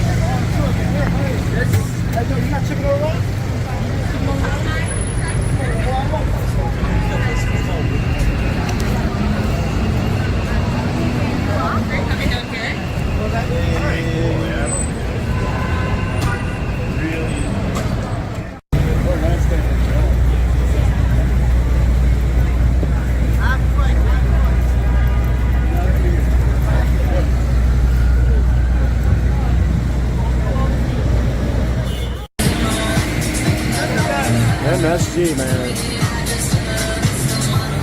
Boxing.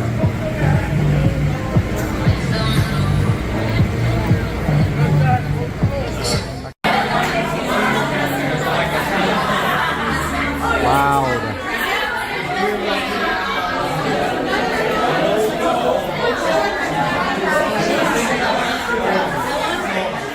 Out here at Tuners Inc. I almost called it Speed Fab. Tuners Inc.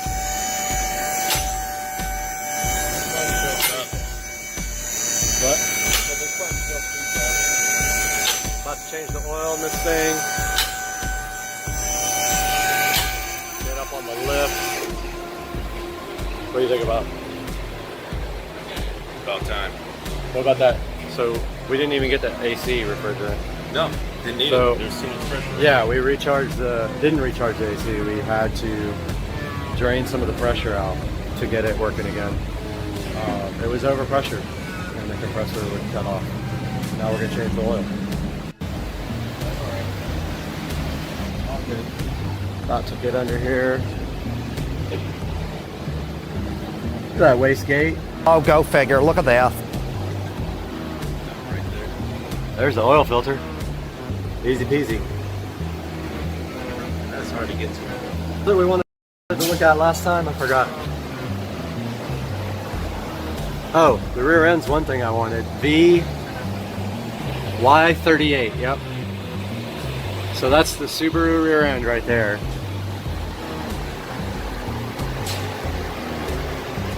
Oh, this axle's leaking.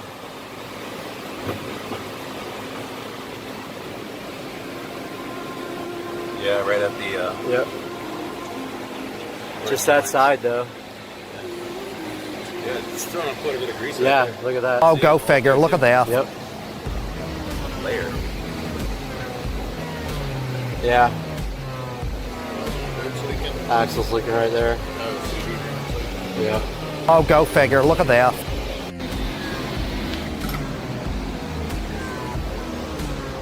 Hot oil coming your way. And who knows how much spurt power it has?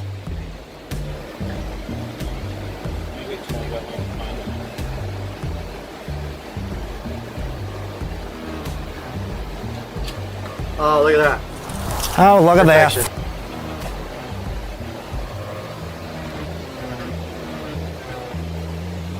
Dark. Oops, I put my phone in it. Yeah. Oh, that's the other thing I wanted to look at was the coilovers. Take a look at the yellow speed racing coilovers.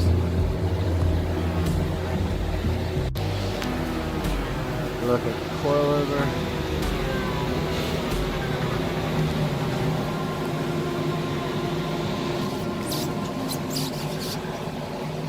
Oh, sick.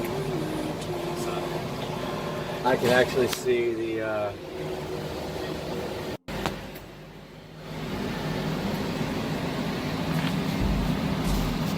premium performance. Yeah, that's the ones that we got. Yellow speed racing premium performance. And man, they got 3 inches of. Got the new oil filter in there. Right there. Oil still draining out. World's smallest drain plug.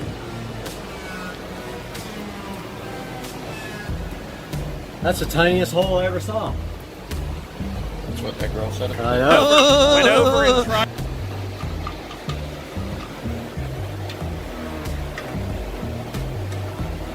But those More springs. interested in having a big gaping hole?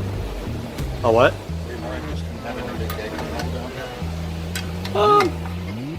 there? No, it's a good size, I guess. I guess that'll work.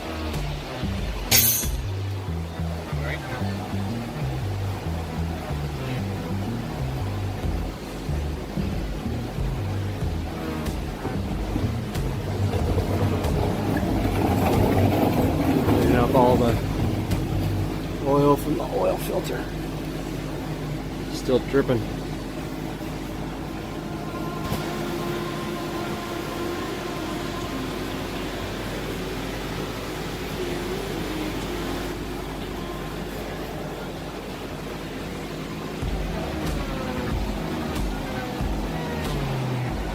Some oil right there too.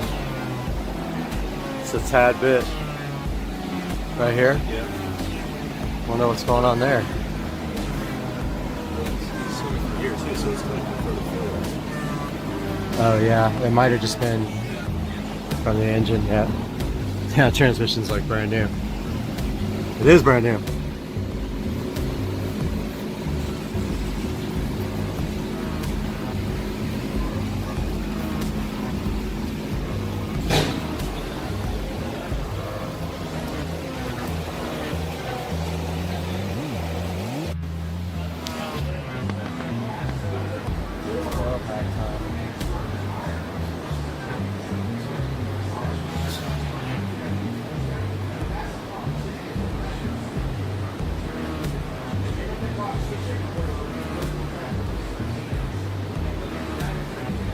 I took the coil packs out now. I'm probably running to go get some spark plugs.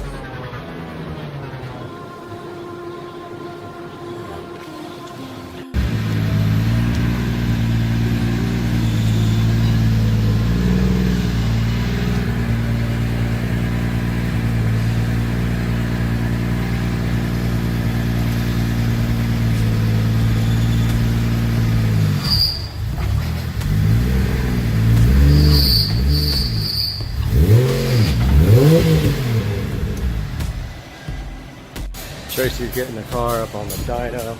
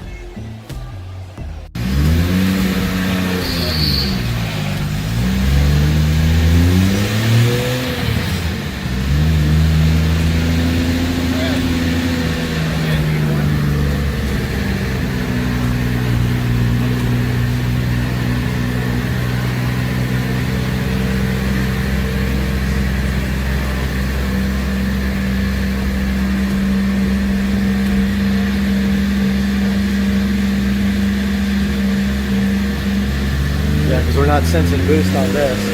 We don't have the thing hooked up. You can see it from here. Here we go, dyno pull 2.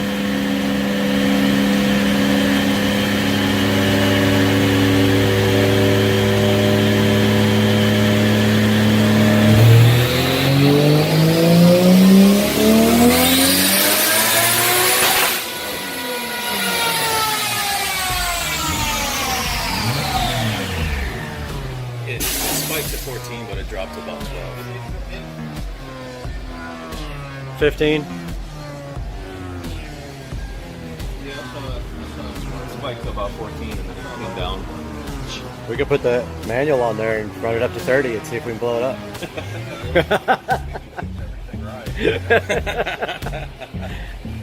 don't think he wants your car to be in here another month.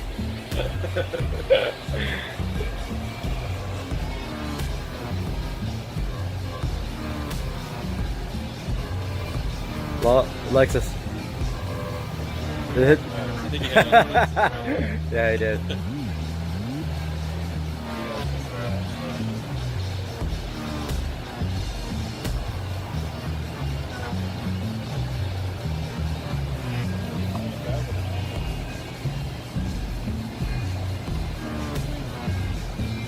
$428 at 14 pounds, 15.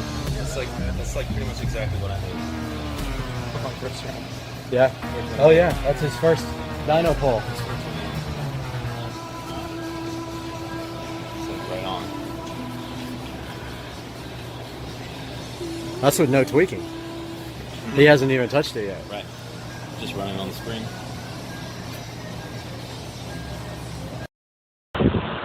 Man, we are getting it. I mean, it's got to be like 50-mile-an-hour winds just now. We had gusts that like, it just feels like a hurricane.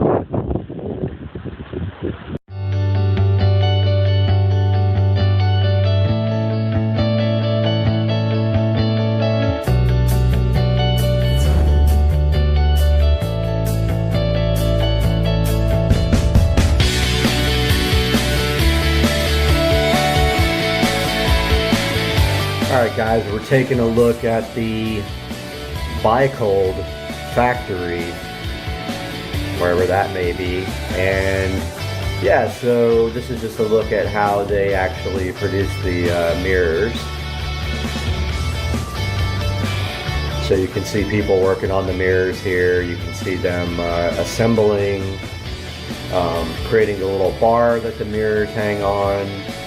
And then the thermal, the dehumidify thing that's on the inside there, you can see it part of this video. You can see them putting the frames on the mirrors too, doing all the assembly on the mirrors. Yeah, so I just thought it was kind of a cool little video to put at the front so you guys could see more about Barebones and the way that they create these mirrors. So have a look at this video and then we'll get right into the product.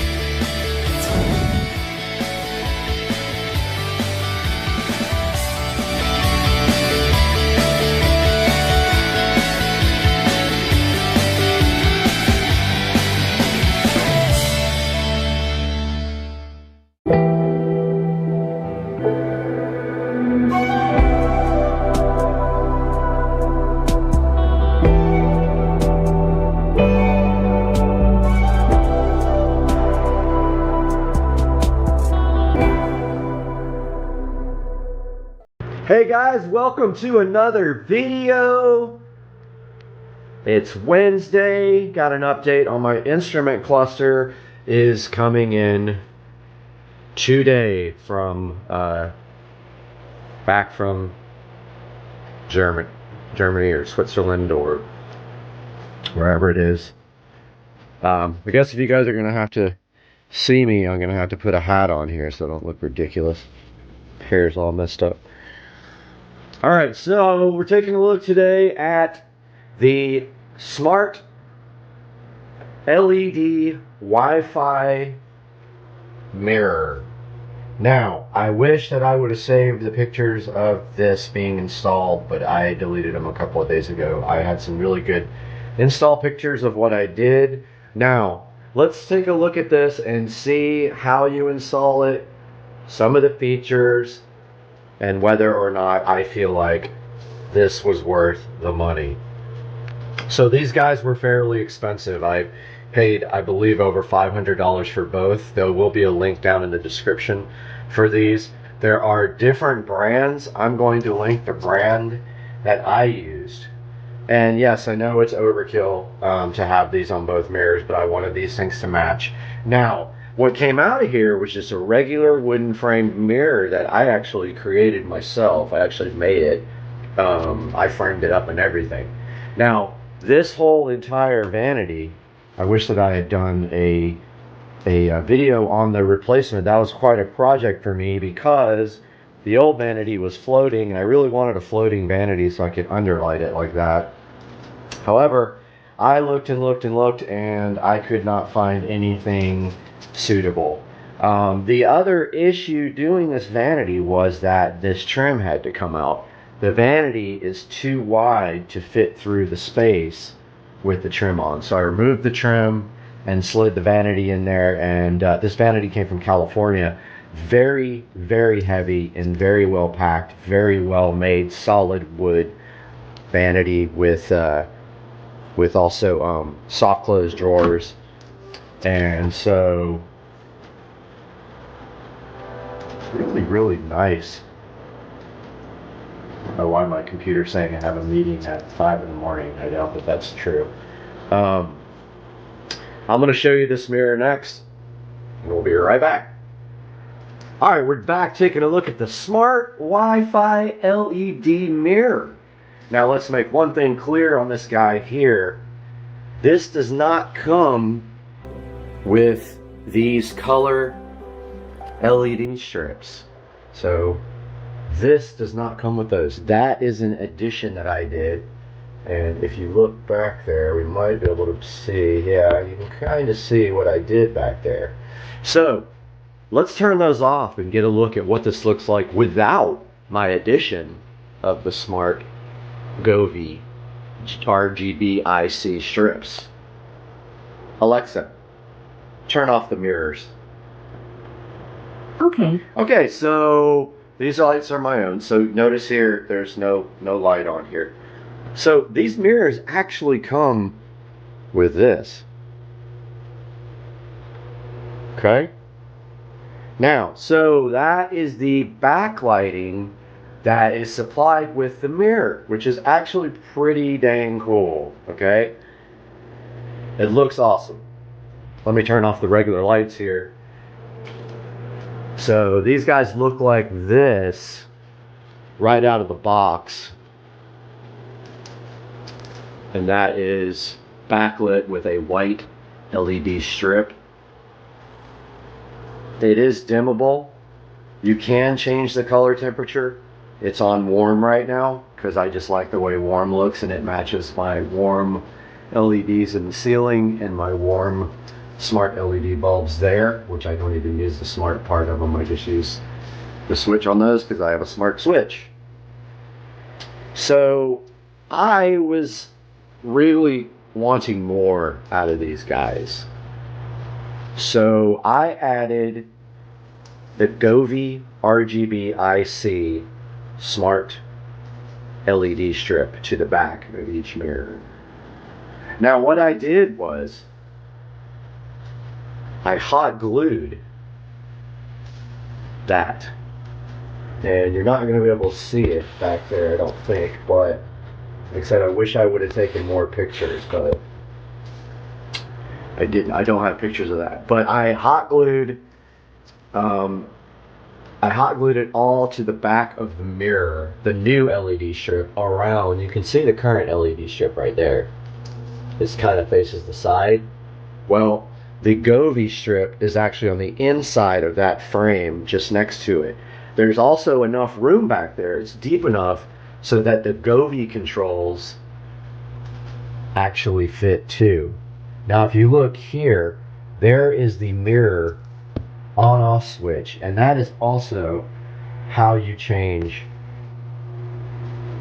the color temperature on the mirror. There's a switch right there. It's convenient because you can still get to it from behind the mirror right there, and that's how you change the color temperature. They also have a dehumidify function. You just, by holding down the button, you can dim and then change to dehumidify, and that's how you operate that part of it. Now, would you like to see it with the LEDs back on? Because that's easy. Alexa, turn on the mirrors. Okay. Alright, so that is with both the Govee and the backlight, and it actually looks kind of freaking cool to me. I've never really run it like that, but it kind of looks awesome. Now, let's talk a little bit about the smart part of the mirror. So these mirrors are smart. They are connected to Wi-Fi, as you can see right there. Now, how does this work? Well, this has an app that comes with it, or it's actually a universal app that a lot of different mirrors use, and that's called Wi-Fi Clock. So what you do is, I think that it uses Bluetooth initially to set up, and then it connects to Wi-Fi, and you can change the settings on the mirror so that you can do metric or standard. And that's where you put your location in. And so now the mirror knows that we are in Jacksonville, Florida, and it knows that outside it's 82% humidity, 37 degrees. That's the low and the high, I believe. Well, it's supposed to be the low and the high for today, but obviously we're at 37 right now. This side shows you your indoor humidity and then your indoor temperature. So I'm going to throw up a screenshot now of the Wi-Fi clock app. I'm also going to throw up a screenshot of these actual mirrors on Amazon. I will link this in the description. Now let's talk a little bit about what it's going to take for you to complete this project, unless you invite me over and we do that together. So, I always wanted lit, LED lit mirrors. When I took off this vanity, when I took off the old vanity in order to, let me get some lights going in here again. When I removed the old vanity in order to put the new vanity in, I had a really good opportunity there to do some electrical. Now, the difficulty with that being that this is an exterior wall, the outside of this, that is the outside of the house. You need to be aware that when you start working on exterior walls, you might have fire breaks, which is going to make running wiring difficult because they go across this way. Interior walls like these in the closet right here, or this side wall here, super easy. They're completely hollow, so you can run wiring really easy. So I had this whole entire wall clear. I already had a plug, let's take a look at that, under. So see, I already have a plug that I put in years ago to do LED lighting underneath. I took that opportunity to run wire up the wall and over to the center behind this mirror. There is literally a hole. And if we can get back there, maybe we almost see it. There's a hole back there below that bar, or above it, I'm not sure. That is where the wiring came up from the receptacle down there. Now, I added another receptacle, and it's actually behind there. So there's two receptacles now, and that is where the power goes to the mirrors. So those run up the wall. Now, yes, there was tile there already. I actually used a tile bit to drill through the tile, and then I broke the tile with a hammer. It's that simple. It's going to be covered forever. There will probably never be anything but mirrors over that, so I'm not too concerned about it. So I broke a hole in the tile, and then so these mirrors, you can see clearly right here, they mount. So that was another challenge there. So how did I do that? Well, I used my tile bit, my masonry bit. It's designed to cut through tile or stone. I used really good drywall inserts. They're the ones that have a strap. You push them into the wall and you pull the strap, and the strap breaks off. They're really, really strong.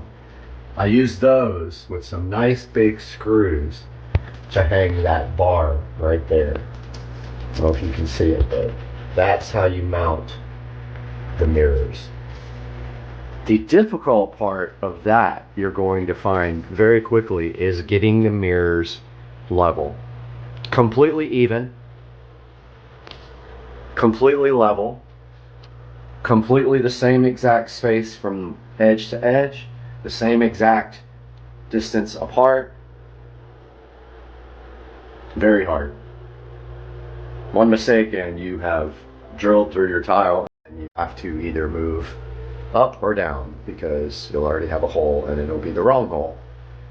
And the most you can hope for is that if they're slightly off, you can actually manually take your hand and bend the mirror, and the screw might move a little bit and allow you to level.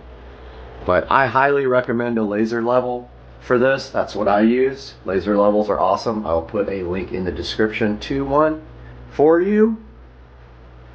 And the final piece of this whole bathroom was, and this is not part of the mirrors, but I just wanted to show you guys anyway. This is an Echo Show 5. Now I want you to notice, no wire, no wire, no wire, no wire anywhere to be seen. Now this is my favorite part of what I did with these mirrors. This Echo Show 5 used to be plugged in here, okay? So I ran the wire literally behind the shelf and through the mirror over here, and we had a plug right here. So it literally came out and plugged in right here. Well, that's not good enough. That is not acceptable. That worked for a little bit, but I had the opportunity.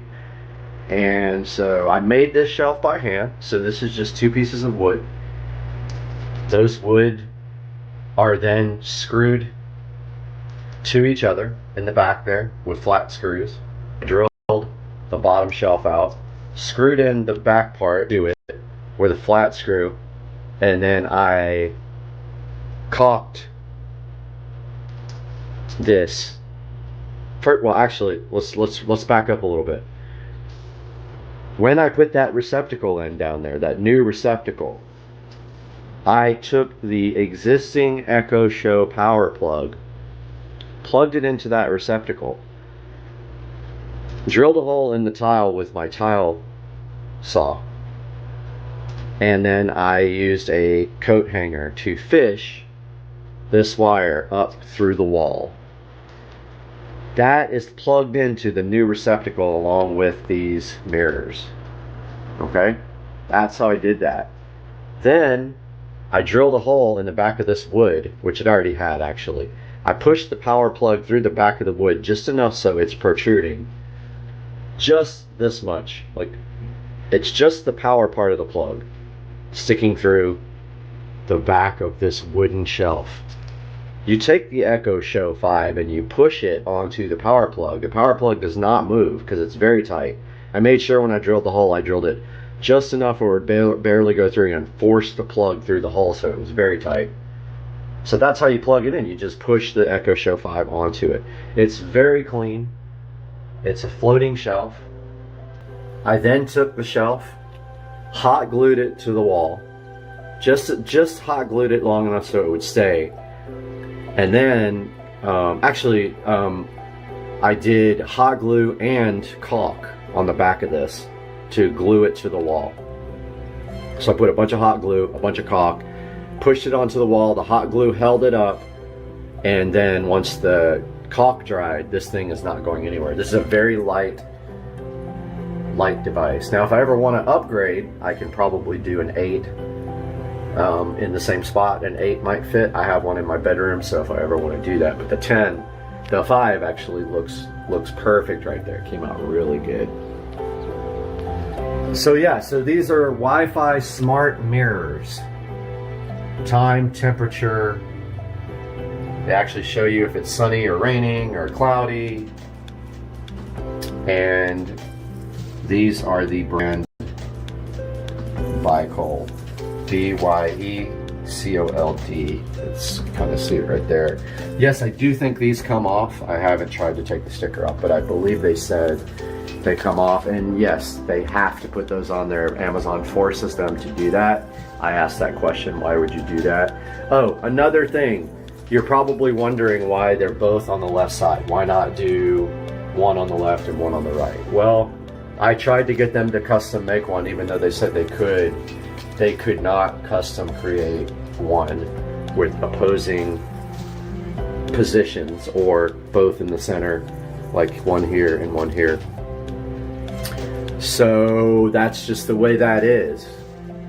So if you guys have any questions about this, please don't hesitate to ask, and by all means, please click through my links on the description, because I do make a tiny bit of money for my time, and actually I'm just buying equipment to make videos. I'm not profiting. I don't have monetization because I don't have 1,000 subscribers yet.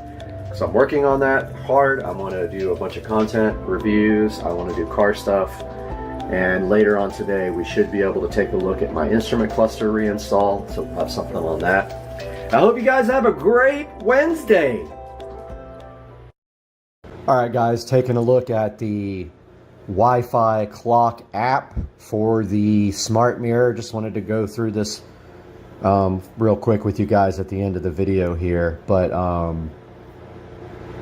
or I might just drop this in right where we were talking about it. But basically here you can see both of the mirrors here, and if you click on the mirror, you got your basic settings here.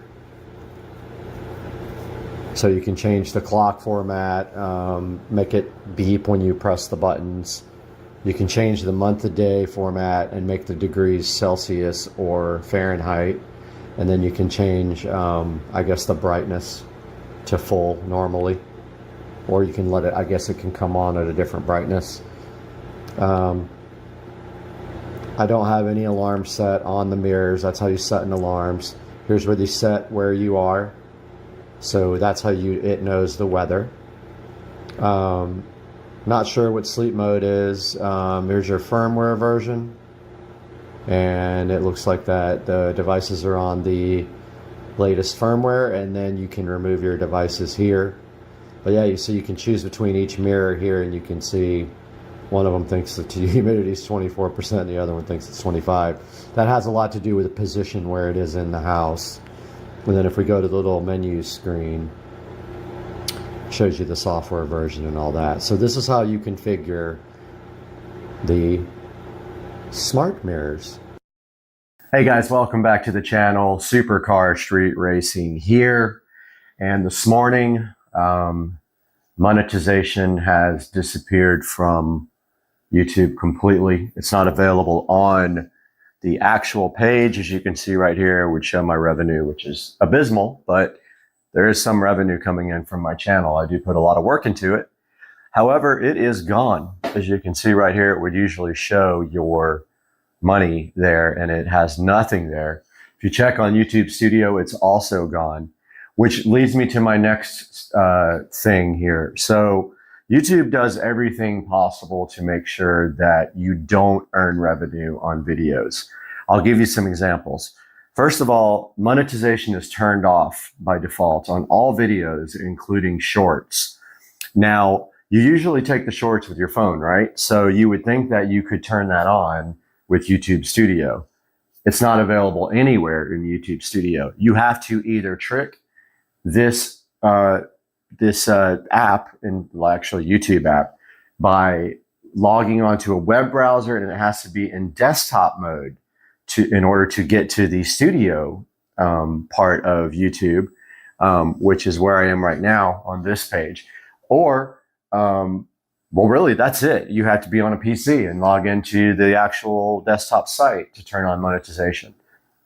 So let's say that you're on a trip and you're gone for 6 months and you don't have access to a PC. Well, you either have to delete YouTube Studio completely, because when you install YouTube Studio, it associates the studio link in the web browser with YouTube Studio app.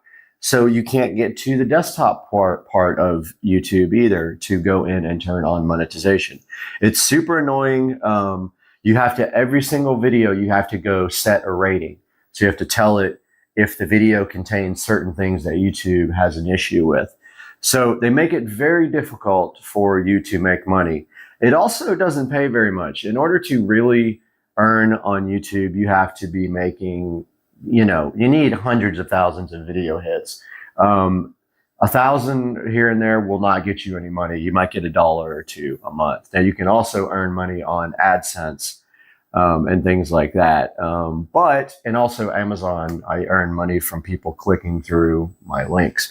So yeah, so I will show you here that monetization is gone. You don't see any money here. If you go to my content, there's no monetization tab available there. If you go into the monetization link, it just says the actual whole setting that says set up in progress. So something is broken today on YouTube. Not surprised, but as of now, we can't do any monetization on our YouTube videos. Guys, all you can do, also, if you go in to try to chat with a rep, it always says all specialists are busy.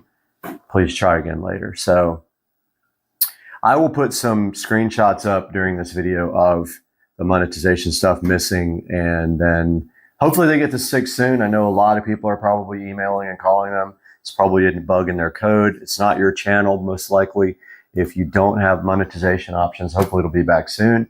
Guys, thanks so much for watching, and I wish it wasn't so difficult to try and just pay for basic things with YouTube. I wish I could just make enough money to pay for a new camera or things like that, but unfortunately, does not generate that much revenue. Guys, have a great day. As always, thank you for your support, and I look forward to the next video soon. The best sunsets come after the storm. Look at that right there. Look at that beautiful sunset over Florida. Goodbye, Hurricane Debbie. Got my multi-tool. We're gonna have to do a little bit more cutting. Down to overheat, initiated.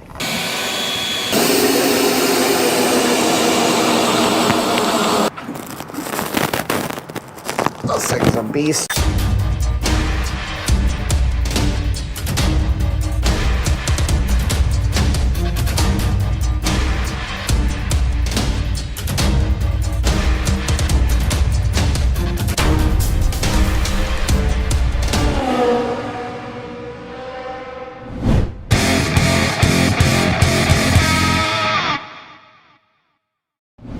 Hey guys, welcome back to the channel. This is Supercar Street Racing. We're out here in the garage. We have Joe's golf cart here, Dukes of Duval, and today is the second part of our battery installation video for the lithium-ion Mousesaur 48 volt 105 amp hour battery. So in the last video, you did see that we got everything out of the golf cart. We weighed the battery, 63 pounds of savings per battery compared to the new battery of what, 105 pounds? Yep. All right, so the next thing we have to do here is prep this golf cart engine bay or motor bay, whatever, for the new battery. And part of the problem we have, there is a spine sticking up that runs right between the 50% line here. So what is our plan to get rid of this thing here? Yep, so we'll obviously have to get in here. We want to do a little bit of measuring, make sure everything kind of marries up to what we want. We don't want to make any cuts or do anything that we don't need to do, right? So I think that we're gonna have to do two things. One, we're gonna have to manage the battery to be able to be seated in here, to sit flush, to sit level. Right. And then we also gonna have to manage the wires to make sure that we have an opportunity to have the wires that you cannot avoid that run from the front of the compartment bay to the back to the controller area itself. So we'll have to manage that. We'll figure that out. But I think in the prior one that we did, pretty easy for the most part. You got to work with a little bit, but easy enough. So the plan, obviously, I think is going to try to center this battery up. Okay. Maybe we may shift it all to one side, which may be better for mounting all this other stuff that we want. Do that. We could go to one side and make more room on one single side for other things. Correct. Yep. So we'll have to play with a little bit. So there is a little bit of engineering, we'll call it, to get it to fit in there. But again, you know, these are fairly universal. There are some things depending on your golf cart that you may have to do that's different than the rest, but nothing that most people can't manage to with a couple simple tools. Well, we're going to go ahead and get my Dremel out, I think, because I have some sanding discs, so they're the flat discs. So we're going to go ahead and try to maybe take the flat disc and cut all the way down the bottom of that and go ahead and remove that part. And then we'll see how it looks either one side or the other. But one thing we have to take into account is we do have a power switch. We do have cabling that runs from the side, and we do have the positive and negative cable. So we can't put it all the way until we have our things hooked up and see what if we have any cables that are sticking out, because we do have some battery management stuff and some display stuff that has a little bit of a edge on it. So what do you say we go ahead and grab the Dremel, go ahead and get the vacuum cleaner too, because we talked about cleaning this bay out completely. Got the shop back here, so let's get to work and get this cleaned out. Sounds good. Let's do it.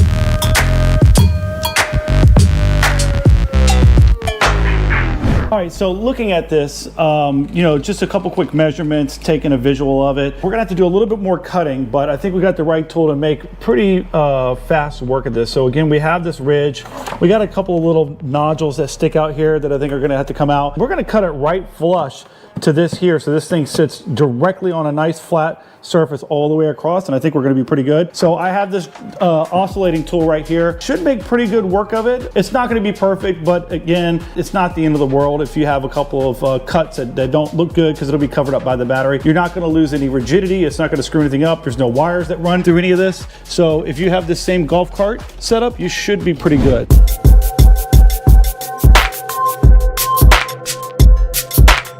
Okay, Joe's about to start cutting the plastic here. We got a couple of cameras rolling here so we can see the process. And what I'm gonna do here is hold all of this aside while he goes ahead and cuts. Let's go for it. Oh yeah.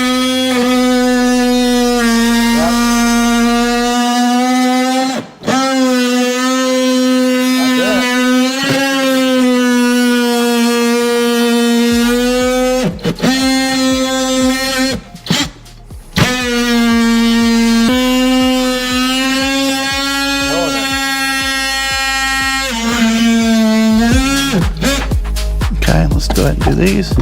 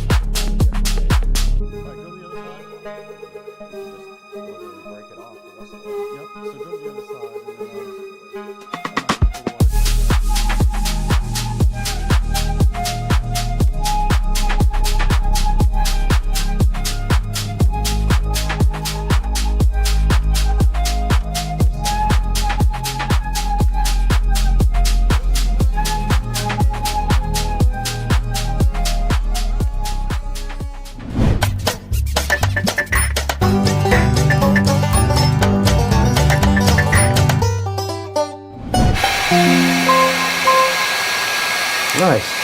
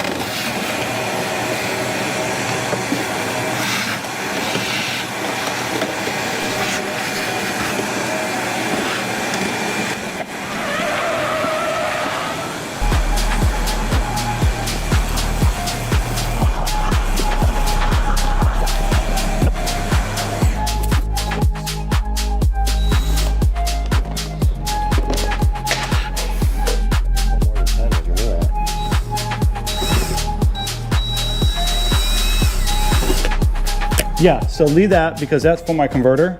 Okay. We might have to redo that a little bit, so we'll figure that out. Redoing like almost everything. Yeah, and we'll just clean this out and then go from there.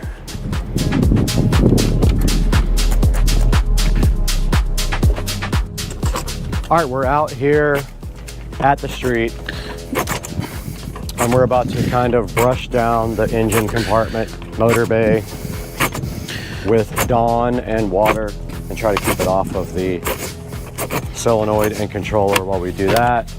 And Joe went ahead and ripped out the old stereo system, which is sitting up here on top. That's all coming out, so that'll be clean again. And then the new dash has a spot for a new DIN radio or whatever we decide to do. Maybe it's a tablet or maybe it's just a phone. And that wire is pretty much out now. That took like 5 seconds to delete. And now all we have to do is just grab the hose and we're gonna put some Dawn in there. We have a brush. Yeah, busted the hell out of my finger.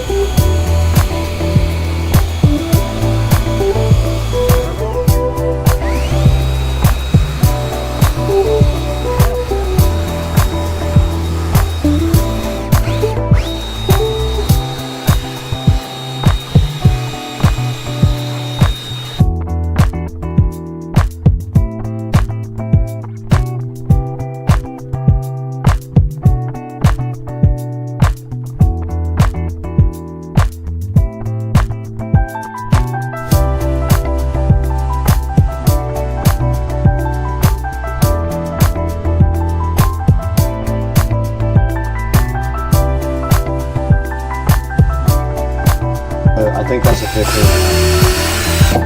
Yes. Honestly, that's a really good one in here while we're in there. That's so cheap. So there's no numbers on it at all. I'm gonna talk about it a little bit. Yeah, I'm just gonna order the right one right now. Okay, we're back in the garage now, and you guys saw we just cleaned out the bay here, and the bay is actually in really good condition. We got a lot of this goop out with Dawn and a brush. We followed it up with a couple of rags, and now we just pulled the voltage reducer out. 25 amp voltage reducer. So I'm gonna buy another one right now. Right. We're bumping it up because we're putting a big system on here. So yep. So we got to get something bigger for the big system, and we'll have to run bigger wiring as well. So Amazon has a bunch of voltage reducers. I have one on my cart. I think mine's 60 amp. So you want to buy one that has enough for not only for your amp, but also the rest of your accessories. So you got to run your lights, you got to run your...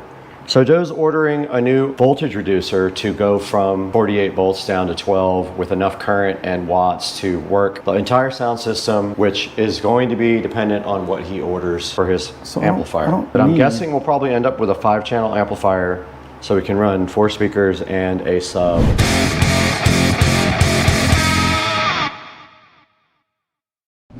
Okay, we're back out here in front of the cart and we've made some progress. We actually got a lot of the plastic cut out here. We cleaned the bottom of the cart, and then now what is the current status of this? I see a bunch of cut stuff. Yep. But what happened? Well, so as we suspected, we knew we would have to clear out some of the plastic for it to sit level. We had a couple of other little spots that we needed to do some additional cutting here and here. Yeah. We haven't fit it back in yet, but we're pretty confident that it's going to slide back in there, right? Which is good. One of the other things that's really great that we figured out is that I was concerned that the battery link was going to put these wires in play.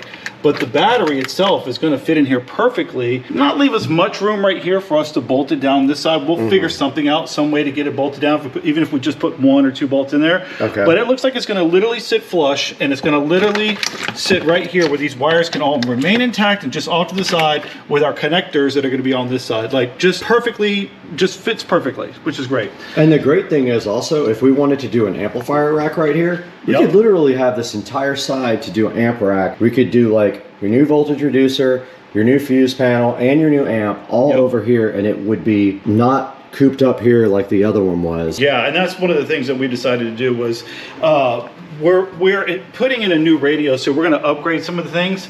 So the nice thing is that with everything over here, again, like Brad says, it's going to give us plenty of opportunity to mount stuff over here. So the charger will likely go here or go here. We'll put the reducer, the inverter will go on here, which would be good. And then we'll even have room for other stuff here if we want to keep stuff in here, maybe an extension cord or whatever it may be, but it's going to work out perfect. So one of the things we're going to work on now that comes with this is the new charging port. So the other thing we got to make a decision on is that this thing here is some sort of an indicator in regards to the voltage.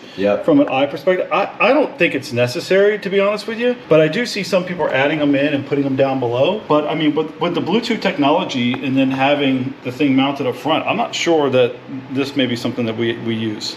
This may work for other people, you know. So I kind of agree. I don't think it's necessary. Like, you all have 3 ways to measure your voltage. You don't really need an analog dial to tell you that your voltage is low, because you'll have that, you'll have your Bluetooth, and to be honest, I don't think you'll ever run it to 0 anyway. So you probably won't ever have that problem. Nope.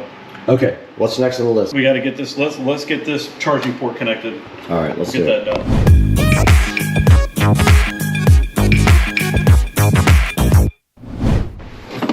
Yeah, that's the first port side, right? Don't want to mount it here. Nope.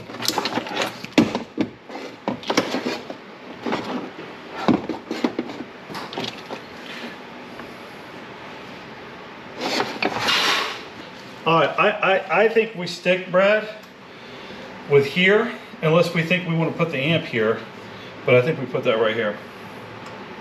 I could put the inverter back here, right? And I could put the inverter and the fuse back here. Yeah. The amp could literally probably, if I put this up high enough, it could probably sit on the ground. Straight down there. Yeah. We could do all the wiring down there on the ground, make it look nice. Here. Don't fit. Wrong one. Really? No. Ain't no way. That's gotta fit, Brad. Doesn't fit? Way bigger. These nuts. This one does though.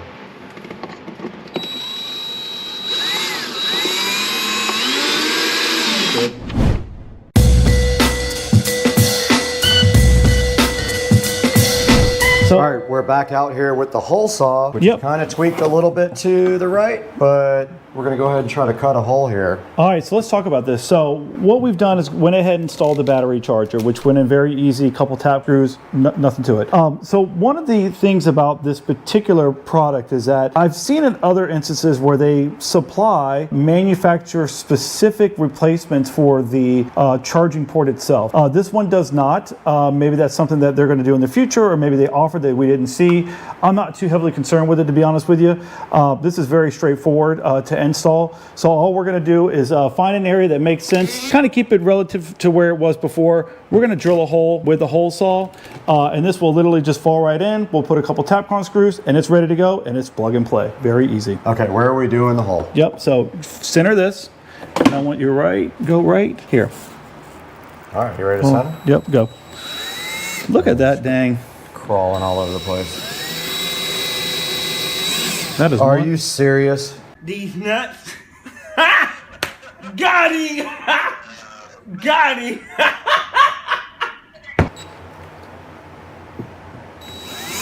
Oh, it's way better, whatever he did. It's not wobbling now.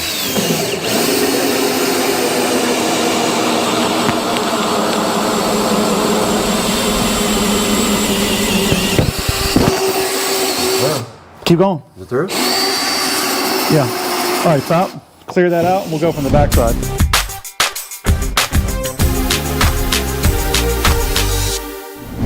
All right, we're back out here with Dukes of Duval, and so he's going to go ahead and plug in his printer cable so he can print stuff. So he's going to turn up the, I guess it's called like the, what is it called?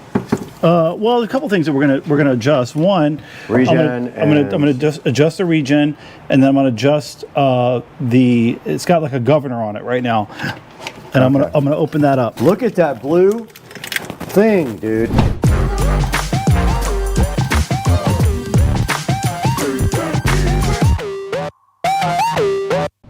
All right, guys, we're about to throw this battery in because the next step requires the controller to be programmed, and we can't program the controller without power. So that means we have to connect the battery. What side do I go to? Those things are beasts, dude. All right, now we're gonna put the battery in.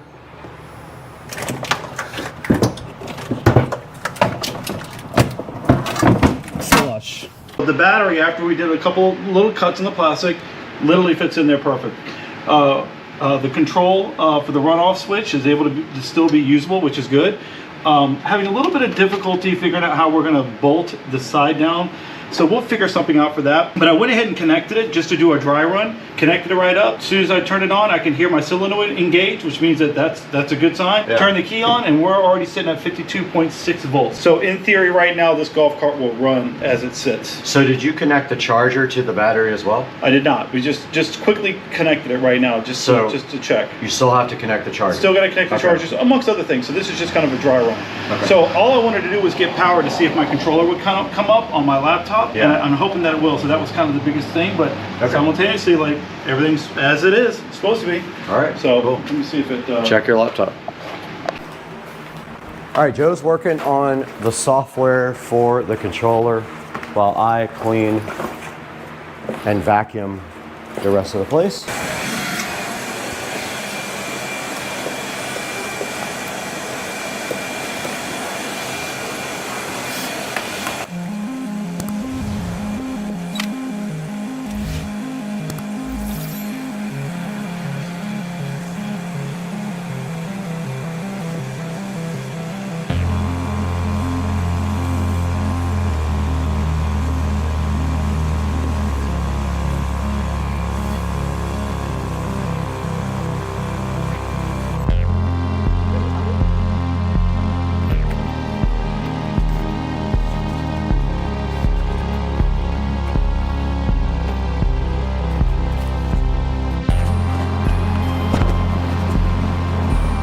Come on, buddy. Come on, dude. Yo, Club Car came with USB ports?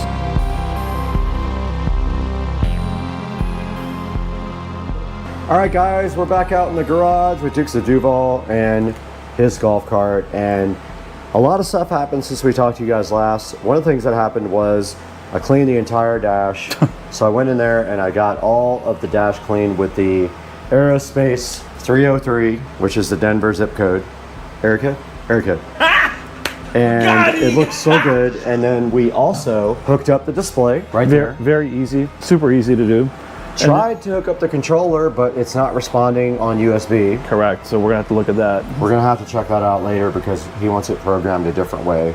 But if you can hear this right now, this thing is ripping so hard, and it went up 1% already, but it was 44% state of charge when we hooked it up. We mounted the charger there and the little charge indicator there, it's flashing, the analog dial, and then his voltage meter right here. We got the cart completely reconnected, and it's really just time to, since we can't change the controller, all we can do is go rip this thing. So that's the next thing. We're gonna see if this thing actually works. What do we got? Hill satisfaction. Let's go. You do it. It's your radio. Hillsat, let's go. Oh, look how so crispified it is. Oh, hold on. I got a little more. I mean, apparently my fridge is smarter than your mom is controversial because we have some great comments down here, guys. My kitchen, real quick. Please go check it out. The full video.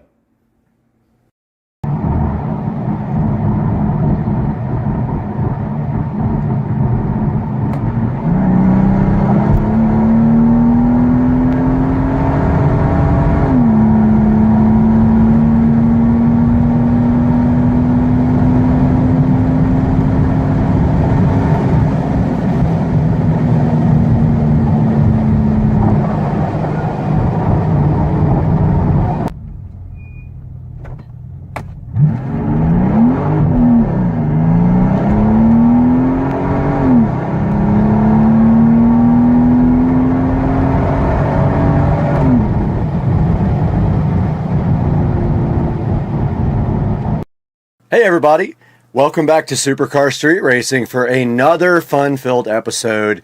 We're right here in the 4K production studio, which was built just for this purpose, and that is to bring you guys the best products and the most fun in a great atmosphere. And you can see here we're loving it in the studio, and today we've got an upgrade right here on Supercar Street Racing.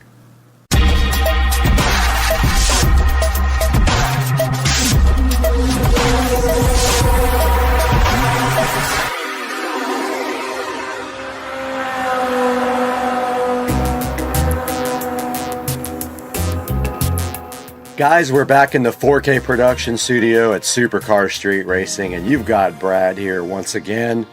And in my hand, I have the Govee RGB IC light strip. Now, we have a lot of smart lighting already installed in the studio. This is actually going underneath the desk to bring out some ambient lighting, and this can be synced up with the other Govee products in here. And so what we're going to do today is unbox this right here and show you what's inside. We have done this before with this product, and then we're going to get this installed on Supercar Street Racing. Let's get this thing unboxed. All right, inside the box of the Govee RGB IC strip light here, 32 feet long, and you can see right here, right now, they give you a little installation steps card first. Just little quick installation tips here. You have a little Join Govee Home little pamphlet there inside as well. We have the user manual right here. And we have the actual RGB IC strip light. Now when you buy these, and if you want the best, you buy the RGB IC. That means it has, you know, like the integrated circuits built onto it and can do all of the cool colors and chases and all that stuff. That's why we got these. Now, there are actually two strips here, and they start on one end and they go out in both directions. So they will start at the back and fan their way around the desk underneath, because I have done this before under the bed, and I forgot that they had two strips, but yes, they do. And then also inside of the box, we have this lovely power cable. It is a regular type power cable, like would be in the back of a receiver or like an old CD player. It's not the kind that has the big plug, it's the smaller one. Then we have the actual power supply here. This is the AC to DC power supply. Probably I don't know, puts out maybe 12 volts, who knows? Doesn't really say. 48 watts, 12.2 volts output power supply. You also have this lovely controller here, and you can see here, right here, and right now that you have 2 outputs and your lights should go that way and out. So basically what you do is you start on one end and you fan outwards 1 strip on each one of those plugs. They also give you these beautiful clips. That is if it does not stick, and maybe underneath this desk we will have to use those because it might not work properly. They also provide you with this beautiful, lovely alcohol pad to wipe down before you actually put the strip up, which is supposed to help with the adhesion of the strip and make it stick. So let's get to work. We are underneath the desk right now, and sorry for the noise of the air conditioner, but there is no other way. It is hot in here, and we can see underneath the desk here that we are going to be starting up here where the power strip is, and we will go down each side and around to the front on the desk. And what we will do right here and right now is we're going to be powering this guy right up there on the end of the power strip. That power strip is full. I wish I would have put a bigger one down here. We have almost everything full. And then I will let you guys watch me do the rest of this. And I still have to wire manage over there where I have a mess. Let's get to work.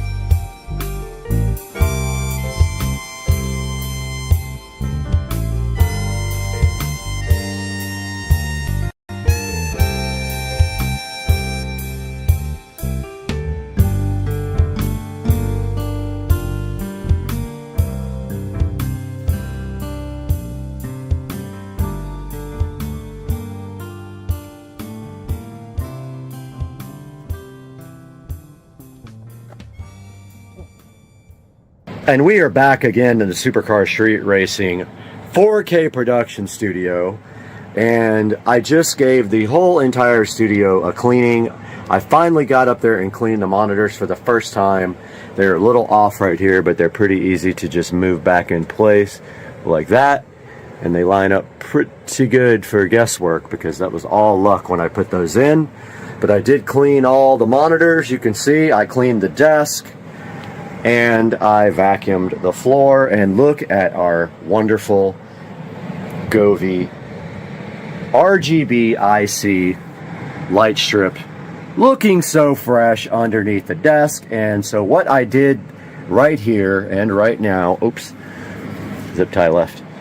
What I did is I actually stuck them up to the desk, and then I used the clips and screwed those in various places where I knew it might droop. If it continues to droop, I might have to put more or some hot glue or maybe some other type of glue, but I think that's going to work out.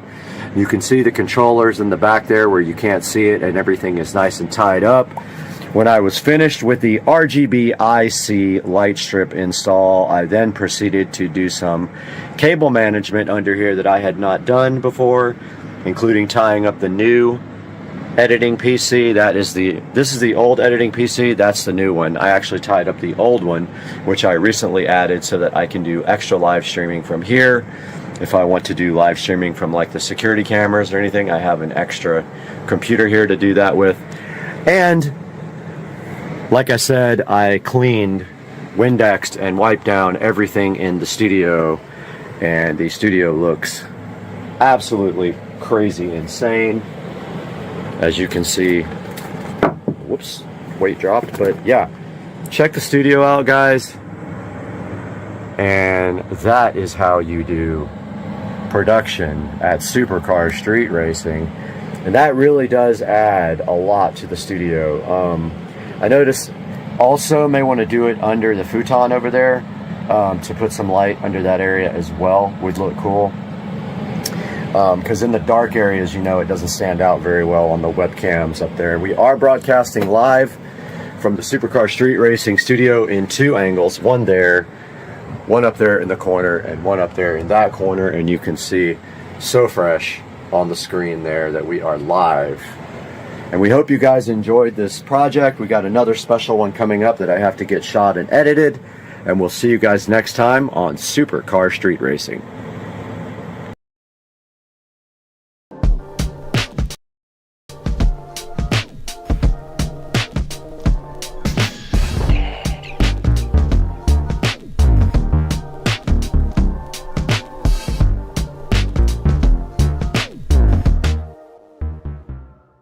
Welcome back to the Deep Dive. You ready for another one? Always. This time, we're diving into the world of SpaceX. All right, SpaceX. Reusable rockets, astronauts to the ISS, that massive Starlink network, kind of big deal.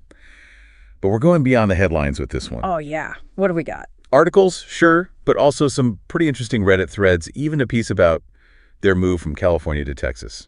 Wow, a real mix. That's what I love about these deep dives. You get to see things from all these different angles, official news, hardcore tech analysis, and, you know, the raw passion of people who just love space. Exactly. Yep. So, mission for today.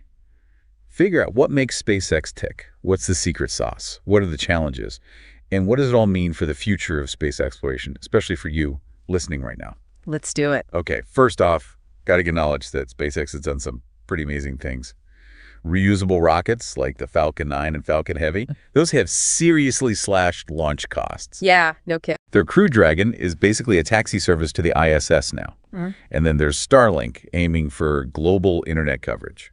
It's mind-blowing how they've changed everything. Like, before SpaceX, space was pretty much just for governments with tons of money.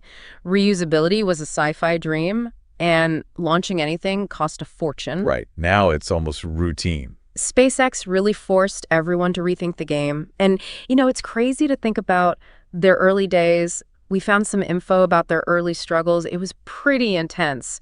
Multiple failed launches with their first rocket, the Falcon 1. Oh, yeah, the Falcon 1. And Elon Musk, I mean, he was putting in his own money just to keep the company afloat. Talk about a gamble. Seriously. Thank goodness that Falcon 1 finally launched successfully in 2008. Yeah. And then, boom, A huge contract from NASA for resupply missions. What a relief that must have been. That NASA contract was a game changer. It gave them the breathing room to focus on the Falcon 9, and that became their workhorse. Yeah. You know, with that success, everything just took off. So what was the magic formula? How did they go from almost bankrupt to, leading the space race? There are a few key things. One that stands out is vertical integration. They build almost everything in-house. Engines, software, the whole deal. It's very different from those giant companies like Boeing who rely a lot on subcontractors. That's a great point. I mean, imagine trying to bake a cake, but each ingredient comes from a different store across town. That's how a lot of traditional aerospace companies work. Mm-hmm. But SpaceX, it's like they have the whole bakery under one roof, so they can change the recipe quickly, avoid crazy markups from getting each ingredient separately. Right. That in-house control gives them incredible speed and flexibility. If there's a problem, the engineer can just walk over and talk directly to the team building the part. It creates this culture of problem solving and rapid iteration. And this amazing dedication, almost cult-like, we were reading on Reddit. People are working crazy hours because they believe in this mission. There's a story about how even the baristas felt like a crucial part of the team, keeping those engineers caffeinated. There's a real sense of camaraderie, a shared purpose at SpaceX. It attracts people who want to push boundaries. It's not just a job, it's a mission. And speaking of pushing boundaries, that brings us to their design process. The fail fast, learn faster approach. Yes, the famous SpaceX embrace of explosions. They're not afraid to launch prototypes, gather data, and adapt, even if it means watching a few rockets go boom. Remember those early attempts to recover the Falcon 9 boosters? The first plan was using parachutes, and, well, as you can imagine, that didn't quite work out. Yeah, I remember seeing those videos. But instead of giving up, they studied each failure, gathered data, and finally perfected those booster landings we see today. That's the iterative process in action. Pretty incredible. Okay, so we've got vertical integration, this iterative design. But what about, Elon Musk? You can't talk about SpaceX without talking about him. His leadership, his ambition, it's woven into the company. Right. Musk's drive to do the seemingly impossible, it's contagious. It's everywhere at SpaceX. He sets these huge goals and then empowers his team to go beyond what anyone thought was possible. His influence is undeniable. And that drive, that's what fuels their ultimate goal, right? Making humanity a multi-planetary species focused on Mars. A pretty ambitious goal that has definitely caught the attention of, everyone. But even with someone like Musk at the helm, things haven't always been smooth sailing for SpaceX.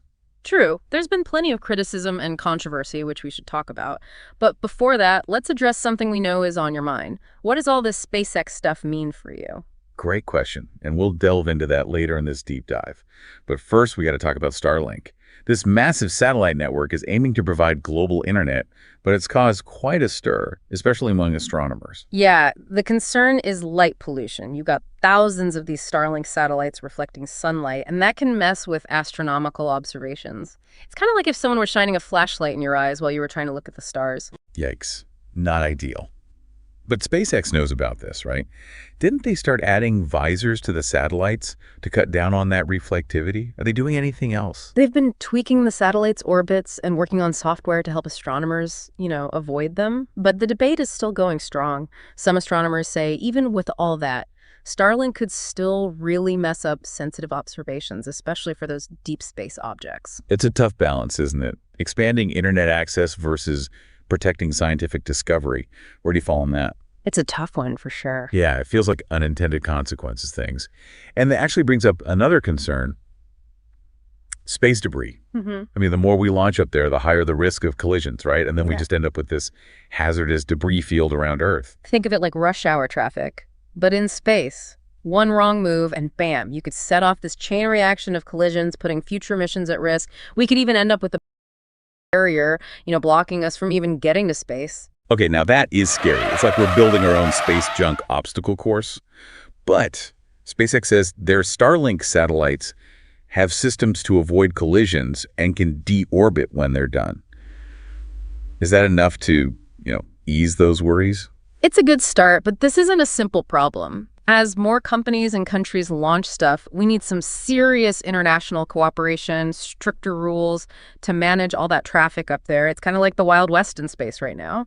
We need some, I don't know, cosmic traffic laws or something. Cosmic traffic laws, I love it. Okay, so we've got the light pollution issue, the space debris dilemma, and then there's the whole national security side of things. Yeah. Remember that article about SpaceX building a spy satellite network for a U.S. intelligence agency? Right. That gets complicated fast. Yeah, it blurs the lines between private space companies and, government stuff, raises questions about who's really in control. Could this tech be used for military purposes? What happens to international cooperation in space? It's like SpaceX has become this powerful tool in the global chess game.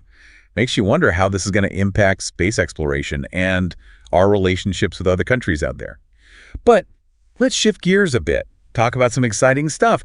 What can we expect in the future? Okay, back to the more optimistic side of things. Right. We've talked about Starship's potential, but it's not just about Mars. It could change how we travel here on Earth, too. Oh, yeah, that whole point-to-point travel idea.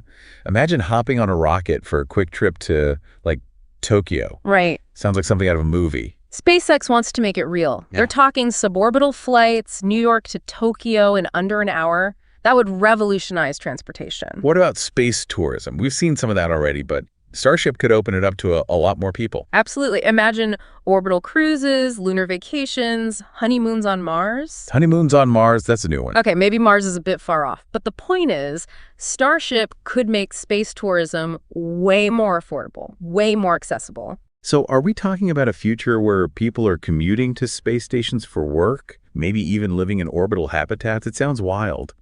But with SpaceX, who knows? It's not as crazy as it sounds. We're already seeing more interest in space-based industries. Manufacturing in microgravity, mining asteroids, experiments you couldn't do on Earth. Starship could be the transportation system that makes it all happen. It's a huge shift in how we think about things. Yeah. We're not just exploring space anymore. We're talking about living and working there. Exactly. And there's the potential impact on Earth, too. A lot of space tech ends up being useful down here. Right. SpaceX's work on reusable rockets, those advanced materials, life support systems, that could lead to breakthroughs in transportation, energy, medicine, all sorts of fields. So they're reaching for the stars, but their innovations could have this ripple effect, making life better here on Earth. Pushing the boundaries in space pushes boundaries down here too. Exactly. That's what makes SpaceX so fascinating. But we can't forget the ethical stuff, the environmental concerns that come with these big plans. Right. We talked about Starlink, the space debris issue, but there's also the impact of space travel itself, Launching rockets uses a lot of resources, creates emissions. What's SpaceX doing about that? They're looking into more sustainable fuels like methane. They think they could make that on Mars using stuff they find there. That would mean less hauling fuel from Earth. They're also working on minimizing their carbon footprint in how they manufacture and launch things. So they're not just focused on getting to Mars, they're thinking about doing it sustainably. It's great that they're taking those steps, but it's still a really complicated issue. Totally. As we go further into space, we need to be having these conversations about the challenges. And it's not just SpaceX, right? We need to think about the impact of all the countries and companies out there. You're right. It's a much bigger picture.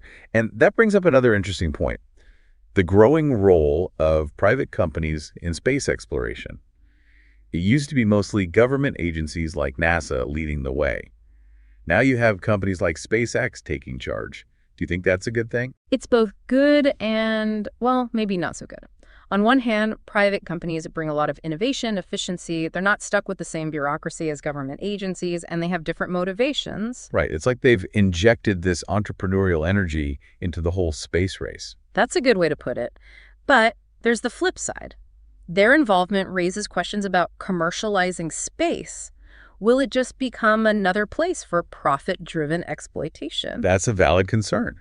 We need a serious conversation about the ethics of space exploration, making sure it benefits everyone, not just a select few. Absolutely. And that conversation needs to include everyone. Governments, companies, scientists, ethicists, the public. Space belongs to all of us. We need to shape its future together. Couldn't agree more. Well, we've covered a lot. The big picture, the controversies, potential benefits, ethical dilemmas. But I'm ready to geek out a bit now. Tell me about the tech that makes SpaceX so unique. All right. Let's dive in. One of the things that sets them apart is their rocket engine design.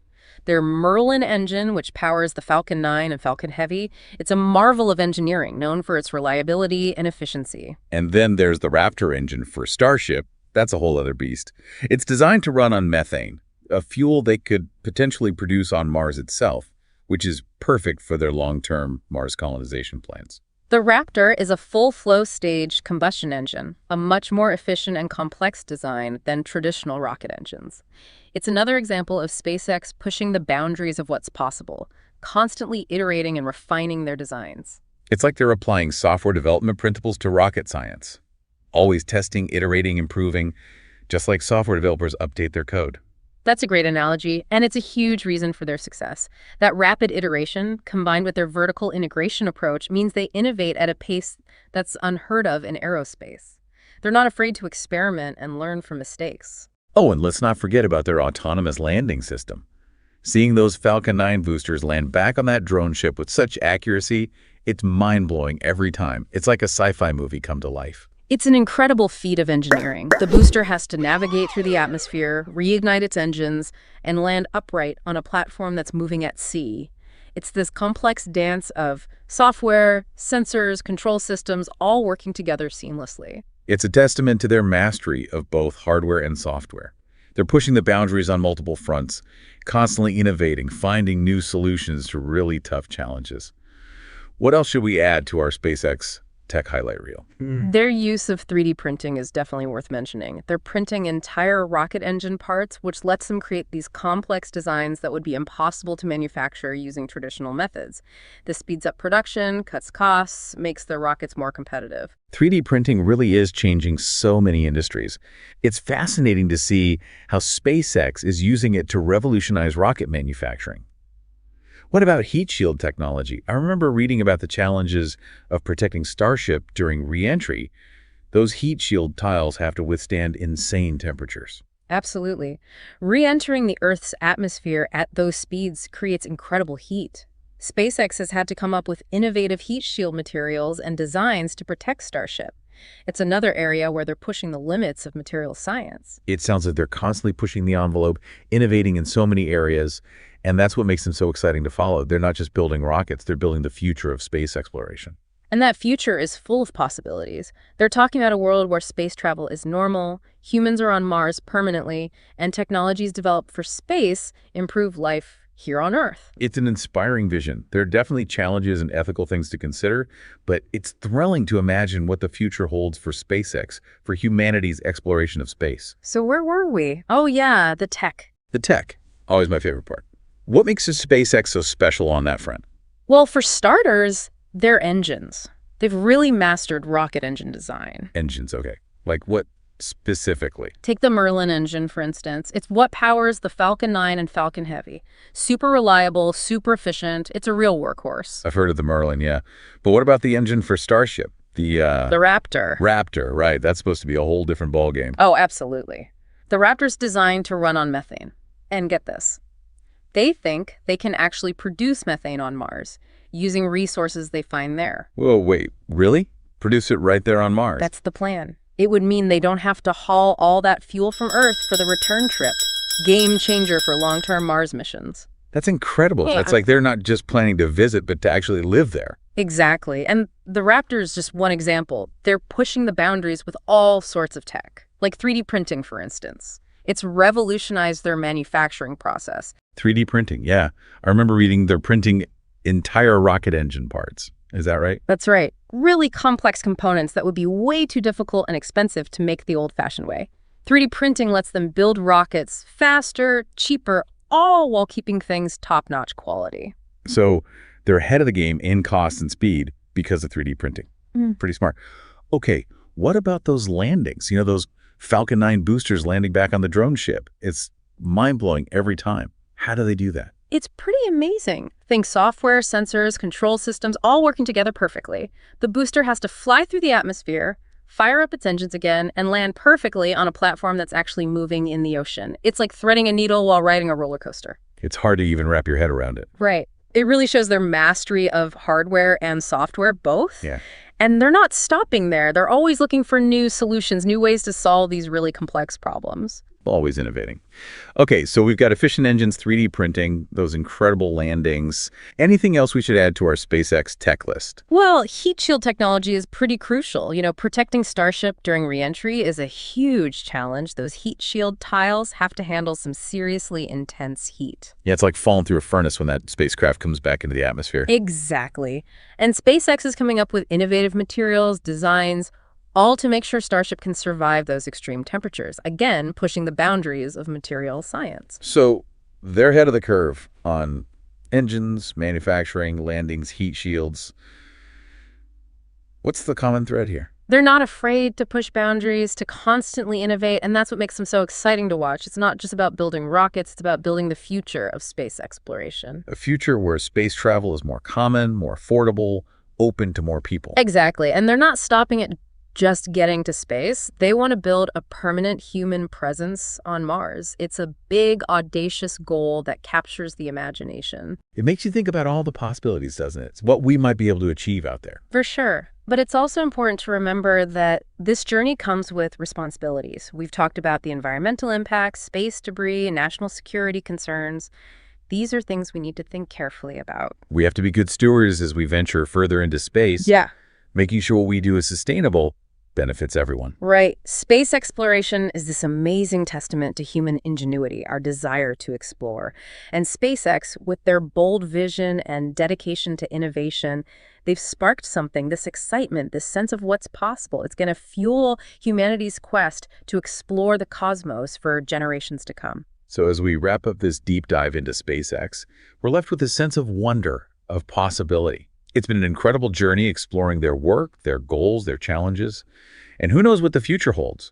But one thing's for sure, SpaceX will be right there, pushing the boundaries, inspiring us all. Thanks for joining us on the deep dive.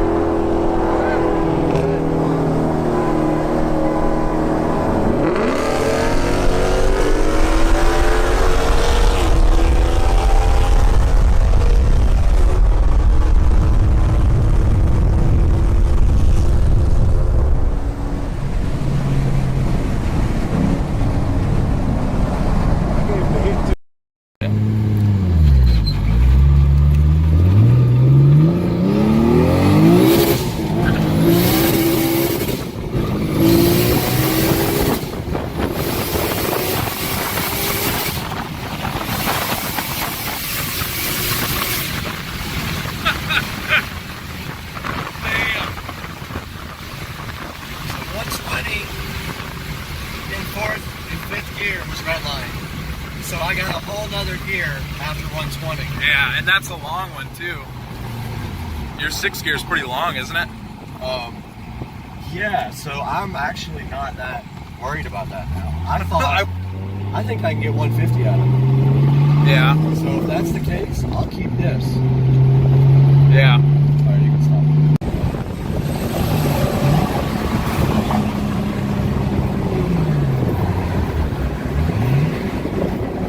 There's fuel there. Make sure we're not running lean or rich.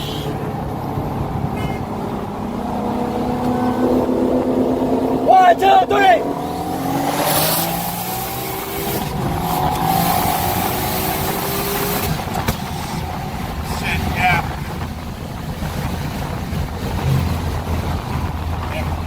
Yeah.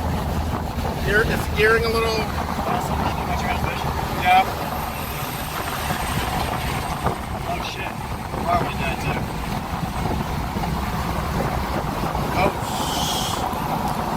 Oh shit.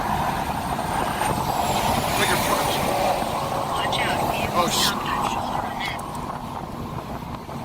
Hey, we gotta get off the road. We're on the shoulder right now. There you go. Alright, you're back on, brother. It's not running.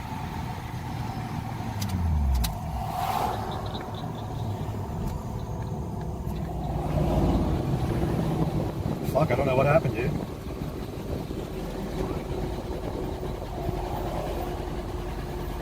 Sounds like no fuel again. Yeah, it's not getting fuel.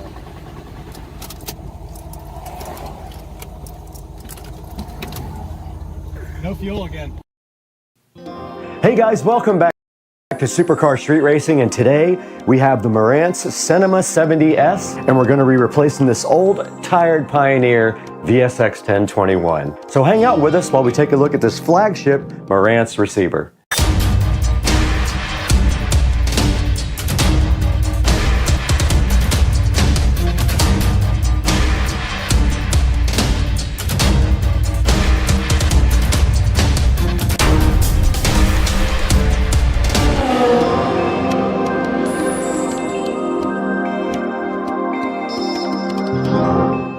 Now, about 1 year ago, we did create this nice 5.1 surround sound system in the Supercar Street Racing bedroom, and we also added this nice big Fire TV from Amazon. It has a UE error 22 showing on the screen, and for some reason the sound cuts out all the time or just gets really loud and blows you out of the bed. So we're gonna have to disconnect this and get this brand new Cinema 70S connected. So let's get this thing unboxed and see what's inside. Okay guys, we got the brand new Marantz Cinema 70S in front of us. Let's go ahead and get this thing unboxed. Now this is the flagship, one of the flagships of the new Marantz lineup. And this is replacing the NR1711 that we have in the Supercar Street Racing Studios as the new updated model. I was a little bit too early to get this model when we built the studio. Let's get it turned around. And inside the nice packaging, very, very nice presentation. You can see already, there's a nice Marantz box on top here. There is an Odyssey mic for calibrating your sound. And then there is your power cord. And inside the box here, check out the presentation. We have the remote, the Bluetooth Wi-Fi antenna, some batteries, and a nice quick start guide. And then under that, it tells you how to use the HEOS app to listen to high resolution audio. And then there's an antenna right underneath that for FM and AM radio. Very, very nice. Once inside the box, we see this nice presentation here of the Marantz Cinema 70S. Let's go ahead and get the mic out. This is unlike any receiver I've ever unboxed before. The quality and the presentation is very high end for a $1,100 receiver. And you can see the nice wrap here of the Marantz Cinema 70S. We are gonna have to get it off the table now to get it out of the box. And it is a slimline receiver. Okay, that is all that's inside the box of the Marantz Cinema 70S. Now here's the Marantz Cinema 70S compared to the VSX 1021 from Pioneer. This Pioneer receiver did come from a thrift store a while back, and it is giving me quite a few problems. But notice how well built this Marantz looks compared to the Pioneer and how much more high-end this looks. All right, now that we have the Cinema 70S up against the Pioneer VSX 1021 here, Let's go ahead and get this VSX1021 disconnected and get this Pioneer out of here. All right, taking a look at the back of the Cinema 70S from left to right, we do see one Wi-Fi Bluetooth antenna upper left, and then we see our phono inputs. We've got our standard audio inputs here, right next to our antennas. At the top, we've got digital inputs, we've got a coaxial, and we've got an optical input. Then we've got our Ethernet input jack here. And then we've got the preamp outputs. It does have preamp outputs for all the channels, which is important if you have a high-end system. Right here, there's a remote control. And then at the top, all your inputs for HDMI, and we will be using the ARC input for ours. Now, ARC is audio return channel. This will allow us to play audio from the TV through the receiver. And then you have your speaker outputs at the bottom, front, center, surround, and surround back and surround back. And then your standard power jack and your other Bluetooth antenna. Now, I did not label these wires when I put them on the back of the Pioneer. I have enough slack where it shouldn't be a problem.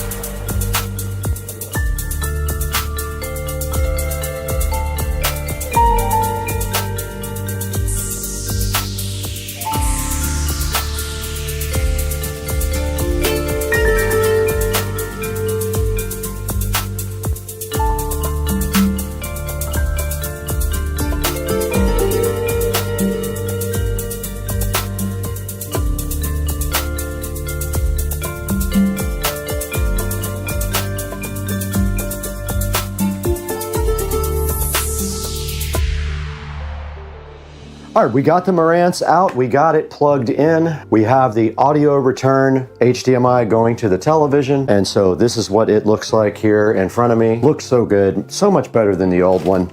And I have the remote control right here as well. And I decided to go ahead and just use Wi-Fi because I was using a power line adapter before, and it is very slow. To do anything fast, we're gonna need better network. I would like to run Ethernet to this room eventually. And here is the remote control for the Cinema 70S. All right, so we have the receiver plugged in. We have power to the remote control. Let's go ahead and power it on. It did come on, and on the front it does say Marantz here. Really cool looking display.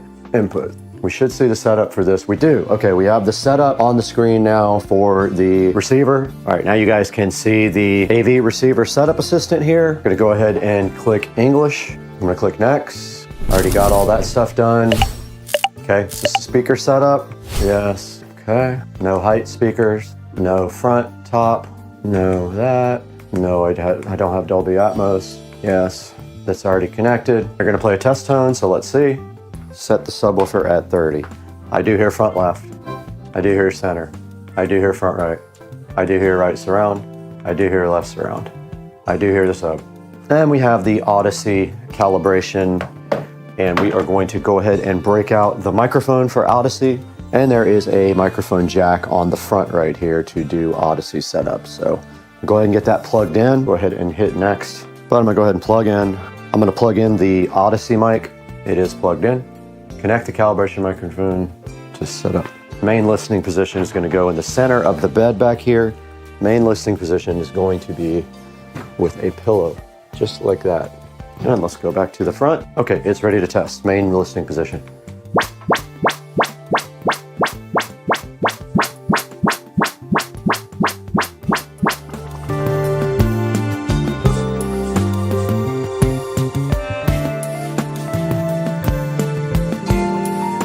Okay, I'm moving the mic. All right, it is done. I stopped at the third listening position. It says disconnect the microphone. Went ahead and did that. The antennas are actually already connected to the back here, and it's going to connect us to network here. Firmware. Let's go ahead and try to update the firmware. Yep, there is an update.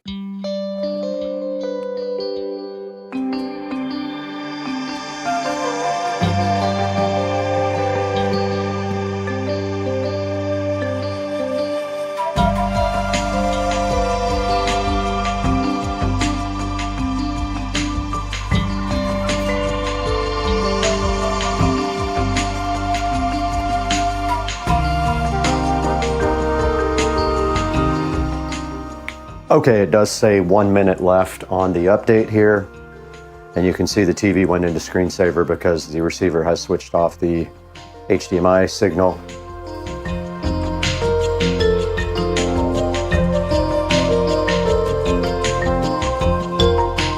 Okay, it is not outputting audio to the subwoofer. This is what I was talking about. I need to find that setting. Okay, I did figure it out. It was set on full range. For the front speakers, I set it to crossover at 40 Hertz, and now we have subwoofer audio here on the front. And I don't know what surround sound mode we are in right now. I'm gonna go ahead and get the app opened up, and I'm going to record it when I do that. And let's find the app now. Marantz. Go ahead and open the app. Now don't forget we have 2 Marantz AVRs now. Now it's detecting. It found master bedroom and it found studio. I'm gonna select master bedroom and it is loading. Now it is on Dolby Audio, Dolby Digital plus Dolby Surround, so it's on auto.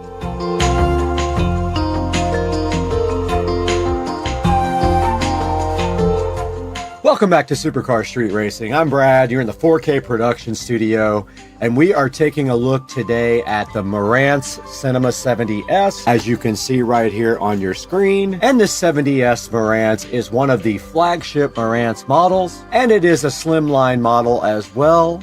Now, this receiver has 50 watts on all 7 channels.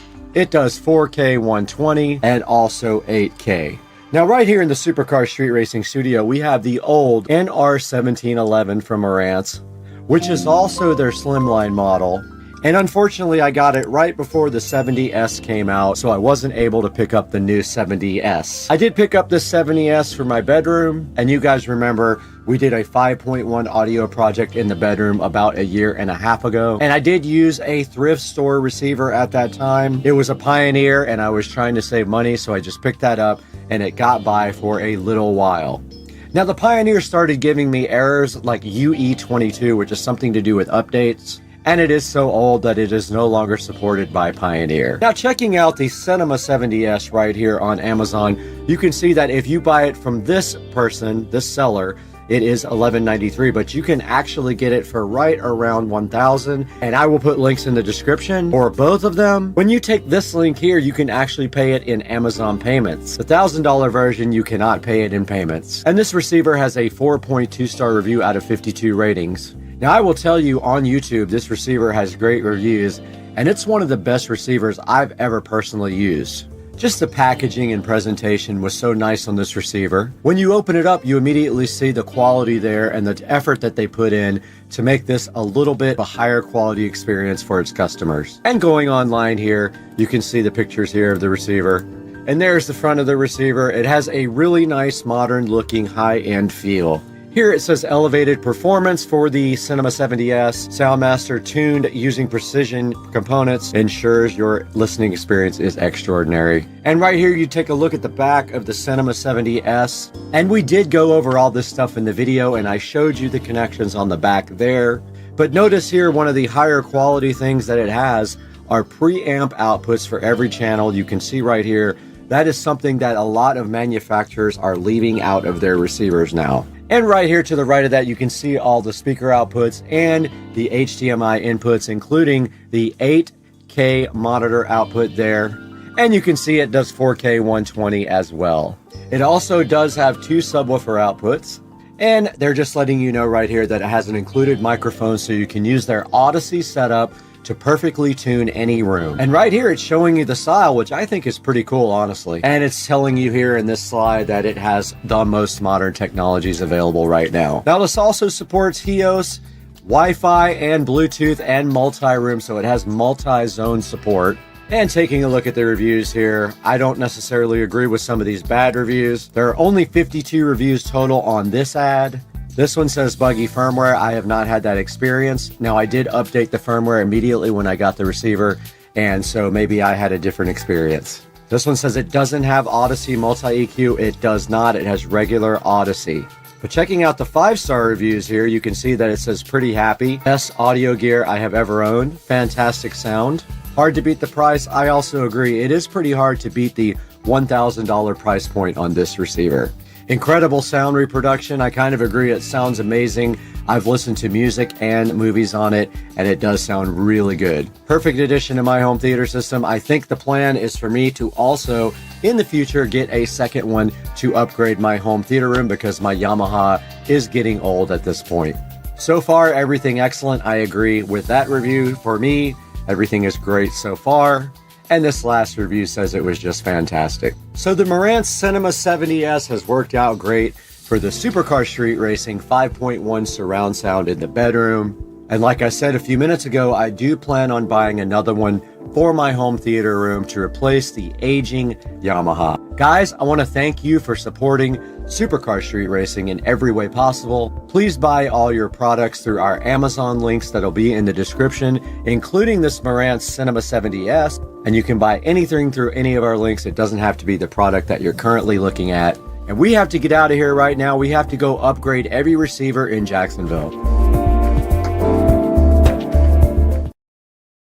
Bubba, why do you sit with your arm hanging off there like you're all posing because you're on YouTube and you're the most famous cat on YouTube? Why are you trying to be all dominant? You shouldn't be dominant, Bubba. Look at this leg hanging off. Just because you got just one leg. And at the end of this video, or at the end of this blurb, I'm going to show you another good reason why you should have readily available.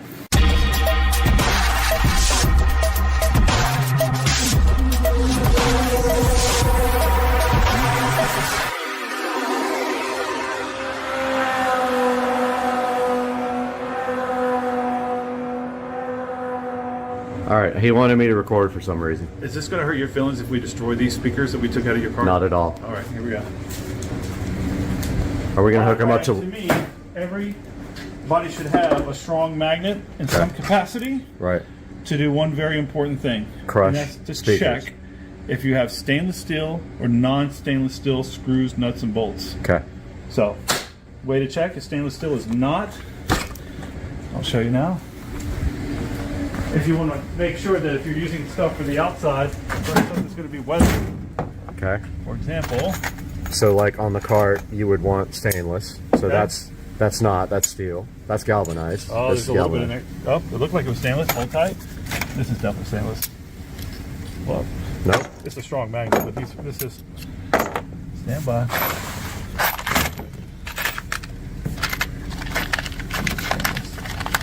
Your stainless. There you go, right there. So stainless is not. So if you ever want to test to see whether or not you're using real stainless, get a magnet. Yeah, and that's the test. So we can make one out of that speaker. Yep, that's what we'll do. Cool. Very good. All right, so we're gonna tear it apart. And at the end of this video, or at the end of this blurb, I'm going to show you another good reason why you should have a magnet readily available. I think we could probably just crush this thing off. Let's see if this works. The basket.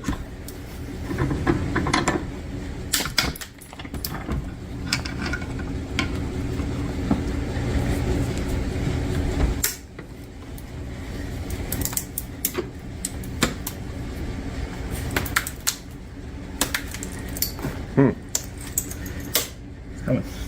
There it goes. Maybe. It's right there. That's tough. Get your pry bar and frickin'. So we're gonna separate this real quick to have a magnet for me. These cheap Skosh speakers that came with the golf cart. And there it is. That's the basket separated from the magnet. And there's the voice coil inside. Copper wound around something.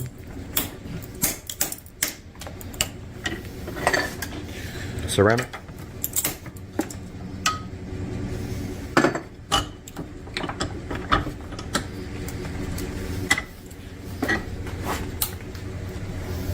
That's money.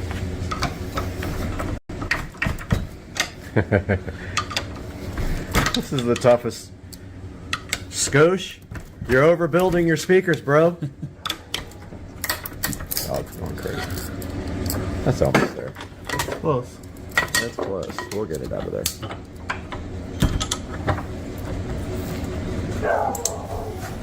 Never knew Scosche made speakers. They only make radio adapter kits for cars and wiring harnesses. Boy, this is actually a lot harder than I thought it was going to be.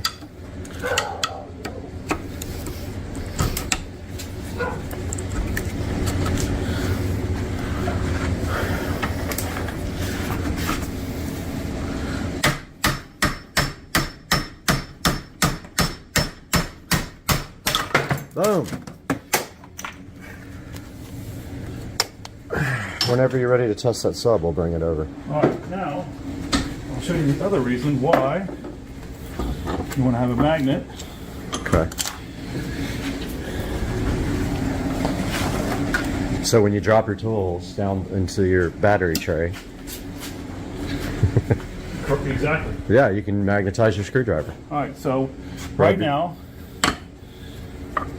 this thing should not be magnetized. So, and then, oh, I magnetized that one before. So here we go.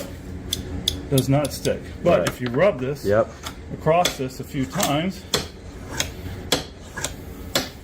it should. In there theory, we go. Stick. Look at this hack. Stick. Yeah. All right. There This you go. is good. All right, that's our tip of the day. And now we have a magnet for our house. I keep mine right on my device, is where I just keep mine at. Good idea. So, I'll do the same. All right. Welcome back to Supercar Street Racing. Brad here, and you're inside of the Supercar Street Racing garage. And today we're working again with Shine Armor, and this is their interior cleaner. And we're going to be taking a look at that today on the station. Stay with us.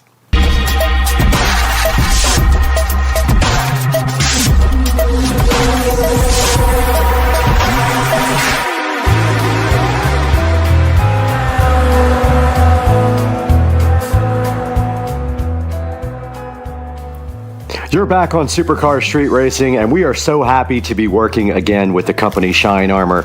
And they have provided us with this interior all-purpose cleaner. So what we're going to be doing today is taking a look at this and unboxing it and seeing exactly what you have to do to apply this to your interior. Now, we do have Dukes of Duval's seat right here off of his club car precedent, and we're going to be trying to clean that up a little bit for him, and then we'll take it back to his house and install it directly onto his golf cart. So stay with us, that's coming up next. Right here in front of the 2014 Club Car Precedent and the 2023 Tesla Model S Plaid, we're going to be working with Shine Armor again, and I'm super excited to work with them. They've been awesome, and they have sent me several products, and today we're going to be taking a look at this interior all-purpose cleaner, and we're going to be using it right here and right now on the Dukes of Duval Club Car Precedent seat. And you notice right off the bat that Shine Armor does enclose this in a plastic bag for shipping, because these kind of products have a tendency to leak. It's not just Shine Armor.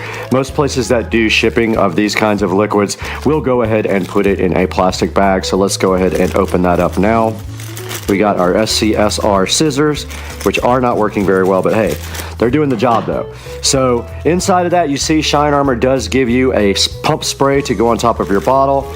And then you have this nice all-purpose interior cleaner, and right on the front it says that it's non-greasy, and it does have a matte finish, so it's not going to look shiny, and it's anti-static and sun-blocking, and it's safe to use on leather, vinyl, and plastics. And what we do have right here and right now is a vinyl seat. This is not leather, and so we're going to go ahead and check out the directions on this, and then go ahead and get this seat all cleaned up today. So right in front of us, you do see the directions here for the Shine Armor interior all-purpose cleaner, and that does indicate that you need to spray the interior cleaner directly onto a clean folded microfiber towel. And we do have these purple microfibers here that were provided so graciously to us from the company Shine Armor. So that's the first step. Then the second step is you gently wipe the surface with the first cloth. Quickly switch to the other cloth folded microfiber towel, and then you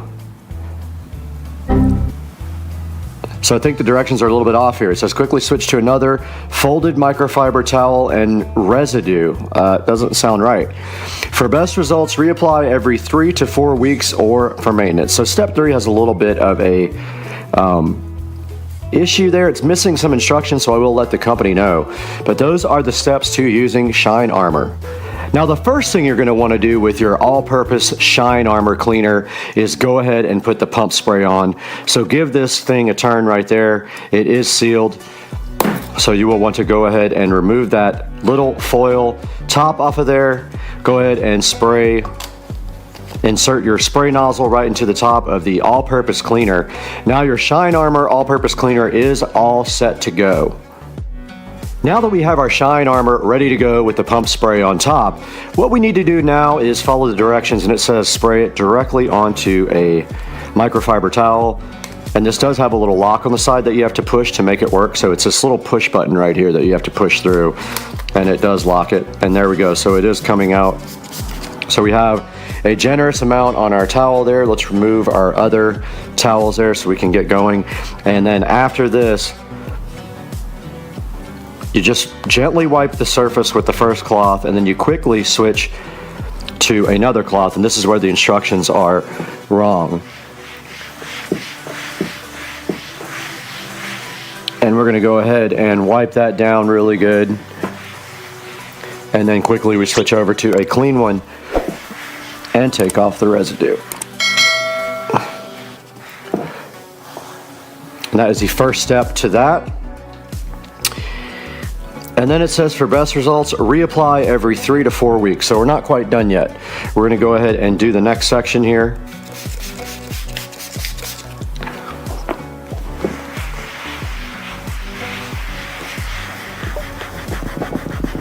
It does have some pretty tough stains in there that may be part of the vinyl at this point and unable to be cleaned. So we're just doing our best with what we have to work with here. But we get our dry cloth and go ahead and buff that out. And once again, let's fold this towel over and go ahead and get this last section here.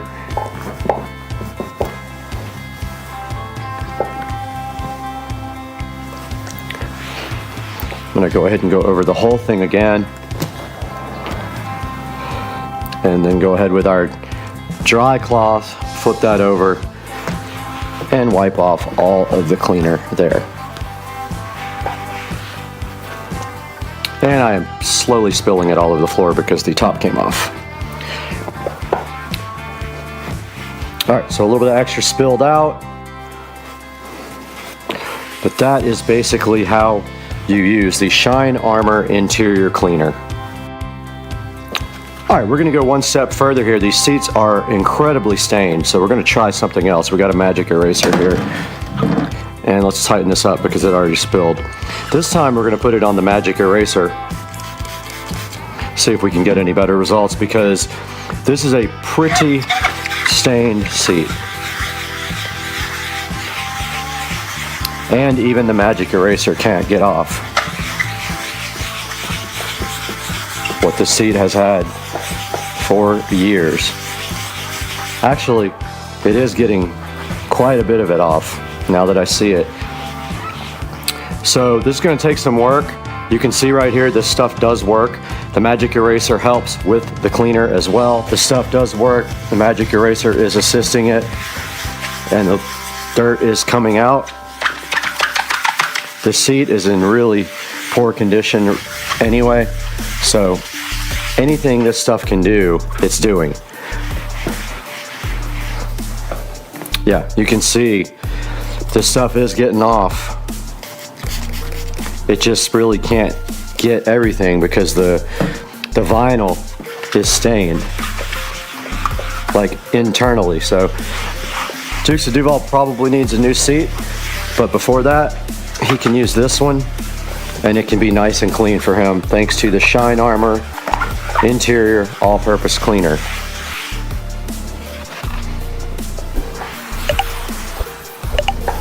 I did compare the Shine Armor here to the VLR, And I honestly think that the Shine Armor is doing a better job on this than the VLR does.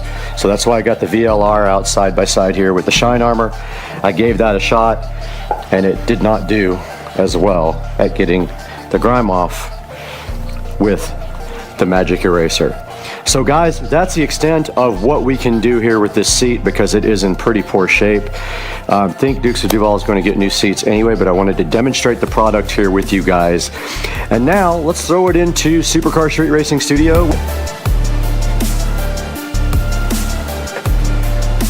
Welcome back to Supercar Street Racing in the 4K production studio. You're with Brad, and today we're taking a look at the Shine Armor line of products for your vehicle. And you can see right here on the screen they're having a 23% off sale right now. You can use your code FALL23, but also make sure that you click on the link in the description so that I get some credit for that, because I do have an affiliate link with Shine Armor. So taking a look right here on their website, you can see the front page. If we go to their interior products here, you can see right here, this is the car upholstery and interior cleaner that we just showed you outside in the Supercar Street Racing garage.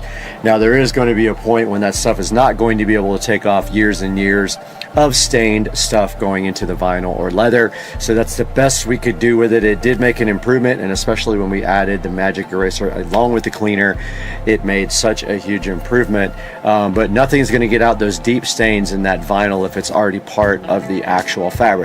And you can see right here, if we click on this, does have all 5-star reviews on here. It is $15.95, but like it says on the front page, they are having a sale right now, so make sure that you grab that. And taking a look at some of the pictures here, you can see them putting it right there on the dash. It's all purpose. You can use it on pretty much everything inside of the car.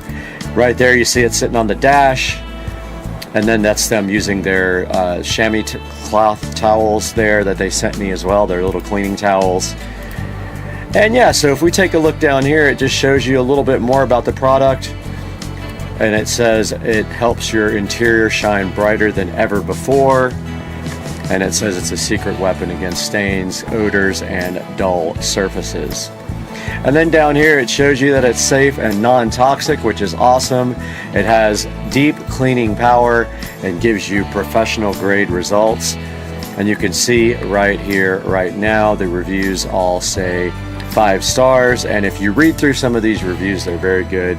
I've been very happy with Shine Armor products, and I have worked with them now for a few months, and this is the third product I've actually taken a look at for them, and I hope to be able to work with them some more in the future.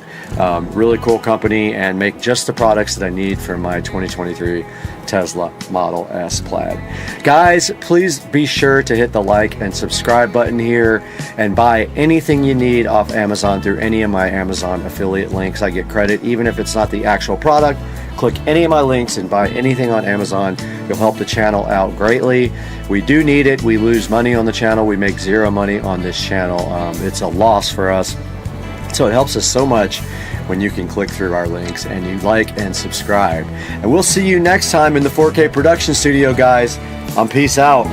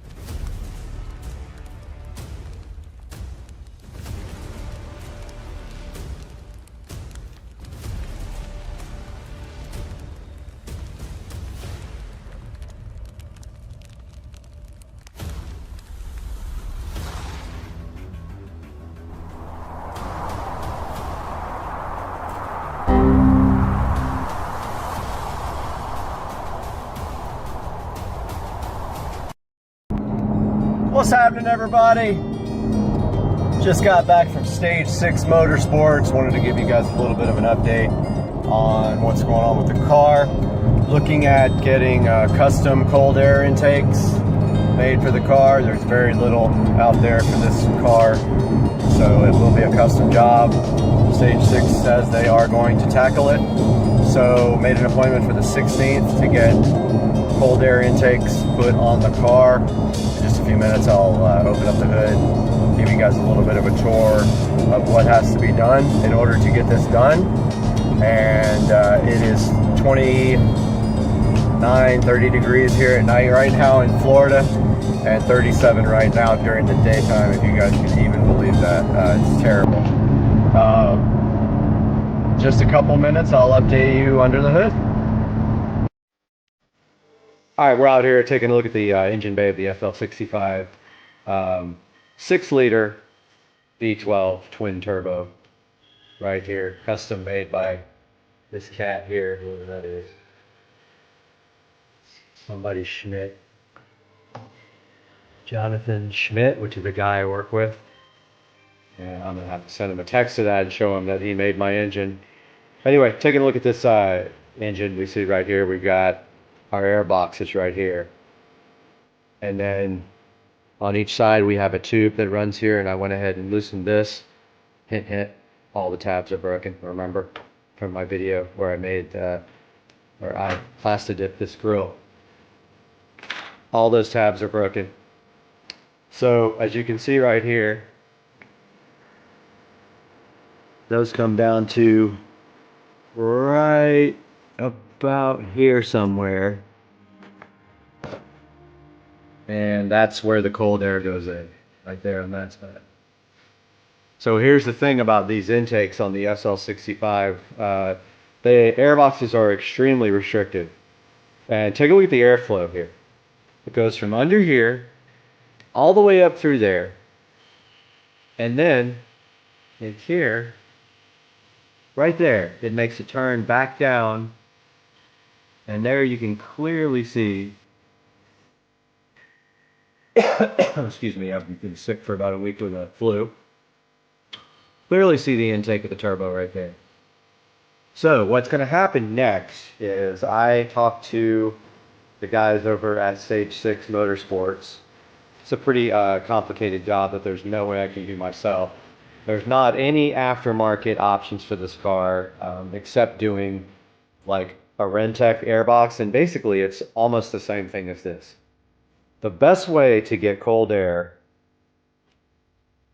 to this engine is to come out of that turbo intake, turn straight up where this is, make another turn there, go down and in here with 4-inch filters. So the setup is going to be a 4-inch filter here and a 4-inch filter here, either angled this way or directly facing each other. What that's going to accomplish is cold air being fed directly straight down. It's going to make that turn somehow. Now, as you can see, you can't go straight down because there's accessories in the way right here. You have to go over those. So I'm not quite sure how they're going to handle that. And all the other ones I've seen where they did this, they had to remove part of this carbon fiber air box. So I don't know. I'd hope they could retain at least some of that and maybe cut it, but I'm not sure what they're going to do about that. So that's coming up on the 16th of this month, and you will get an update from me. And now I'm going to cut in some pictures of some other custom cold air intake options that people have done for the SL65 AMG. We'll give you an update on the 17th or so. Sorry for the lack of content. I've been really sick for about 7 days now. Hopefully I'm good over this. Go ahead and subscribe for me. Click the like button. Appreciate your views.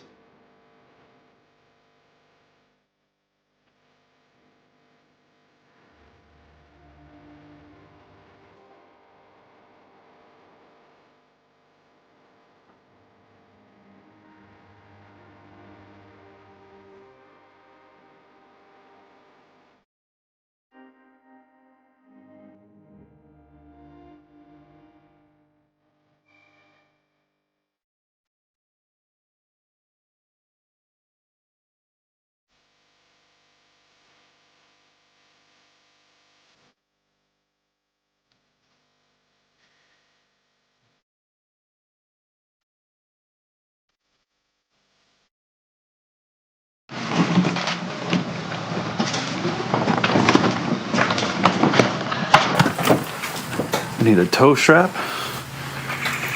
See, do I have one? Yeah, oh yeah.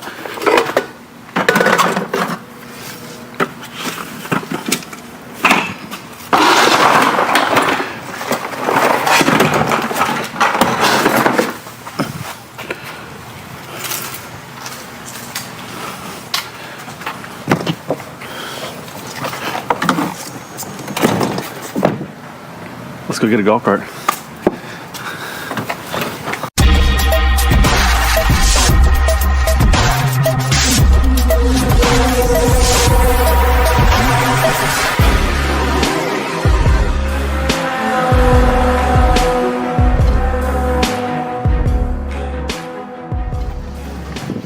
All right, everybody, welcome back. We're with Dukes of Duval man. again, and so we're going to pick up a golf cart.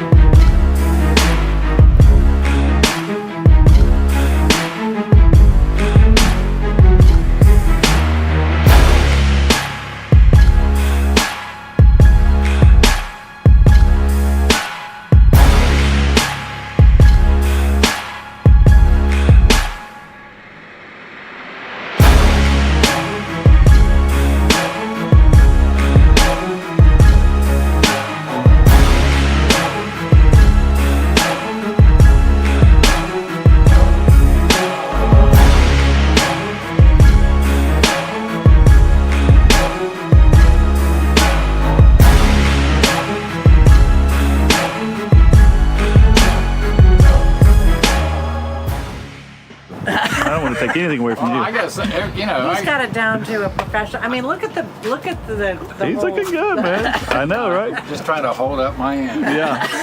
Are you guys gonna get another golf cart when you're up there? Or you don't know yet? We're not allowed. No. What? No. Yeah. Can you We're not allowed. They got Carl. They got rules. You gonna be okay up there? Yeah.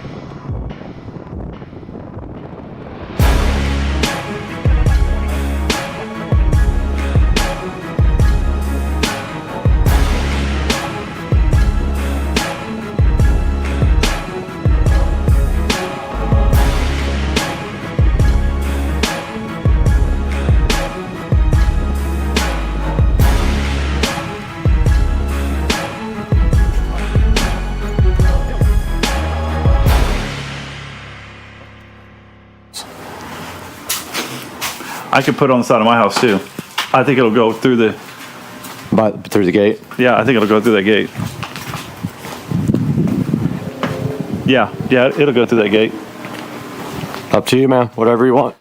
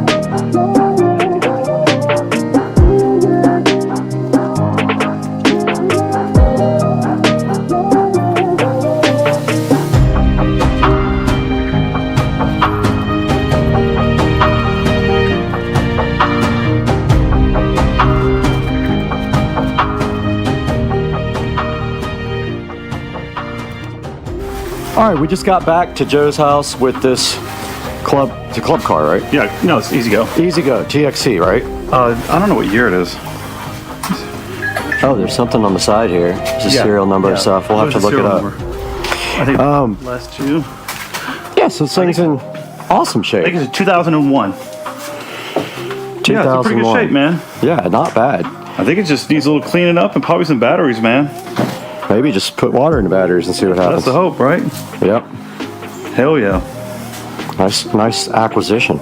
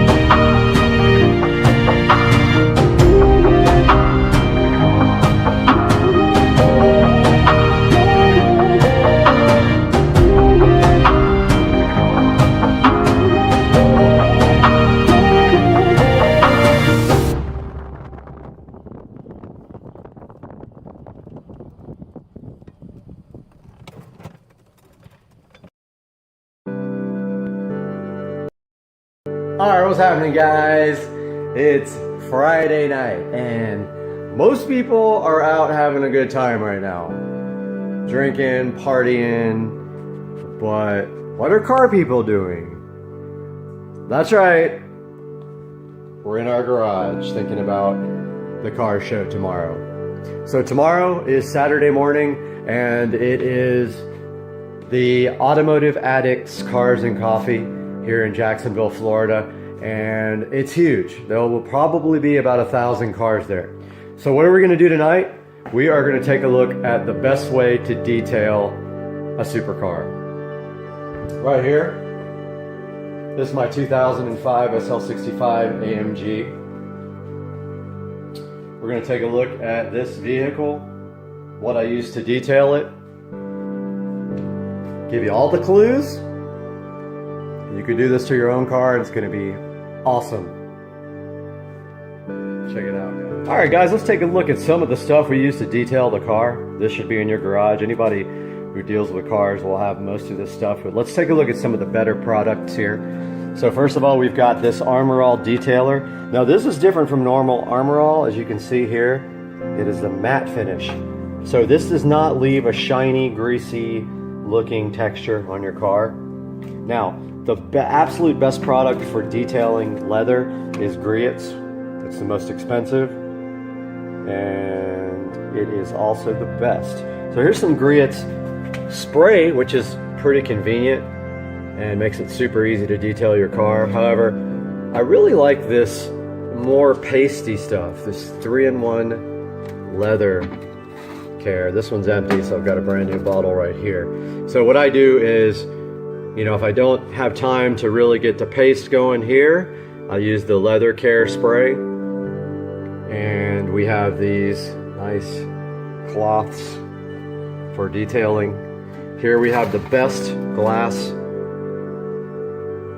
stuff on the market. It's funny, it's called Stoner is the name of the company, but it's called Invisible Glass. This is the absolute best stuff for working on glass. You know, keep in mind if you have tint, a lot of, like for instance, my front window is tinted.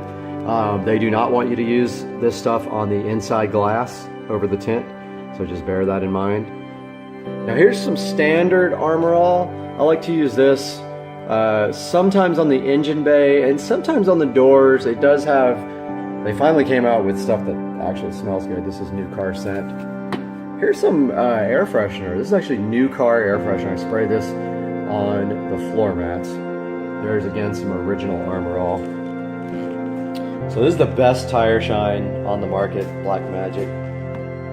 And along with that, you need your tire brush. This is a wheel cleaner. These are chrome wheels, and I don't like to, I only use this when the car is not dirty. I don't really spray this on and then wash it. I spray some of this on the wheel and then I wipe it off with a cloth when the car is dry. And then of course your instant detailer. So this is for when I have time to wash the car when it just needs a touch up between washings. So you gotta have all that, you gotta have your cloths, and those are the basic products. Now let's take a look at the usage of some of these. So right here we got Black Magic Wheel Cleaner. It's no scrub. Of course they all say no scrub, but you know for a fact that the best ones are going to need you to wipe them off. So this is designed to work with a hose. However, what we're gonna do right now is, so these are chrome wheels. I'm gonna spray this on the chrome. Really good because these wheels are absolutely dry. We're gonna take this cloth and you can see right here what this is doing to the brake dust, breaking it right up. Now this wheel actually has some issues. It needs to be re-chromed, or either, I probably will not do that. I'm going to end up getting new wheels. It's the only problem I found on the whole vehicle when I bought it, and basically the chrome is peeling off the wheel right there. So no big deal. There are lighter wheel solutions out there. So I want to get rid of these factory heavy wheels. Now look right here on this cloth.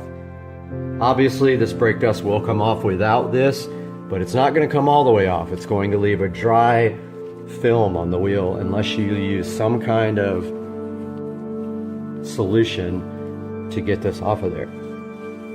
So let's step back now.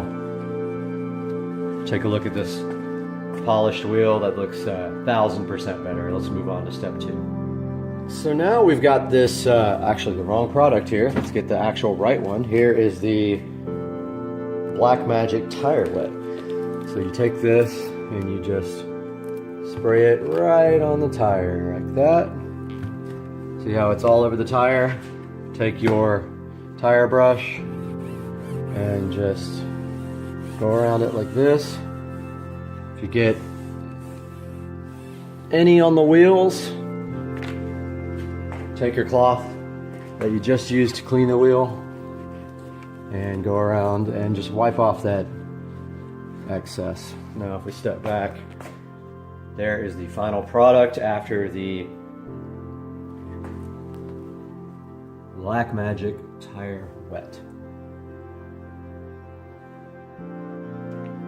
Alright guys, I got the wheels and tires finished. Now we're going to take a look at the outside glass here. So remember what I told you about the inside glass? They say not to spray glass cleaner on the tint itself, so we will not be doing that on the inside. What we are going to do is take a look at this invisible glass spray here. Now, I was told at the auto parts store it is the best stuff on the market. So let's give this a shot on the front windshield. There's invisible glass all the way across the front. Now we're going to take a clean cloth, 2 clean cloths actually. One to wipe and one to dry. Give it a good, if you notice here under the windshield wiper, it's very dirty. So make sure you raise up your windshield wipers. Give it a good scrubbing, 1/2 at a time.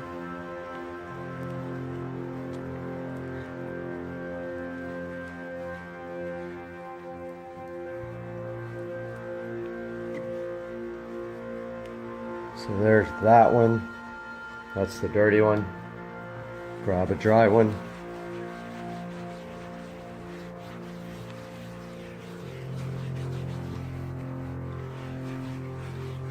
Give it a good buffing until all the streaks are gone. And that is that. Now this car came with a chip in the windshield. The person who owned the car refused to change it because of this signed plaque by the person who built the engine. So something to think about when you have a car that has a hand-built engine with a signature on it. That's it. I'm gonna go do the other side.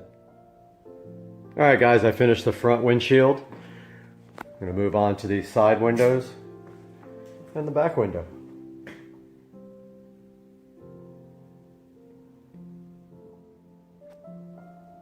All right, guys, I just got done with all the glass here, and you can see there's absolutely no streaks on this glass at all. It looks pretty dang good. These are the towels that I used.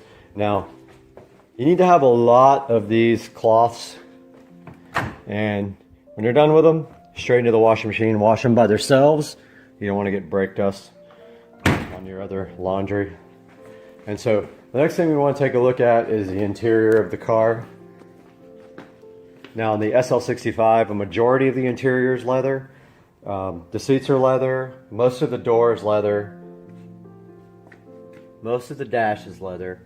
There's some plastic pieces like these, I think they're called door sills or whatever, these little plastic parts right there. So, 2 different products for 2 different types of material. For the leather material, we're going to use the Griot leather 3-in-1 right here. And for the non-leather, we're going to use a combination of the matte finish Armor All and the standard finish Armor All. So let's take a look at the standard finish Armor All here. Now this is going to leave more of a greasy, shiny on your car than the other one will. So let's take a look at this on the door sills. This also smells really good. It's got the new car. So I sprayed that pretty good right there. So now we want to get, and always keep a separate cloth for your different products. So here is the standard Armor All. Now notice some of it got on the seat right there, but that's fine because that's plastic as well. So now let's take a look at how that looks after we get the Armor All coating on it. So before and then after, it's got a nice shine now. So I'm gonna go ahead and give that whole door sill a nice wipe down. And notice some of it. So I went ahead and moved the seat forward so we could get to some of these other plastic parts. I'm spraying some of this Armor All right there on the plastics. Trying not to get it on the leather part of the seat. The back of the seat is kind of a leather material, so I'm going to go ahead and use the other leather conditioner for that. The sides of this dash and this bottom part are not leather, only the top part. So we're going to spray it there. And go ahead and wipe that down with the same cloth. Now if you have a really dirty interior, you might want to use another cloth for that. Part of this dash over here is actually leather, so I'm going to go over that again with the leather conditioner. Part of this door here is plastic speaker part, and in here the rest of this is all leather or pseudo leather, and the bottom part of the doors I'm just going to wipe down with this.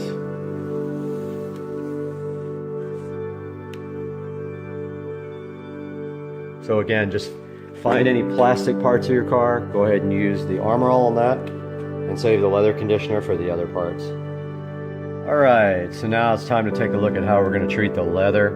This is the Griot's 3-in-1 leather. Now, this stuff is kind of expensive. It's going to be about $15 a bottle. And what I like to do is take it and tricky container. I don't like this container. You have to pull it up to get it to flow. But I like to put some on the seats here, on the sides and stuff. Now here's the rag for the Armor All. Do not use that rag. Take a brand new rag. Wipe that into the seats really good. These seats are perforated because they are heated and cooled. So you gotta make sure you get that stuff rubbed into the holes if it gets in there. Now you might need more or less depending on your seat, but I like to be generous with this stuff. You're not gonna hurt the seat if you put too much on it. So go ahead and rub that in really good.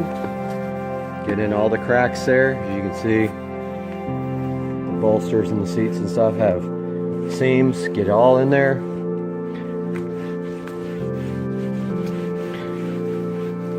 Make sure you get on the sides of the bolsters where you can't see. On the backs of the bolsters here. And there you have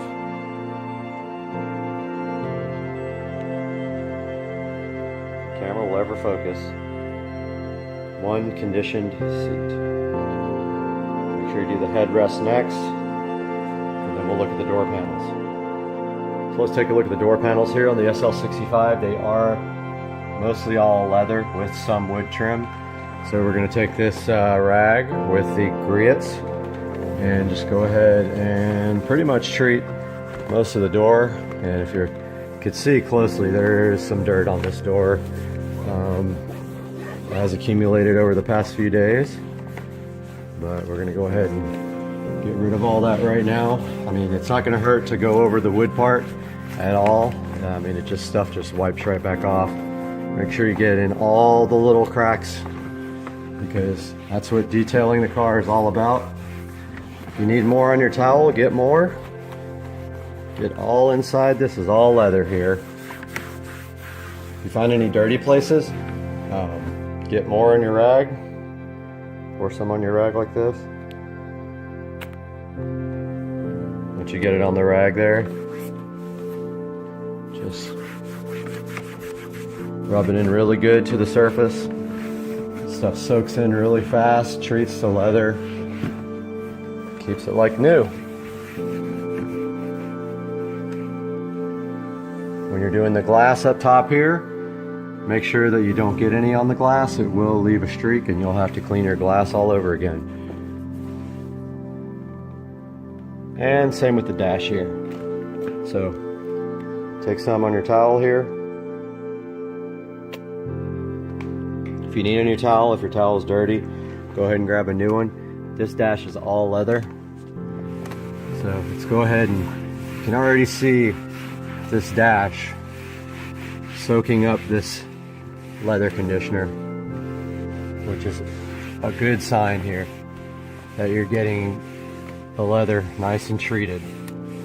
Now let's go ahead and close all this stuff up. All this is leather here. All this. That's all gonna get treated. If you don't have enough on your towel, Get more. Don't worry if there's shiny spots. Stuff will dry eventually. Get all this stuff really good. See how that left some streaks on there? That will dry.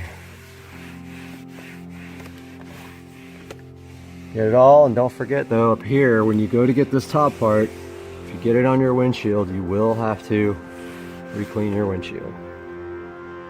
Now, on your center dash here, don't forget, you have a leather shifter. Take a little bit of this. Pop a little dot on there. It's going to be kind of hard to do this one. It's hard to get to. Get in there. Detail this really nice. Alright, so I ran out of space there in the middle of recording, so I had to delete some stuff and upload some stuff. But I am done detailing the interior of the car. I've got the leather conditioner on all the seats and on the dash, and armor all when necessary. Next, we're going to take a look at the engine bay detailing. So, to start off with a dirty engine bay, you're going to have to do some degreasing first. This engine bay is already spotless, so what we're going to do now is take the armor all here. Now this stuff here is the standard finish, which is what I like for the engine bay. We're going to pretty much spray it on the entire engine bay here. Then we're just going to take some clean cloths like this and wipe the whole entire thing down. Everything. It's going to take you a few minutes. Go ahead and do that. And while you're doing that, I'll do mine and we will check back with you here momentarily. Alright guys, I just got finished detailing the engine bay, which was already in pretty good condition. Just want to remind you guys about some things that people forget. Do the top of the hood, or sorry, the underside of the hood as well. This one was pretty dirty. Coat your rag with Armor All and get that pretty clean. Also, don't forget the cracks, hydraulic system for the hood, anything in here that you can get to, try to get to it. That's going to do it for the detail of this car. This thing is ready for the show tomorrow, and we will have some video footage of that coming your way. Don't forget to like and subscribe. Resistance is futile. The line must be drawn here. 173467321 Charlie 32 789777 643 Tango 732 Victor 73117888 732 4767 897 64376 Lock. Oh, yes! I hate this! It is revolting! More? Please.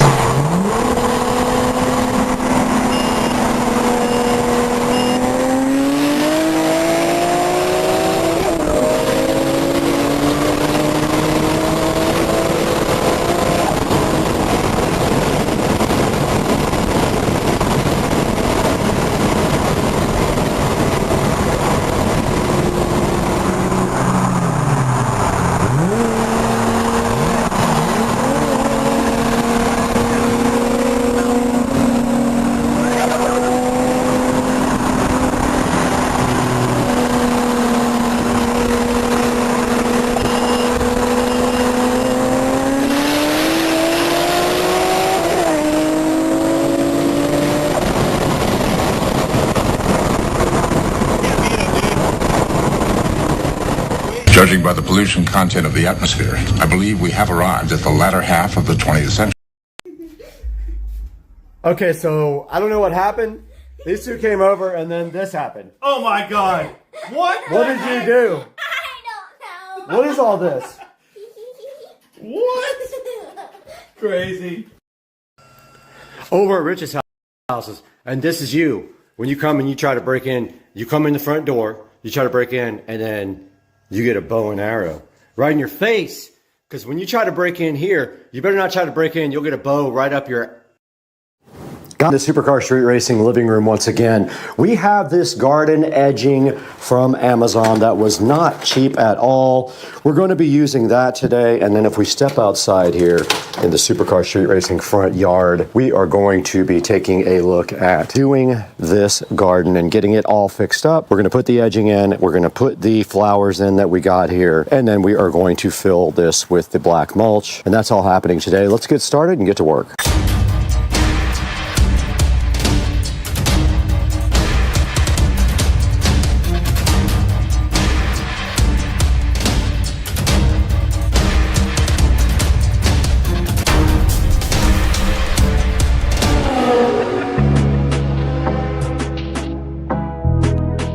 Before we get started here today on the current project on Supercar Street Racing, we need to cut this.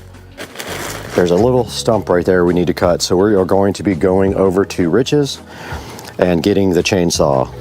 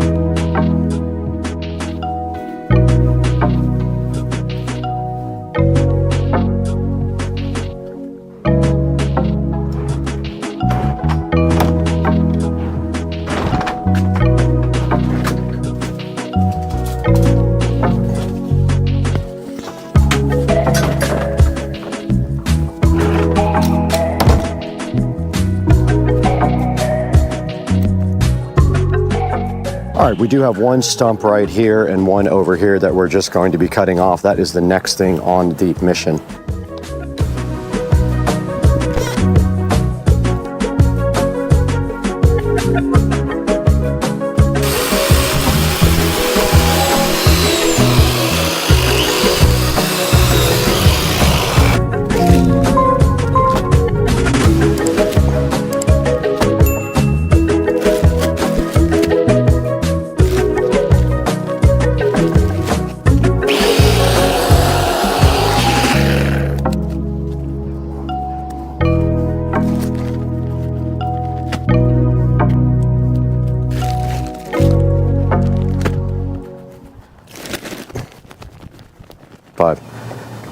All right, we got these stumps removed here, and now I'm just going to basically try to install this edging the best I can. Let's take a look at this edging. Okay, so this is what it looks like. It is flexible, and you should just be able to go like that and break off some of the concrete and then drive the stakes down in. So we're going to try to turn this corner. Or either we could just cut it. What we want to do is, actually that's kind of perfect right there. Right here we're just going to extend it right up to the house, and they have the pins that come with it to hold it. We should be able to get one at the other end, and maybe we have to break something off right here.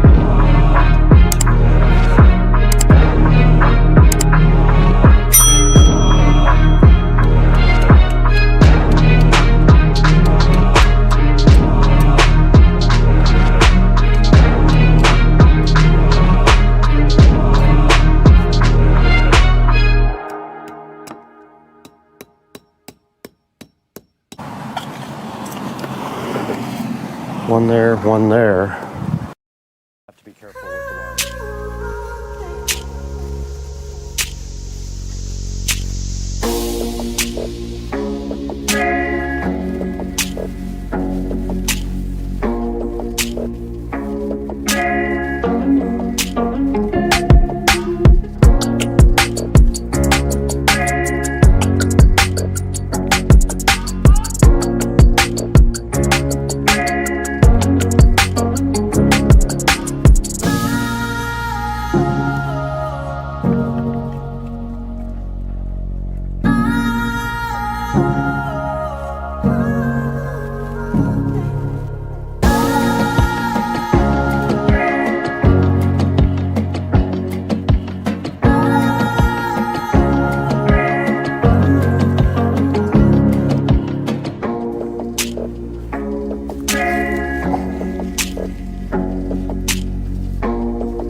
All right, let's dig.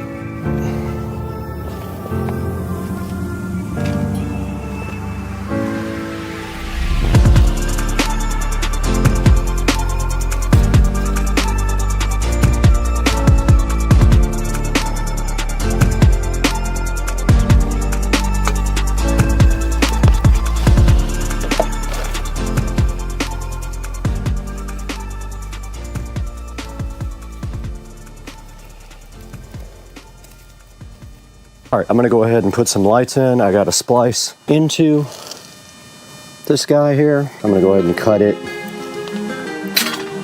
I'm out of the connectors. I'm gonna have to use wire nuts.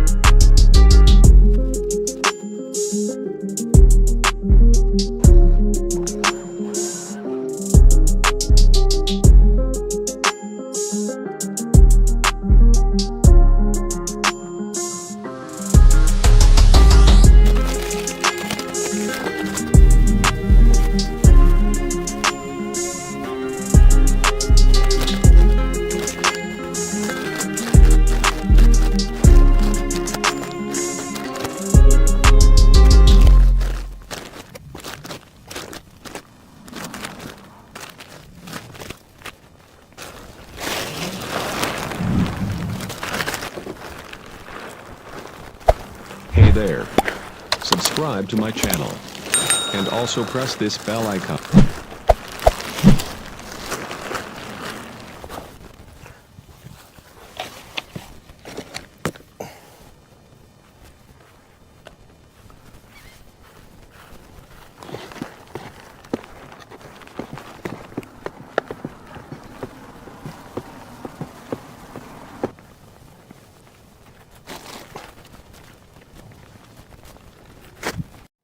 All right, guys, so that is going to wrap up the front garden part. This will be one video. The next video will be the other garden. But I just wanted to give you guys a good look at what I did. I did put the edging in around the garden. It was pretty easy. And then I just planted knockout roses and some other plants. I was given these two plants in the front. It's an interesting story. I don't know who put them here, but they dropped them at my house as a gift. So I went ahead and planted those in the front. I planted 1, 2, 3, 4, 5 knockout roses, and I forgot what these other smaller plants are called exactly, but they will come back every year. And knockout roses are very, very low maintenance, so you don't really have to do much to them. But you can see I went all the way around the side here, and it's a huge improvement from what it was before. And now I just have to get the blower out and blow off the pavers and stuff, which I forgot to do. And that will conclude this project, guys. I hope you enjoyed it, and stay tuned for the next one when that garden over there will get its treatment as well. See ya.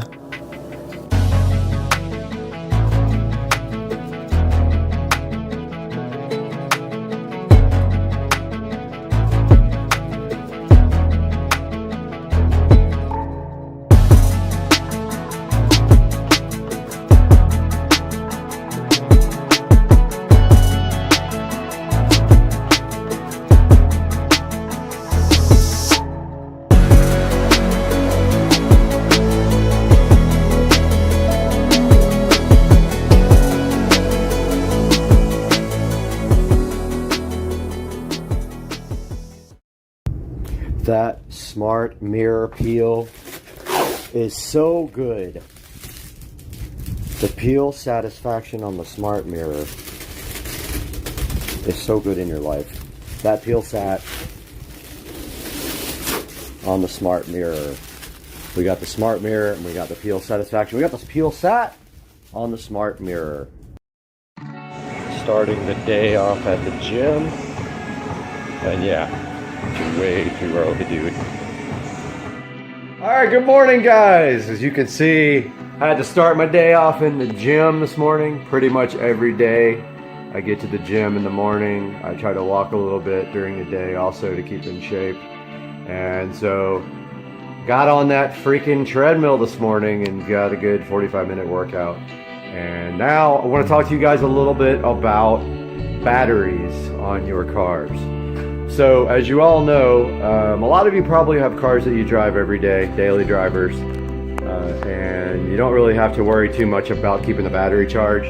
However, if you do have a vehicle or two that you don't drive every day, and especially the BMWs, they tend to drain the battery for absolutely no reason. So, haven't quite figured out why that is. It's just the way it is.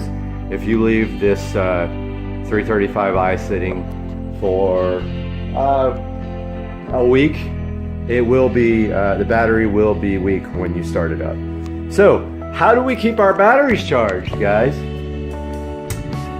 So there's a lot of options out there for keeping the battery charged. I definitely recommend a trickle charger, and one of the best ones available is, in my opinion, the battery tender. So this is the battery tender right here. So I don't know if you can see this very well, but basically what's going on here is this battery tender will plug into your wall outlet, and then it has a variety of options for connecting to the vehicle. One of the options is this pigtail cable, which you can permanently wire to your battery. And that makes it good so you can just plug it in and unplug it whenever you want. And the great thing about it is the other end of this thing has this quick connector. It has a cover on it right now, but get that off of there. You can see right here, it has this positive, negative, where you can't reverse them. There's no way to plug this in incorrectly. So the great part is also it's got built-in circuitry. You can see it charging right there in the background. It's got built-in circuitry to prevent sparks and shorts. So let's take a look at this right now. I'm going to flip this camera around first, and then I'll let you take a look at this Battery Tender Junior. Things you can get with a battery tender. That's Battery Tender Junior. Basically what that means is the amperage of the output of the battery tender. And if generally for most vehicles you can get a Junior, and they are incredibly cheap. I think I paid $27 on Amazon. They're quite a bit higher at Pep Boys, like $20 more. So I recommend getting them from Amazon. Now check it out. So the Battery Tender Junior is plugged in there to my garage outlet, and you can see the cord running here. Now right here is the connector that I was telling you about. It's a quick connector, so I could just unplug it anytime I want and put the little cap back on. Each side has a cap, as you can see right here. Just put the little caps back on. If you have the pigtail connected to the battery, what I like to do, and I'll show you that here in the BMW, is I like to zip tie the connector out of the way. So if you can see right here, I don't have the permanent connector here on the front of the BMW because these are the charging posts for the BMW, so I didn't do it that way on this one. However, if you want to do it permanently on the Beamer, you would do it in the trunk with the circle pigtail connectors. So what I was going to tell you is that the cable just literally is zip tied here, and I leave it just like this, and I leave it covered right here. When I want to charge the battery, I lift the hood, plug it in, lower the hood all the way, except I don't click it. When I'm not using the battery tender, I simply disconnect these two and kind of tuck them neatly away down in there. Now here's the interesting thing about the SL65. So the SL65 actually has two batteries. It has a front battery here. Now this battery is only used for starting, nothing else in the whole car. So it not only does it not need a lot of charging, it doesn't use much juice at all, and it charges very quickly. Now the battery tender has only been on it for 10 minutes, and it's already, that flashing light means that the battery, I believe, is over 50%. It might be 75, I can't remember. But when it turns solid green, that means the battery is charged. So that's the front battery on the SL65. Now, the SL65 also has a rear battery in the trunk. This battery is called a consumer battery, and it does everything else in the vehicle. And as you can see here, until I get power set up permanently, there's actually an outlet over there that I want to get power run to. I just literally have an extension cord run to the ground. And if you look right here, here is a fully charged battery. Now this has been on the battery tender for 3 or 4 days, so it's going to stay charged. So there's a good look at the SL65 there, the side of it. I'm going to talk about the window tint in another video. So battery tender, definitely something I recommend, and I would pick one up if I was you. Even if you do daily drive, it's a good idea to keep your battery topped off. That will prevent, if you ever do have any issues or it's really cold outside, it'll start right away. There's a good look at the mostly engine cover on the V12 twin turbo. Look at the guy who actually hand built the engine and signed it right there. So I'll be back to talk about window tint in the next video. So make sure you subscribe, please. I'm trying to get as many subscribers and views as possible, and check out my Instagram page. I'll put that in the link. Have a good one. Give me the thumbs up, please. I'm going to give you guys a quick little update before I edit this video together. So it's been 30 minutes, and the front battery on the SL65, the starting battery, is now completely charged. Now this is not typical. The back battery took about a day to get fully charged, and the BMW battery, after you drive the car for a long period of time, will take about a day to get back up to full speed. Like and subscribe, please. Later, dude. All right, we are in the Supercar Street Racing kitchen with everything we need to get up in the attic. We have a flathead screwdriver for the cover for the electrical box. We have our drill here. We have our workman pliers, and we have a razor blade to cut the Romex with. Actually cutting the circuit and using the existing wiring, putting this box in, tying in, and that is it. It should be quick and easy, in and out as fast as possible before it heats up there.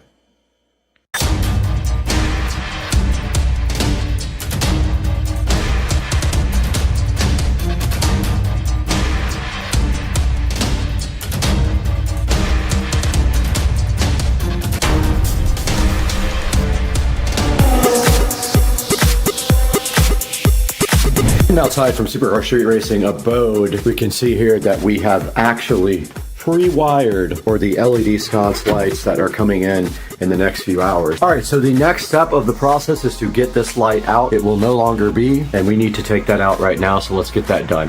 That is a wasp inside of the light.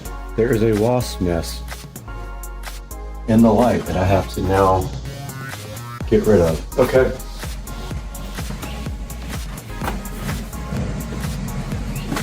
Got a towel here.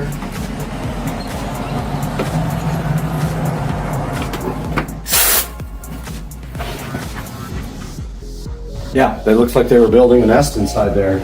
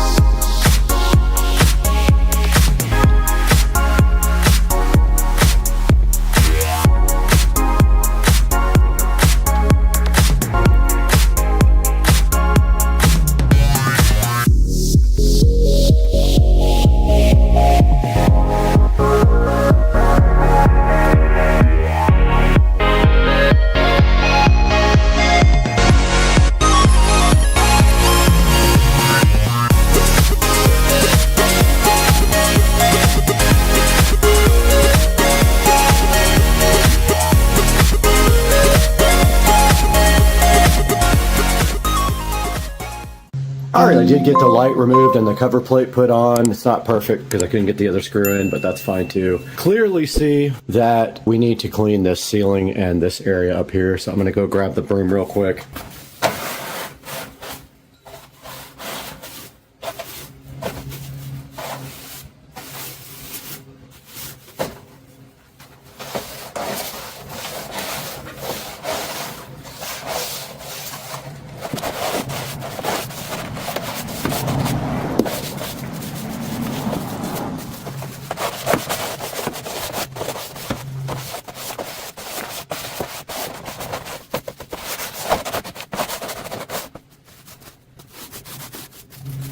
Okay, this area is ready now for the new LED sconce lights. They will go here and here. They will mount directly to this board here. And then we just have to cut these wires and tap right into the existing electrical on the sconce lights. And those guys are expected to be here within the next 2 or 3 hours.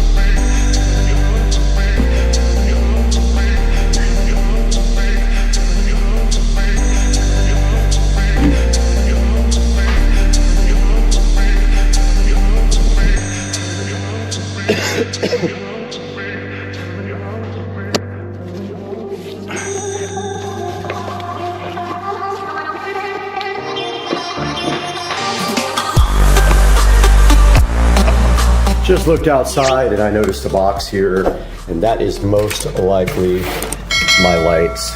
It is them. Let's go ahead and get this inside. All right, just got this opened up, and I wanted to show you guys the quality of this packaging compared to maybe something of a cheaper nature. They have all this nice padding inside. It's very well taped up. It did come from China. I will go ahead and say that right now, but look at all the nice padding inside. And it's not cheap padding either, it's the good stuff. And then the two lights are sitting right inside there. Let's get them out now and take a look at what we have. Here is a good look at the LED wall sconce. It is very heavy. It is glass, you can tell. It's not plastic. And if we flip the back over, so what you do is you unscrew the mount from the actual sconce, you mount that on the wall, slide the sconce over it, and then you power it up like that. So you take these screws out of the side here. They're already pretty loose. They're not all the way in. So inside of here, you have the remote. You have some screws. So let's get this mount off and see what we're looking at here. That one was drove in sideways.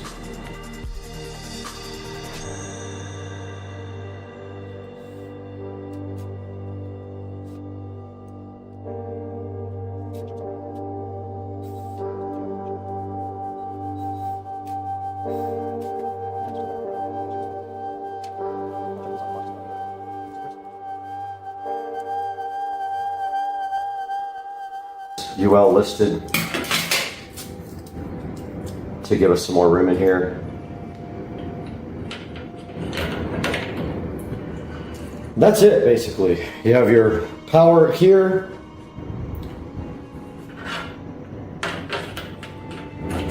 Which can go like that. You have your bracket here, which your power wire can run right next to. Put your Romex right next to it, anywhere in there. So what I'll do is I will hook it up outside of, I'll trim the wire up enough, and you have room to stuff some wire in here if you have to. Then you put the wire through here, wire it up, which is going to be kind of difficult. I don't know how they expect you to do that. So I just popped it off the pins. There's no way you can do this without doing that. Wire is not that flexible. And to be honest with you, this is not going to get wet, but it might get hosed off at some point. So you want to get this as waterproof as you can. Our goal is to mount this dead center at 47 and run the wire along the side. Okay, we're outside now and we have wired these two wires here to the switch that controls the patio light here. So there is no more patio light, it is disconnected, and now we have this left. This wire here and these brackets are how you mount this system. Now, you can see here that we're mounting this dead center. It doesn't matter where the wire goes through because there's plenty of room inside of the bracket for the wire to be moved and stored. So what we're going to do here, dead center this on both sides, and I already measured where that is, and so we're just going to go right below the hole like that, as far up as we can where the wire can still get through that hole. So we'll do the same thing on this side. That should put it dead center. So the light is 47 inches total, so let's measure.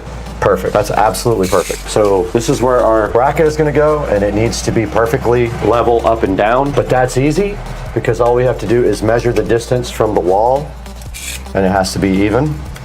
And we'll also take our level on it like this. Got a small drill bit here. I'm gonna do a pilot hole here, just so I'm not like bearing down on it and trying to get it to go in. This is plastic, by the way. No more termite damage, they don't eat it.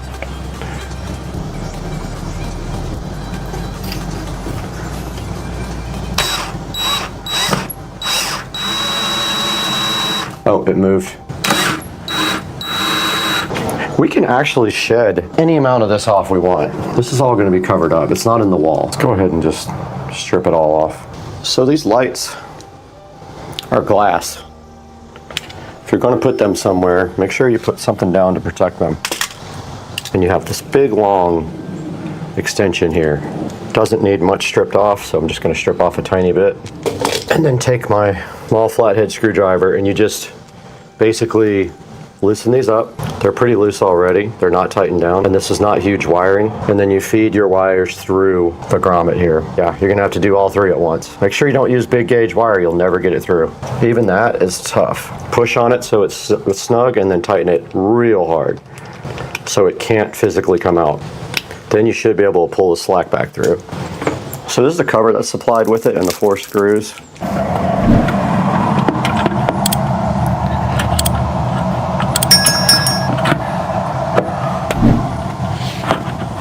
Not gonna get those other sides in.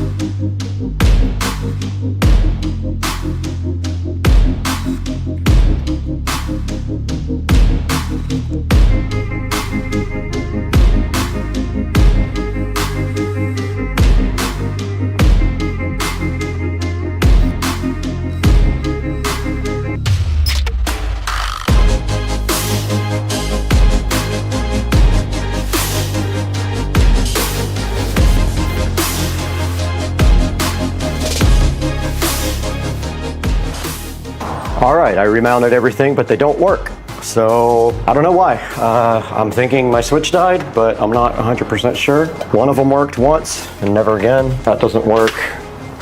That doesn't work, and the breaker's on.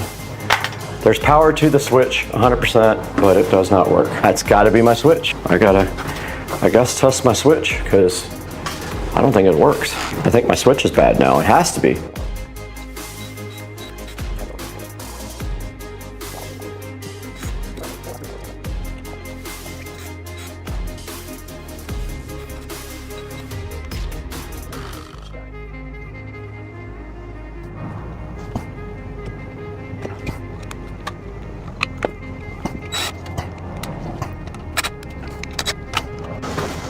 Okay, I did get the lights finally hooked up and on.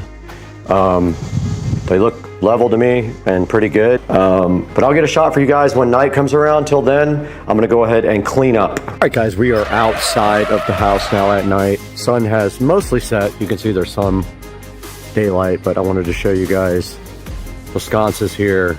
And you can see right there as we walk up, they are set on warm white along with all the other lights. And I have the garage, kitchen, and foyer on purple. And so as we walk up to the front here, you can see the sconces came out so cool. I think they add such a nice touch to the porch, and we have no more hanging porch light looking like it's from the 50s.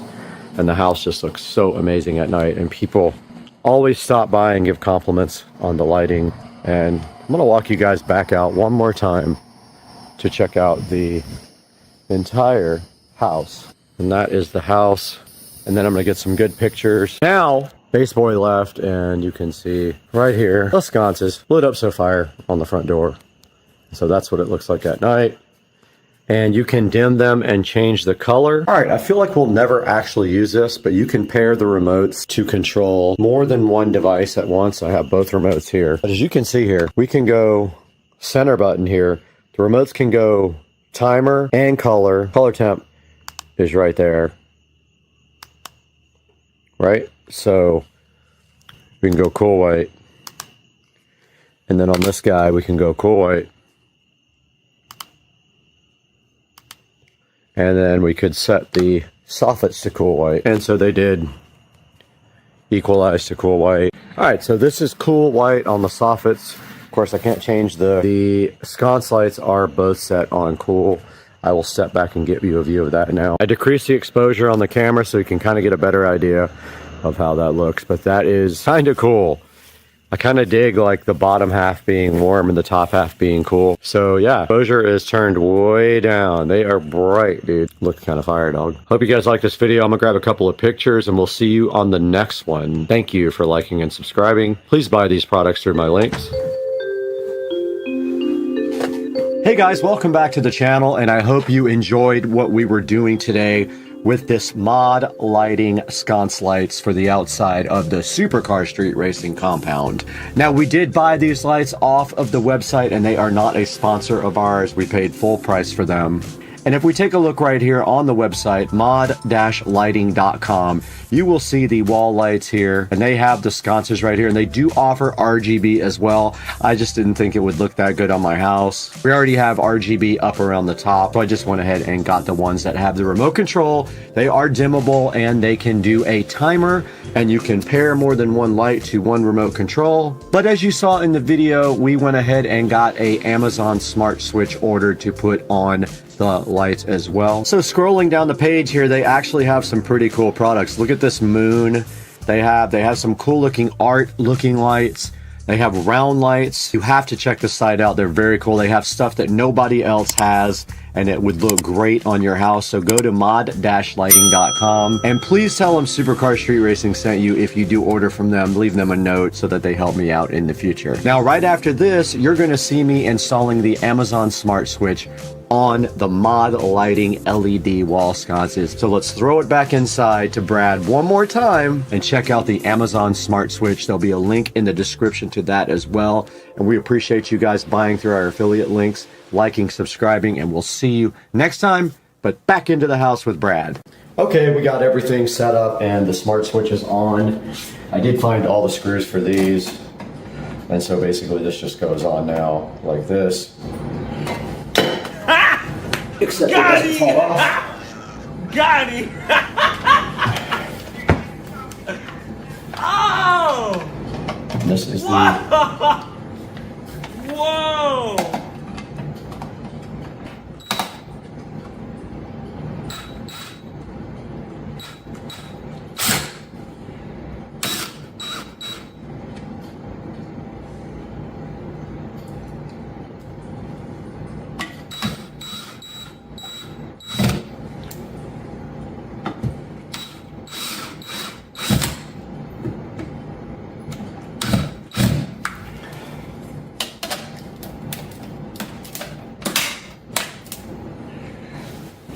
Done.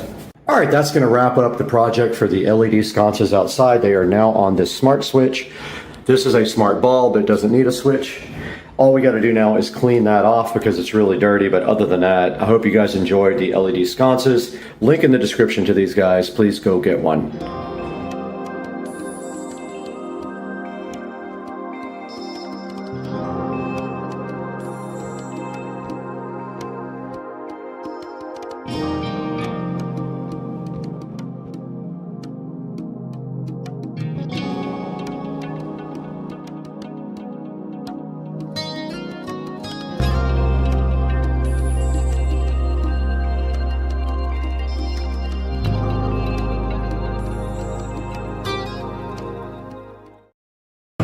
Kitty, it's Halloween. This is your favorite time of year. You can walk in front of a bunch of, I don't even know what I'm talking about. Walk in front of a bunch of people. Hi, Kitty. This is your night. All right, this is the best baked chicken you'll ever see in your entire life. And I mean it. It's $4.25 for about 45 minutes. It makes it crispy. It makes it good. And you need this in your life. You need my baked chicken in your life, my friend. Yes, you. Oh, this looks fly, dog. Oh my goodness. That garage. Let's go. Guys, back in the Supercar Street Racing Garage, you're starting a very ambitious project in here. I have ordered hex lighting for the garage, and part of this project, I want to get this garage cleaned out and painted black. So today we start the process on the channel, and I'm so happy you guys are here with us for the whole thing.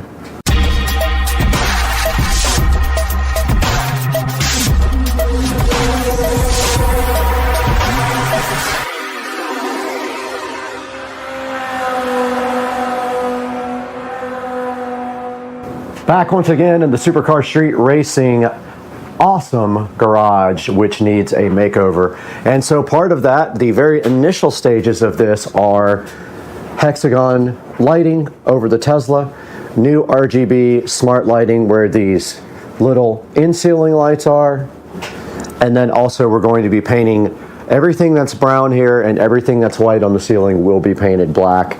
This back wall is going to remain the color that it is. So that is what we're doing first today. We got to get everything off these shelves. We're going to paint these shelves also black. The shelves are kind of in bad shape. I might just remove them completely. But yeah, we got to get this out, at least removed or something, and figure out what our next move is. So let's do that now.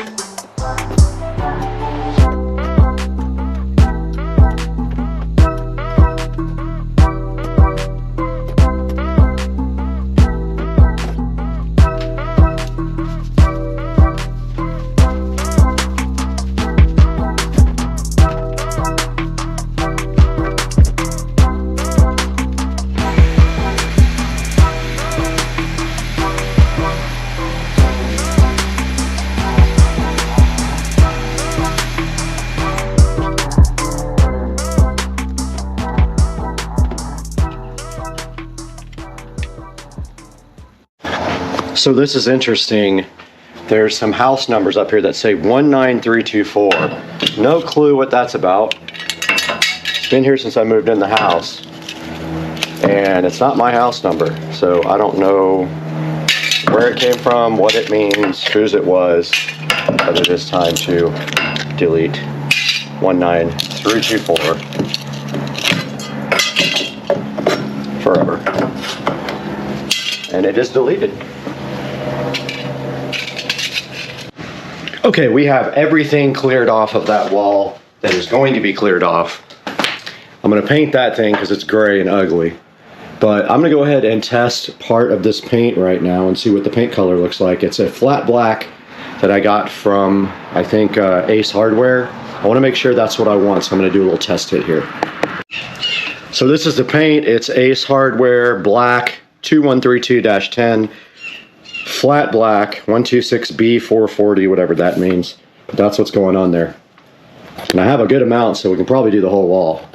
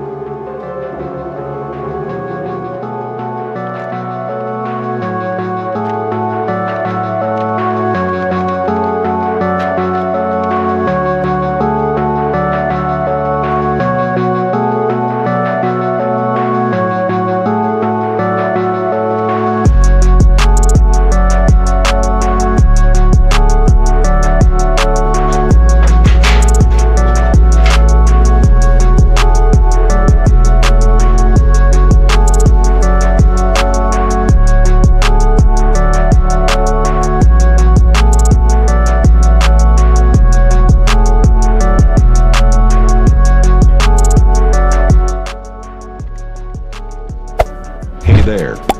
Subscribe to my channel. And also press this bell icon.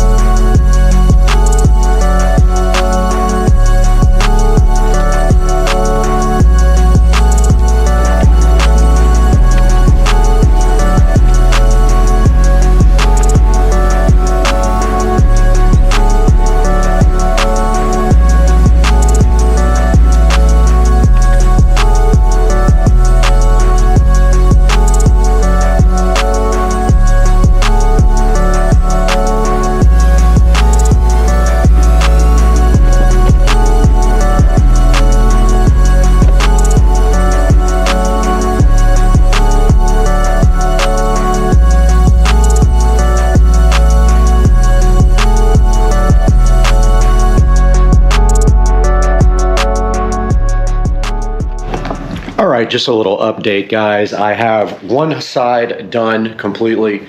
I'm about to start on the other side, but I have decided that these wheels and tires have to move to this side of the garage simply because there's no room to walk next to the car. All the stuff is going away. Let's get busy.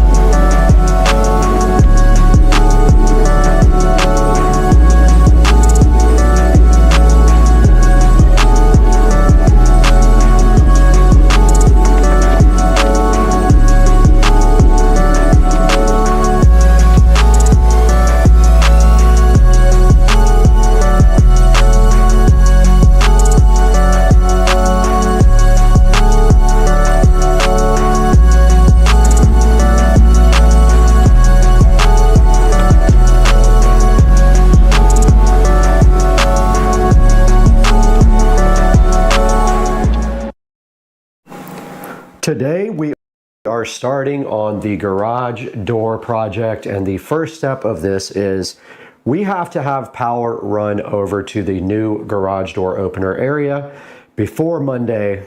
So we're going to go ahead and do that now on Supercar Street Racing, and here's the parts we're going to use. All we're basically going to do today is start off by prepping these parts.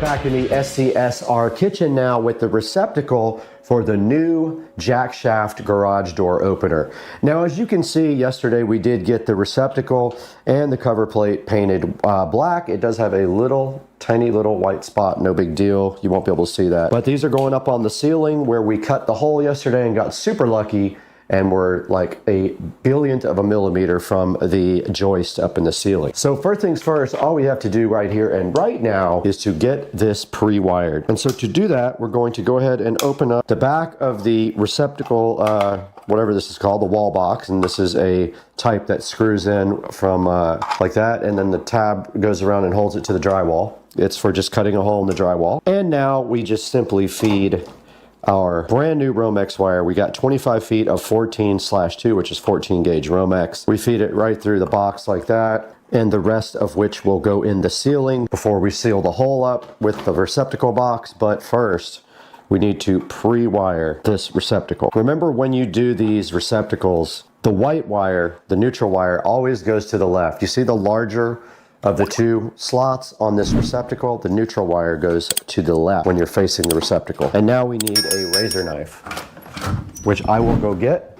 Take this Romex wire and strip off enough. Strip off the Romex, strip the paper off the ground. Ground wire is the bare copper wire. Take your scissors. Now let's see if our wire strippers still work. These have been giving me fits lately, probably because I don't know how to operate them. Okay, we got our wire strip back, and we are going to use the back, the quick connector, where you just push through the back of the receptacle. And don't forget, white goes to the left, so white would be this side. So you either use the top or the bottom. You don't use one of each. So the top, left side here, you just push the wire in and it locks in place. Same with the black wire, push the wire in and it'll lock, supposedly. Oh, wrong hole. That's what she said. That's what she said. All right, that is in there.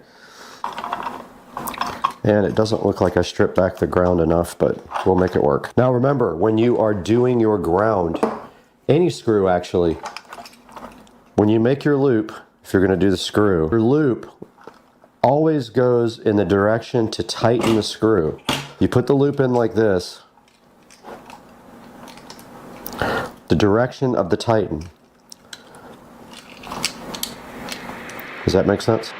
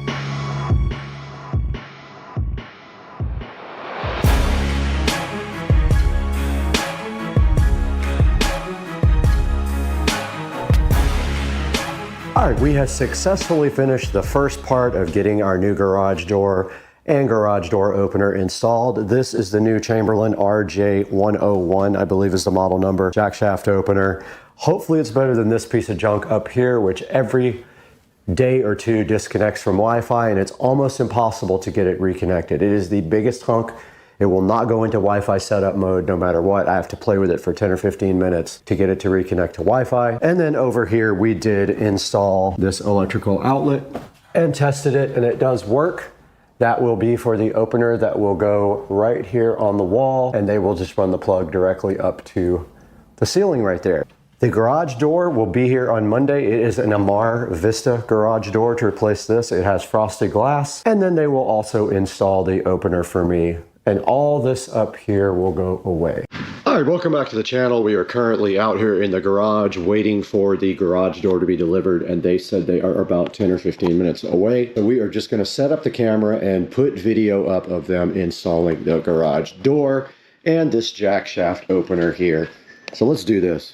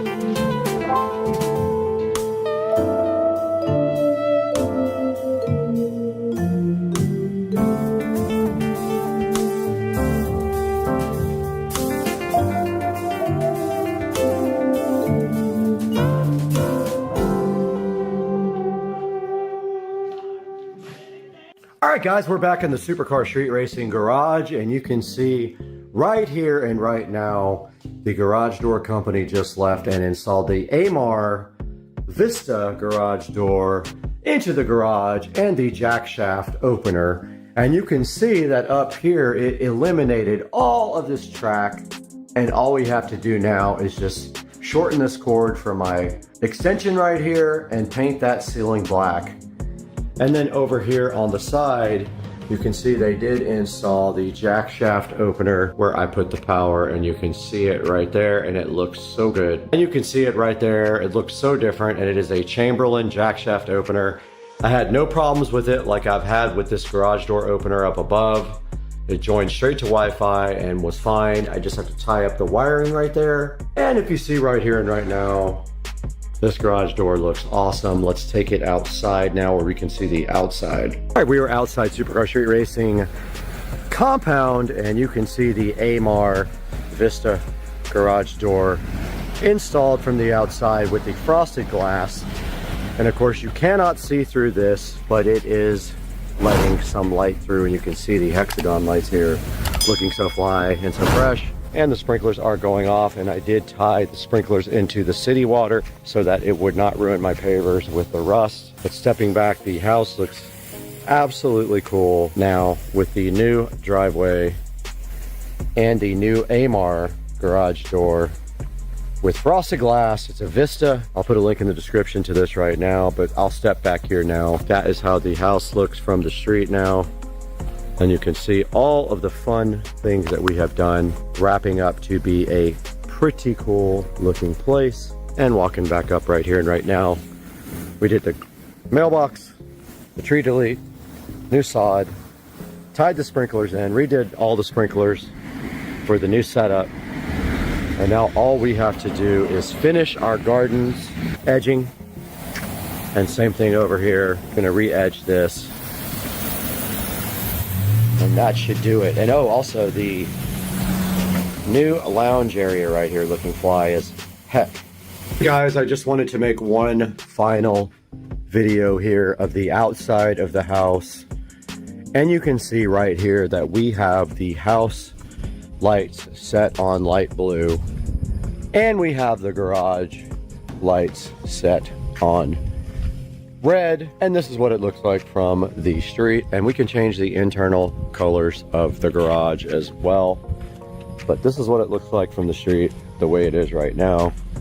It looks insane and just a crazy cool looking exterior now. A million times improvement over what it was before.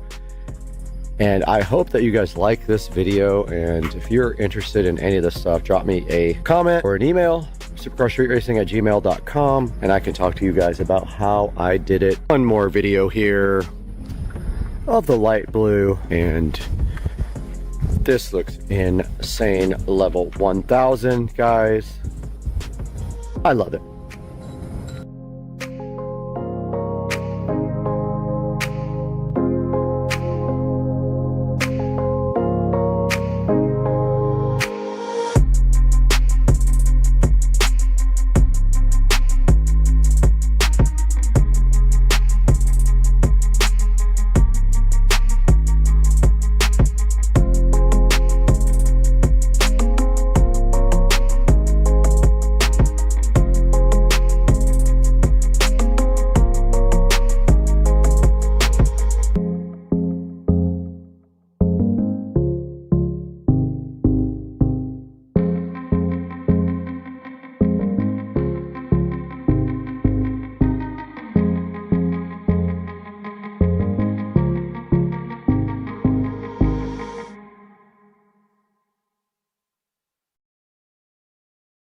This thing does 8K video. Whoa. What? Oh, so where you scrolling out of the attic? I thought we was going in there. Got him! Got him! Oh! Whoa! Whoa! Back in the Supercar Street Racing closet today, we got to do something with this guy. So this JBL Venue Sub 10 was bought in a thrift store. Back when I could get good things in the thrift store, I can no longer find stuff like this anymore, and I don't know why. This thing was in the closet in the hallway. It did eventually die. I'm assuming the amp was bad, so I have a replacement amp for this, and all we have to do today at Supercar Street Racing is go ahead, get this subwoofer out. It is heavy, it's a 10. Get it out of the closet, and then bring it into the office and fix it. So let's get busy today. We got to get this subwoofer working again so we can have 1,000 subwoofers in my house.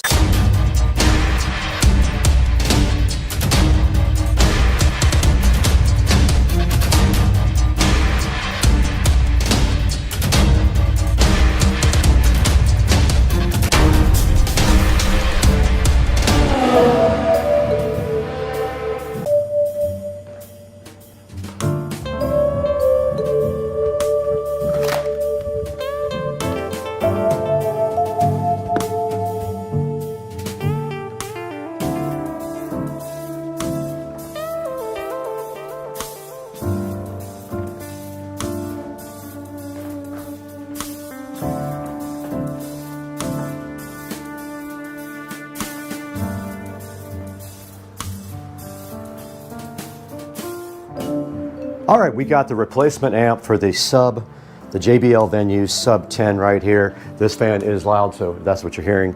We're gonna go ahead and get this sub taken apart now and replace this amplifier. You can see right here, don't know when this was actually manufactured. I would say this thing's probably 10 years old or more, but let's go ahead and get this done real quick.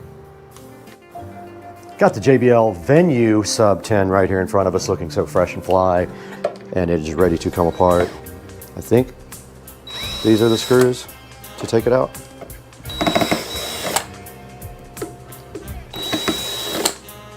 Pretty sure this amplifier is completely fried. If not, we spent $30 for nothing. I think this is a 250 watt.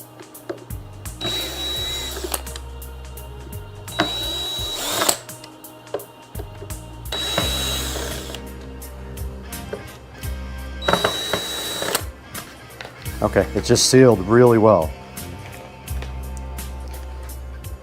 There's a gasket.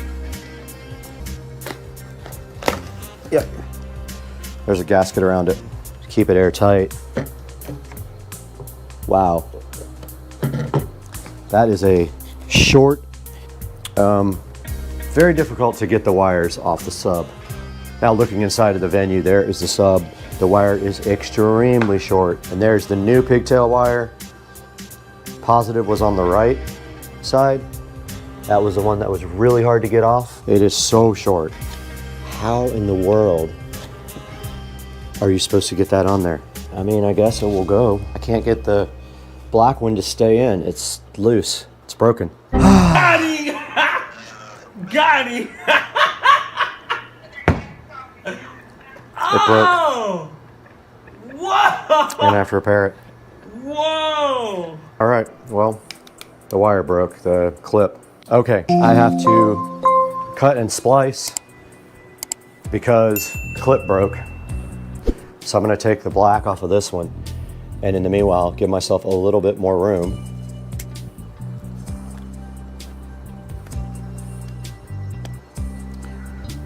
Need my strippers. Got him! Got him! Got this wire strip back here. Just gotta cut this one off. Do the same. This clip is broken.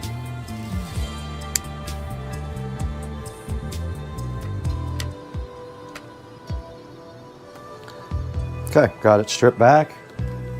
Just gonna splice them together like that and zip some electrical tape around them.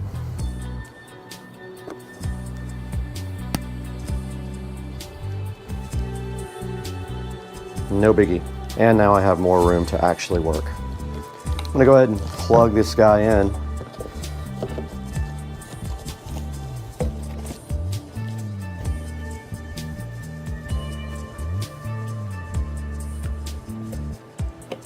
It's not exactly easy. All right, that was much easier. And then all we have to do is put our gasket back. Return our amplifier to working condition.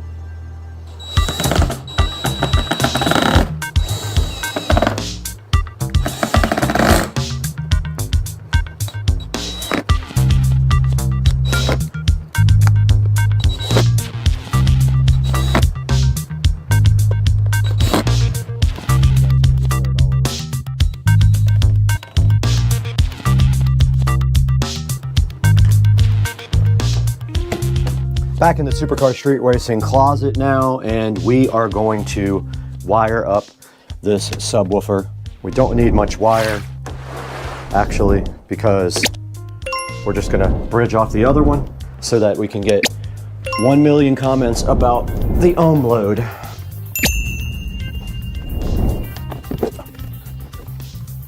I need my wire strippers, this is crazy.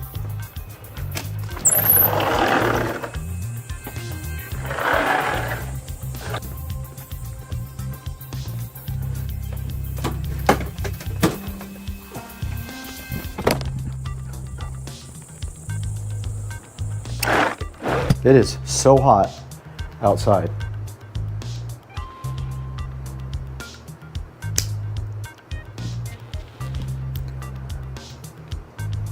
We got our wires all stripped back now, so all we have to do is connect this guy up. Should not be difficult, unless the wire won't fit inside of the terminals, but let's see. And we're gonna do positive is going to be the side with the writing on it. Okay, this might be harder than I thought. Got him! Got him!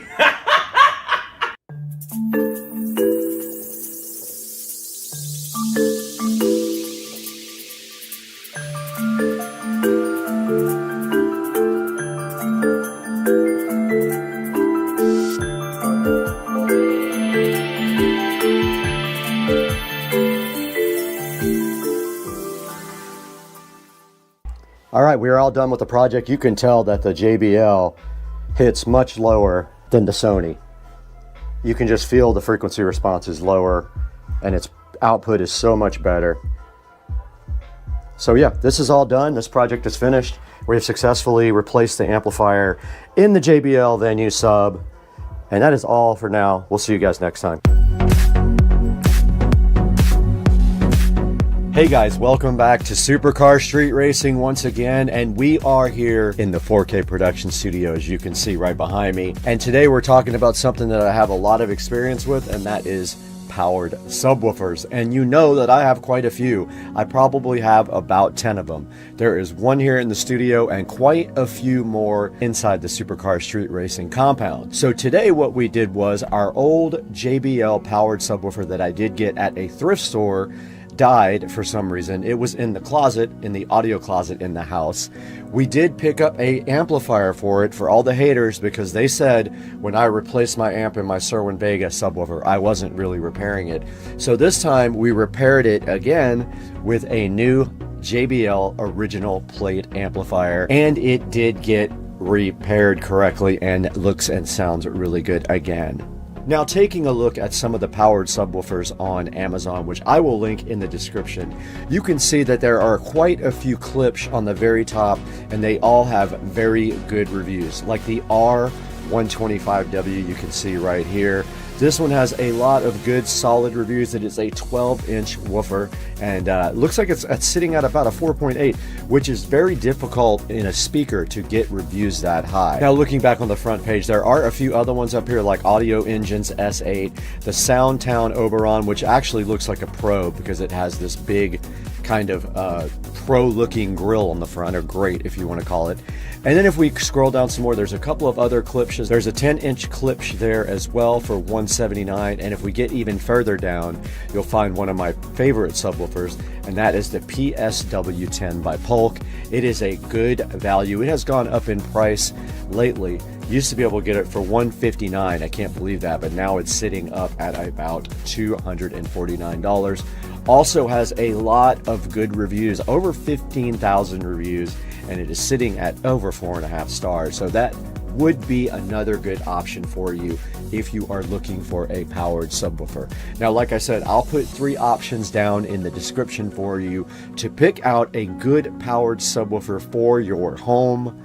But check it out right here. We've got things like the ELAC for $149, which also has 1,039 really good reviews. Now, some that you may or may not have heard of, because I sure haven't. We have the Rel and we have the Edifer as other choices for subs. And then if we keep going down, there's some like the Kanto, which I also have not even heard of. So there are a lot of choices out there for a powered subwoofer. I love all my powered subwoofers, so you know what I have. You've seen some in my videos. You can always go back and watch some of those older videos. But for now, we are going to be calling it a day at Supercar Street Racing. We have to go shoot another video for the golf cart of some products that we just got in. Please like and subscribe, and always order your Amazon products through any of my product links. If you click on a link in the description and then order anything, doesn't have to be that product, it helps out Supercar Street Racing so much, because you know we don't make any money on the channel, we actually lose money. Now we got to get out of here. We got to go shoot and edit another video today.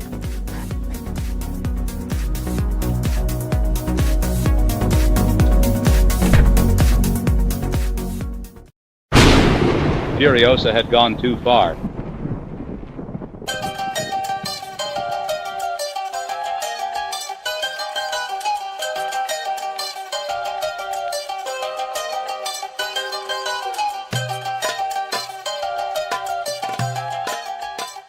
As a child, someone changed her world forever.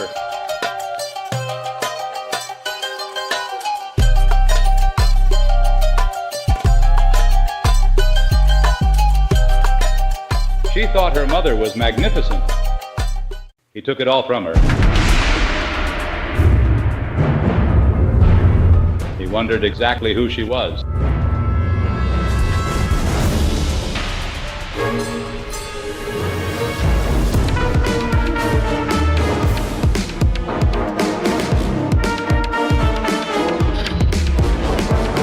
He took her childhood, her mother.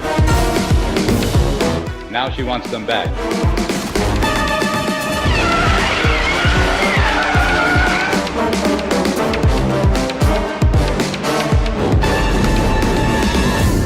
Even if it takes forever. She makes a promise to find her way home.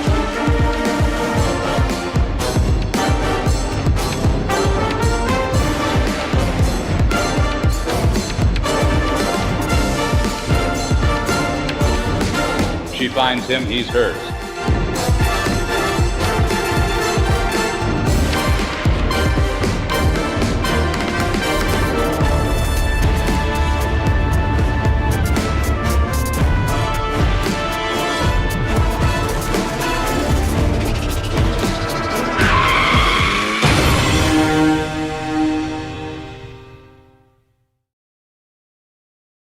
We are in the Supercar Street Racing living room, and I'm Brad, and welcome to Supercar Street Racing. If you're new here, we're so happy to have you with us. If you're not new, welcome back to the channel. And today we have a partnership with Wow Lights, and right behind me here sitting on the table, we're gonna get these Wow Lights 100-foot outdoor permanent lights unboxed, see what's inside, and figure out a plan on where we are going to install these.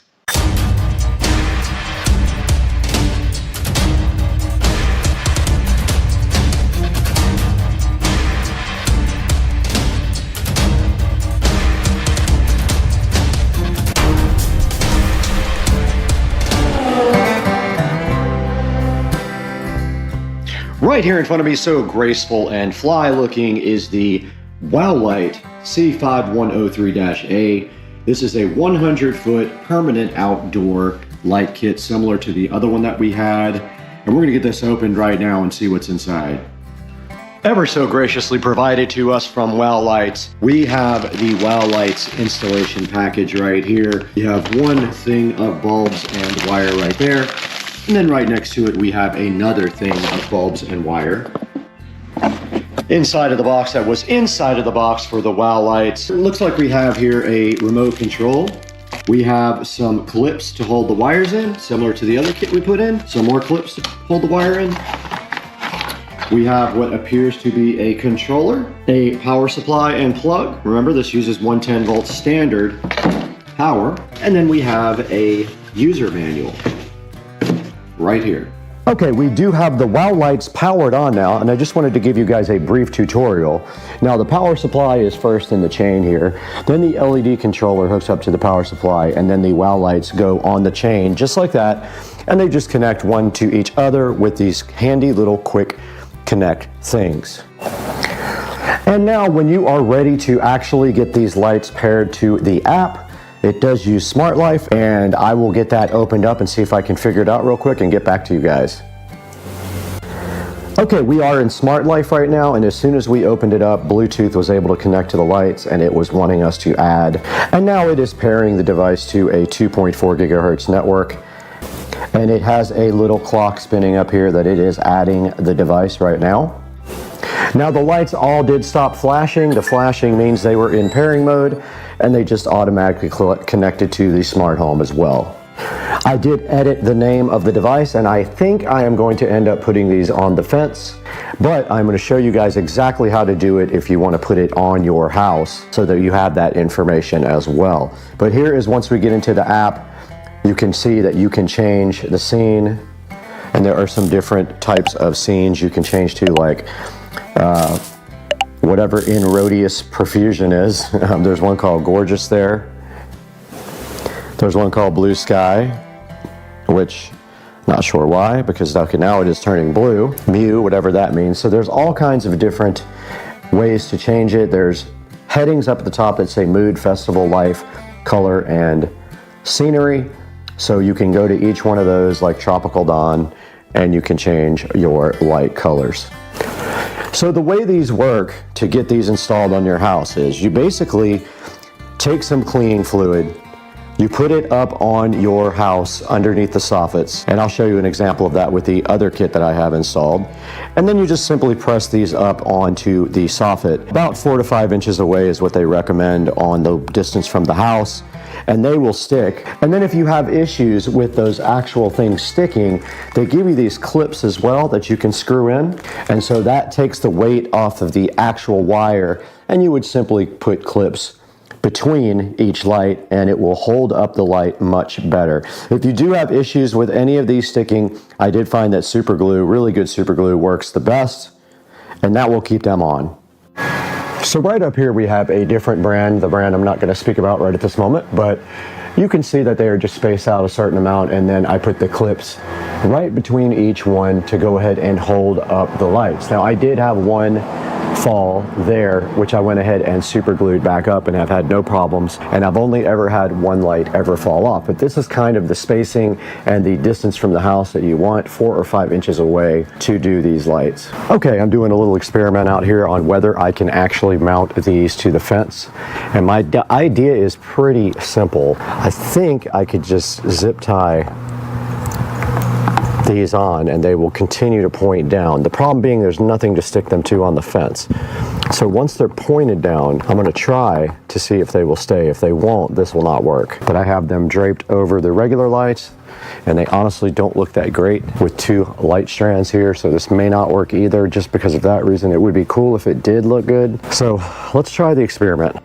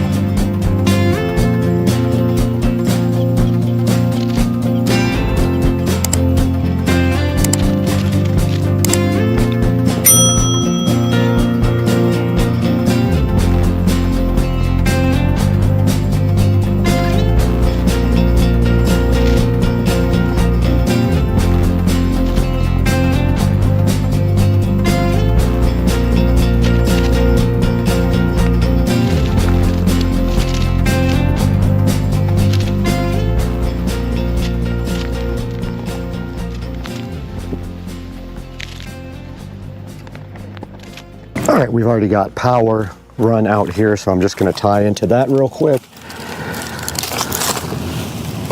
But I'm going to turn the power off first.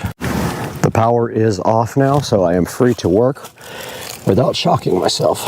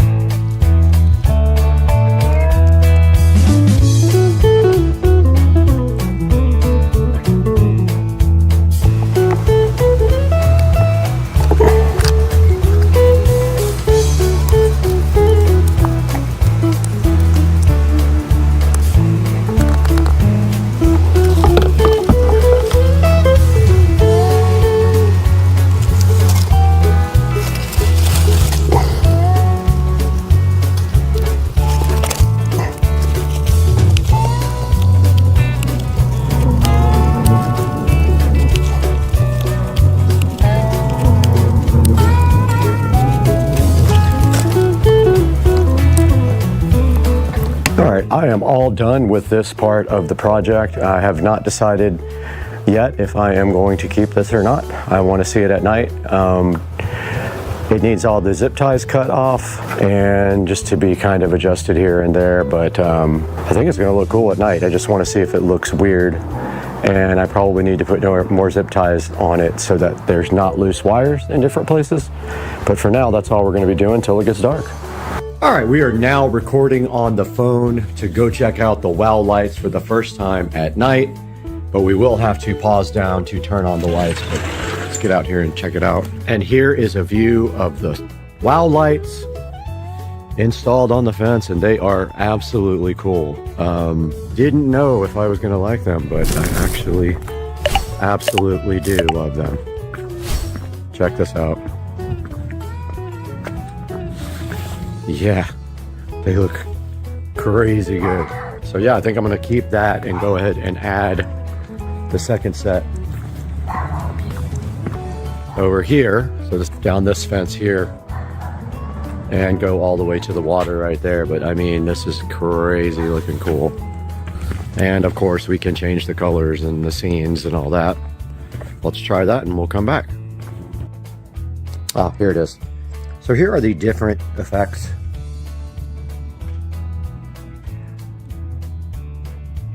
Pretty cool. And you can go ahead and dim and raise it.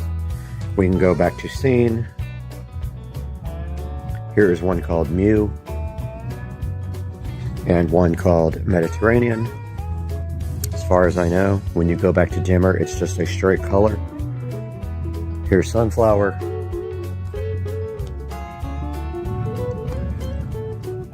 Dazzling.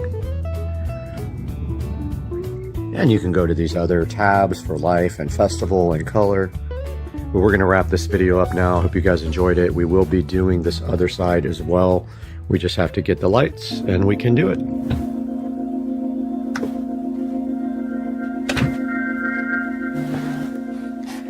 We are out here in the 4K production studio once again, taking a look at WOW Light. Now the company WOW Light was gracious enough to send us these outdoor lights. It is a 100-foot set of outdoor lights similar to other brands. However, this one actually uses Smart Life for its app, unlike some of the other devices that use their own custom-made app. And you can see right here on the screen, we have the 50-foot version right there and the 100-foot version right here. The 100-foot version is $263 with a $60 coupon added to it to get yourself a little discount. And I can tell you this, the way these work. So the way that you put them up, and we just went over that in the video, is they have 3M tape on the back. You just take that and you peel it off and you stick it right up to your soffits. Ideally, you want to be about 3 to 4 inches away from the house for maximum effect. Some people aren't able to do that, like I wasn't able to do that with my set, but you might be able to. Now, I took mine to a different level by putting it on my fence. I just thought it would be cool. Now, it is expensive. However, I've been having issues with my lights on the fence burning out after about 2 or 3 times of being in the rain. So these will probably last way longer. Now, looking at the reviews, they do have a 4.3 star review out of 25 ratings. And if we look through the picture here, you can see that they do show the app here, and it does use Smart Life, and it has a Bluetooth enabled discovery on the actual thing. So when you actually start it up, it finds it via Bluetooth and then it adds it to Smart Life via Bluetooth. And looking right here, you can see that they are IPS65 waterproof, and they are good for up to 100 degrees Fahrenheit, which is also good because most of the time these are going to be out in the rain, and you can control them with smart home devices. You can do a bunch of different lighting effects. There's some funny ones in there that I don't even understand because they don't make sense, but they do look cool. Now we have to get one more set to put in the other side of the yard on the other fence, and then we should be good to go. And it says right here holiday decoration, but you can actually use them all year round, like I'm going to do in the backyard. I'm going to have both fences with the lights on it, and so we will be able to control them like that. And like I said, it is $263, which is much cheaper than some of the other ones that have the same effects and the same amount of lights. So there is a coupon. Make sure you use that, and make sure when you buy anything from Amazon, not just this, anything, you can click on any of my links in the description and buy anything you want. And on my affiliate program, it does give me a couple of dollars because the channel loses a ton of money. So this will help me greatly if you do it. And now we gotta leave because we have 1 million LED lights to replace in the backyard.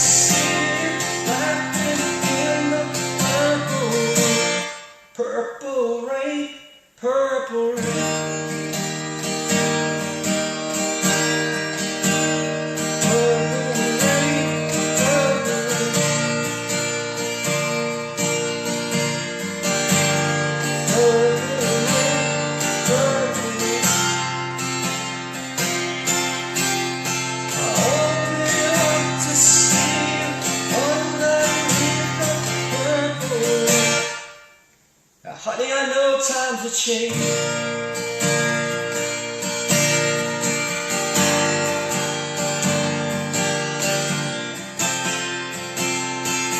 So now when I reach out for the new, that means you too. I forgot the rest of the song.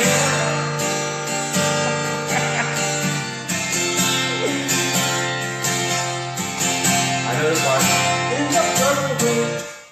Purple rain, purple rain.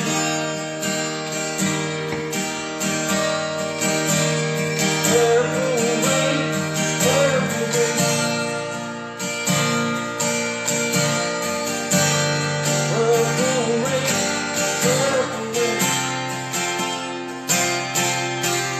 I only like to see you crying in the purple rain.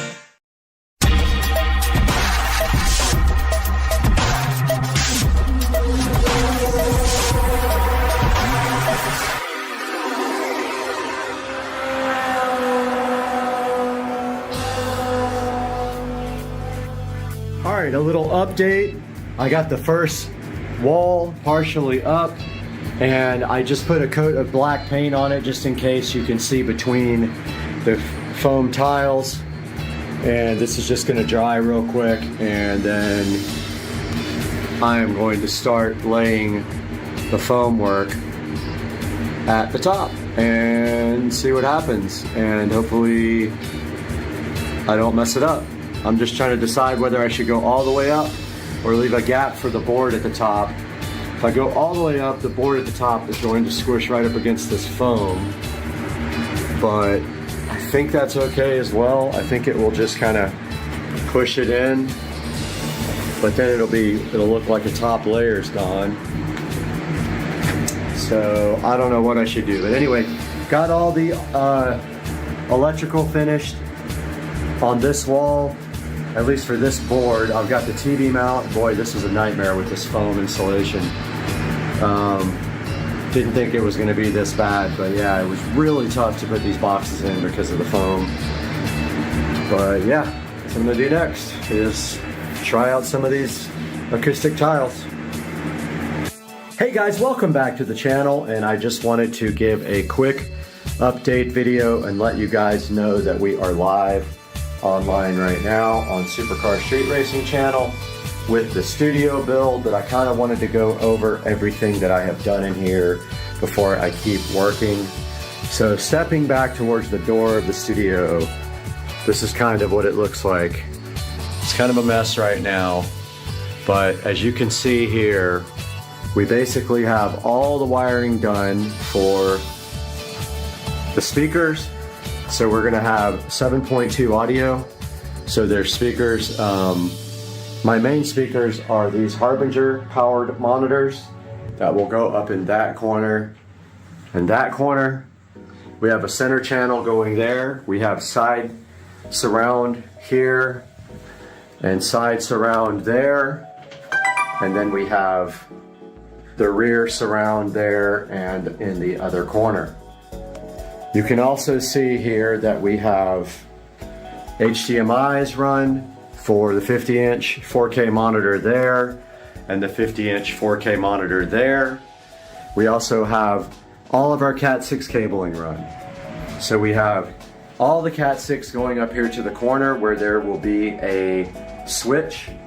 We have a Netgear, I think 25 port switch that goes up in that corner, and Ethernet runs here for a television there, and I don't know what I'm putting there yet, probably one I already have. It runs back here for 2 workstations, one there,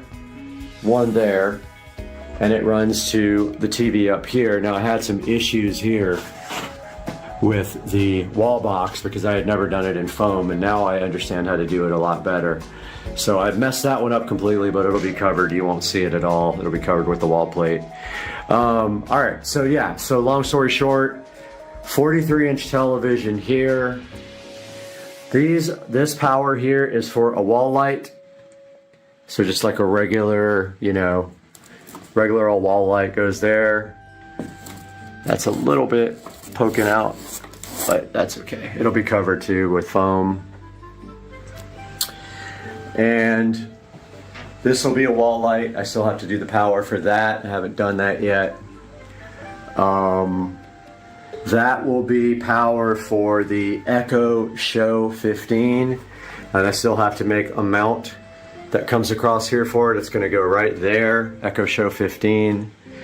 Down here is the other workstation, and we're going to have HDMI available here.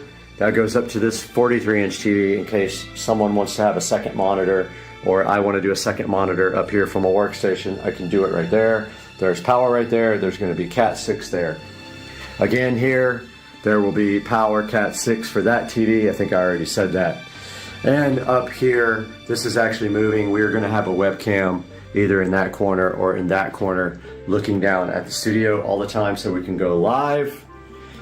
And I have all the power pretty much run everywhere. AC unit is going down here at the bottom, right at the very bottom. It is remote controlled, so no big deal. And I want to be able to plug it in right here. So super easy, reach over there, plug in. Futon will go over here. This whole wall will be completely covered. I already started sealing the door up. It is mostly sealed. I foam sealed all the bottoms of the joists down here, all the way across there, and all the way across there, and then out here in the rafters. I ran out of clear silicone caulk, but I started sealing all of these joints up here. You can see it's still kind of wet right there, and it did shrink, so I got to fix that. Yeah, all that was caulked in yesterday. I'll probably come back and do a second coat there.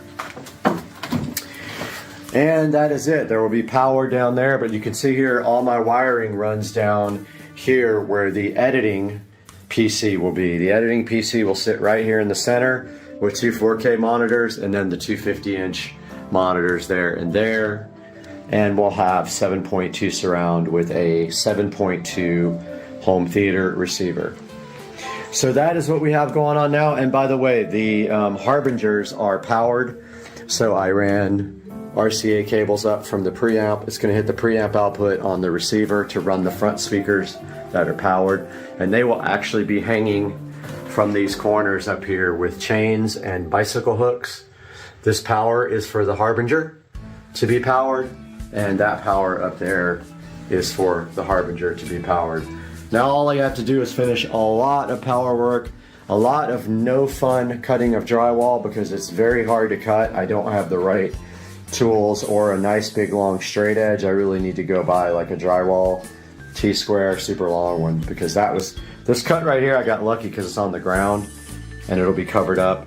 Oh, I forgot to show you guys. So the plan is for the walls is going to be foam sound insulating tile. Now yes, I know that this stuff is cheap and it doesn't really insulate sound, but I like the look.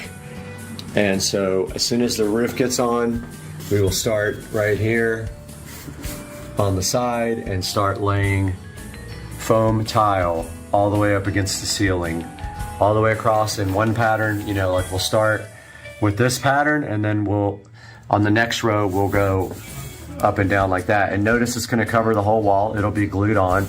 And then when we get up to these switches, we just literally cut around them or either cut holes in the actual foam. But it looks like we'll be able to just cut around the switches. It'll be pretty easy. These cut with scissors.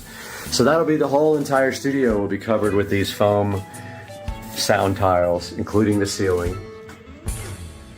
And that is it. I have ordered a bunch of these already and I wanted to see if they were gonna work out, and we're gonna add them to the wall with this Super 3M multi-purpose adhesive once all the foam board gets up. So we're attaching the foam board directly to the studs and the ceiling joist.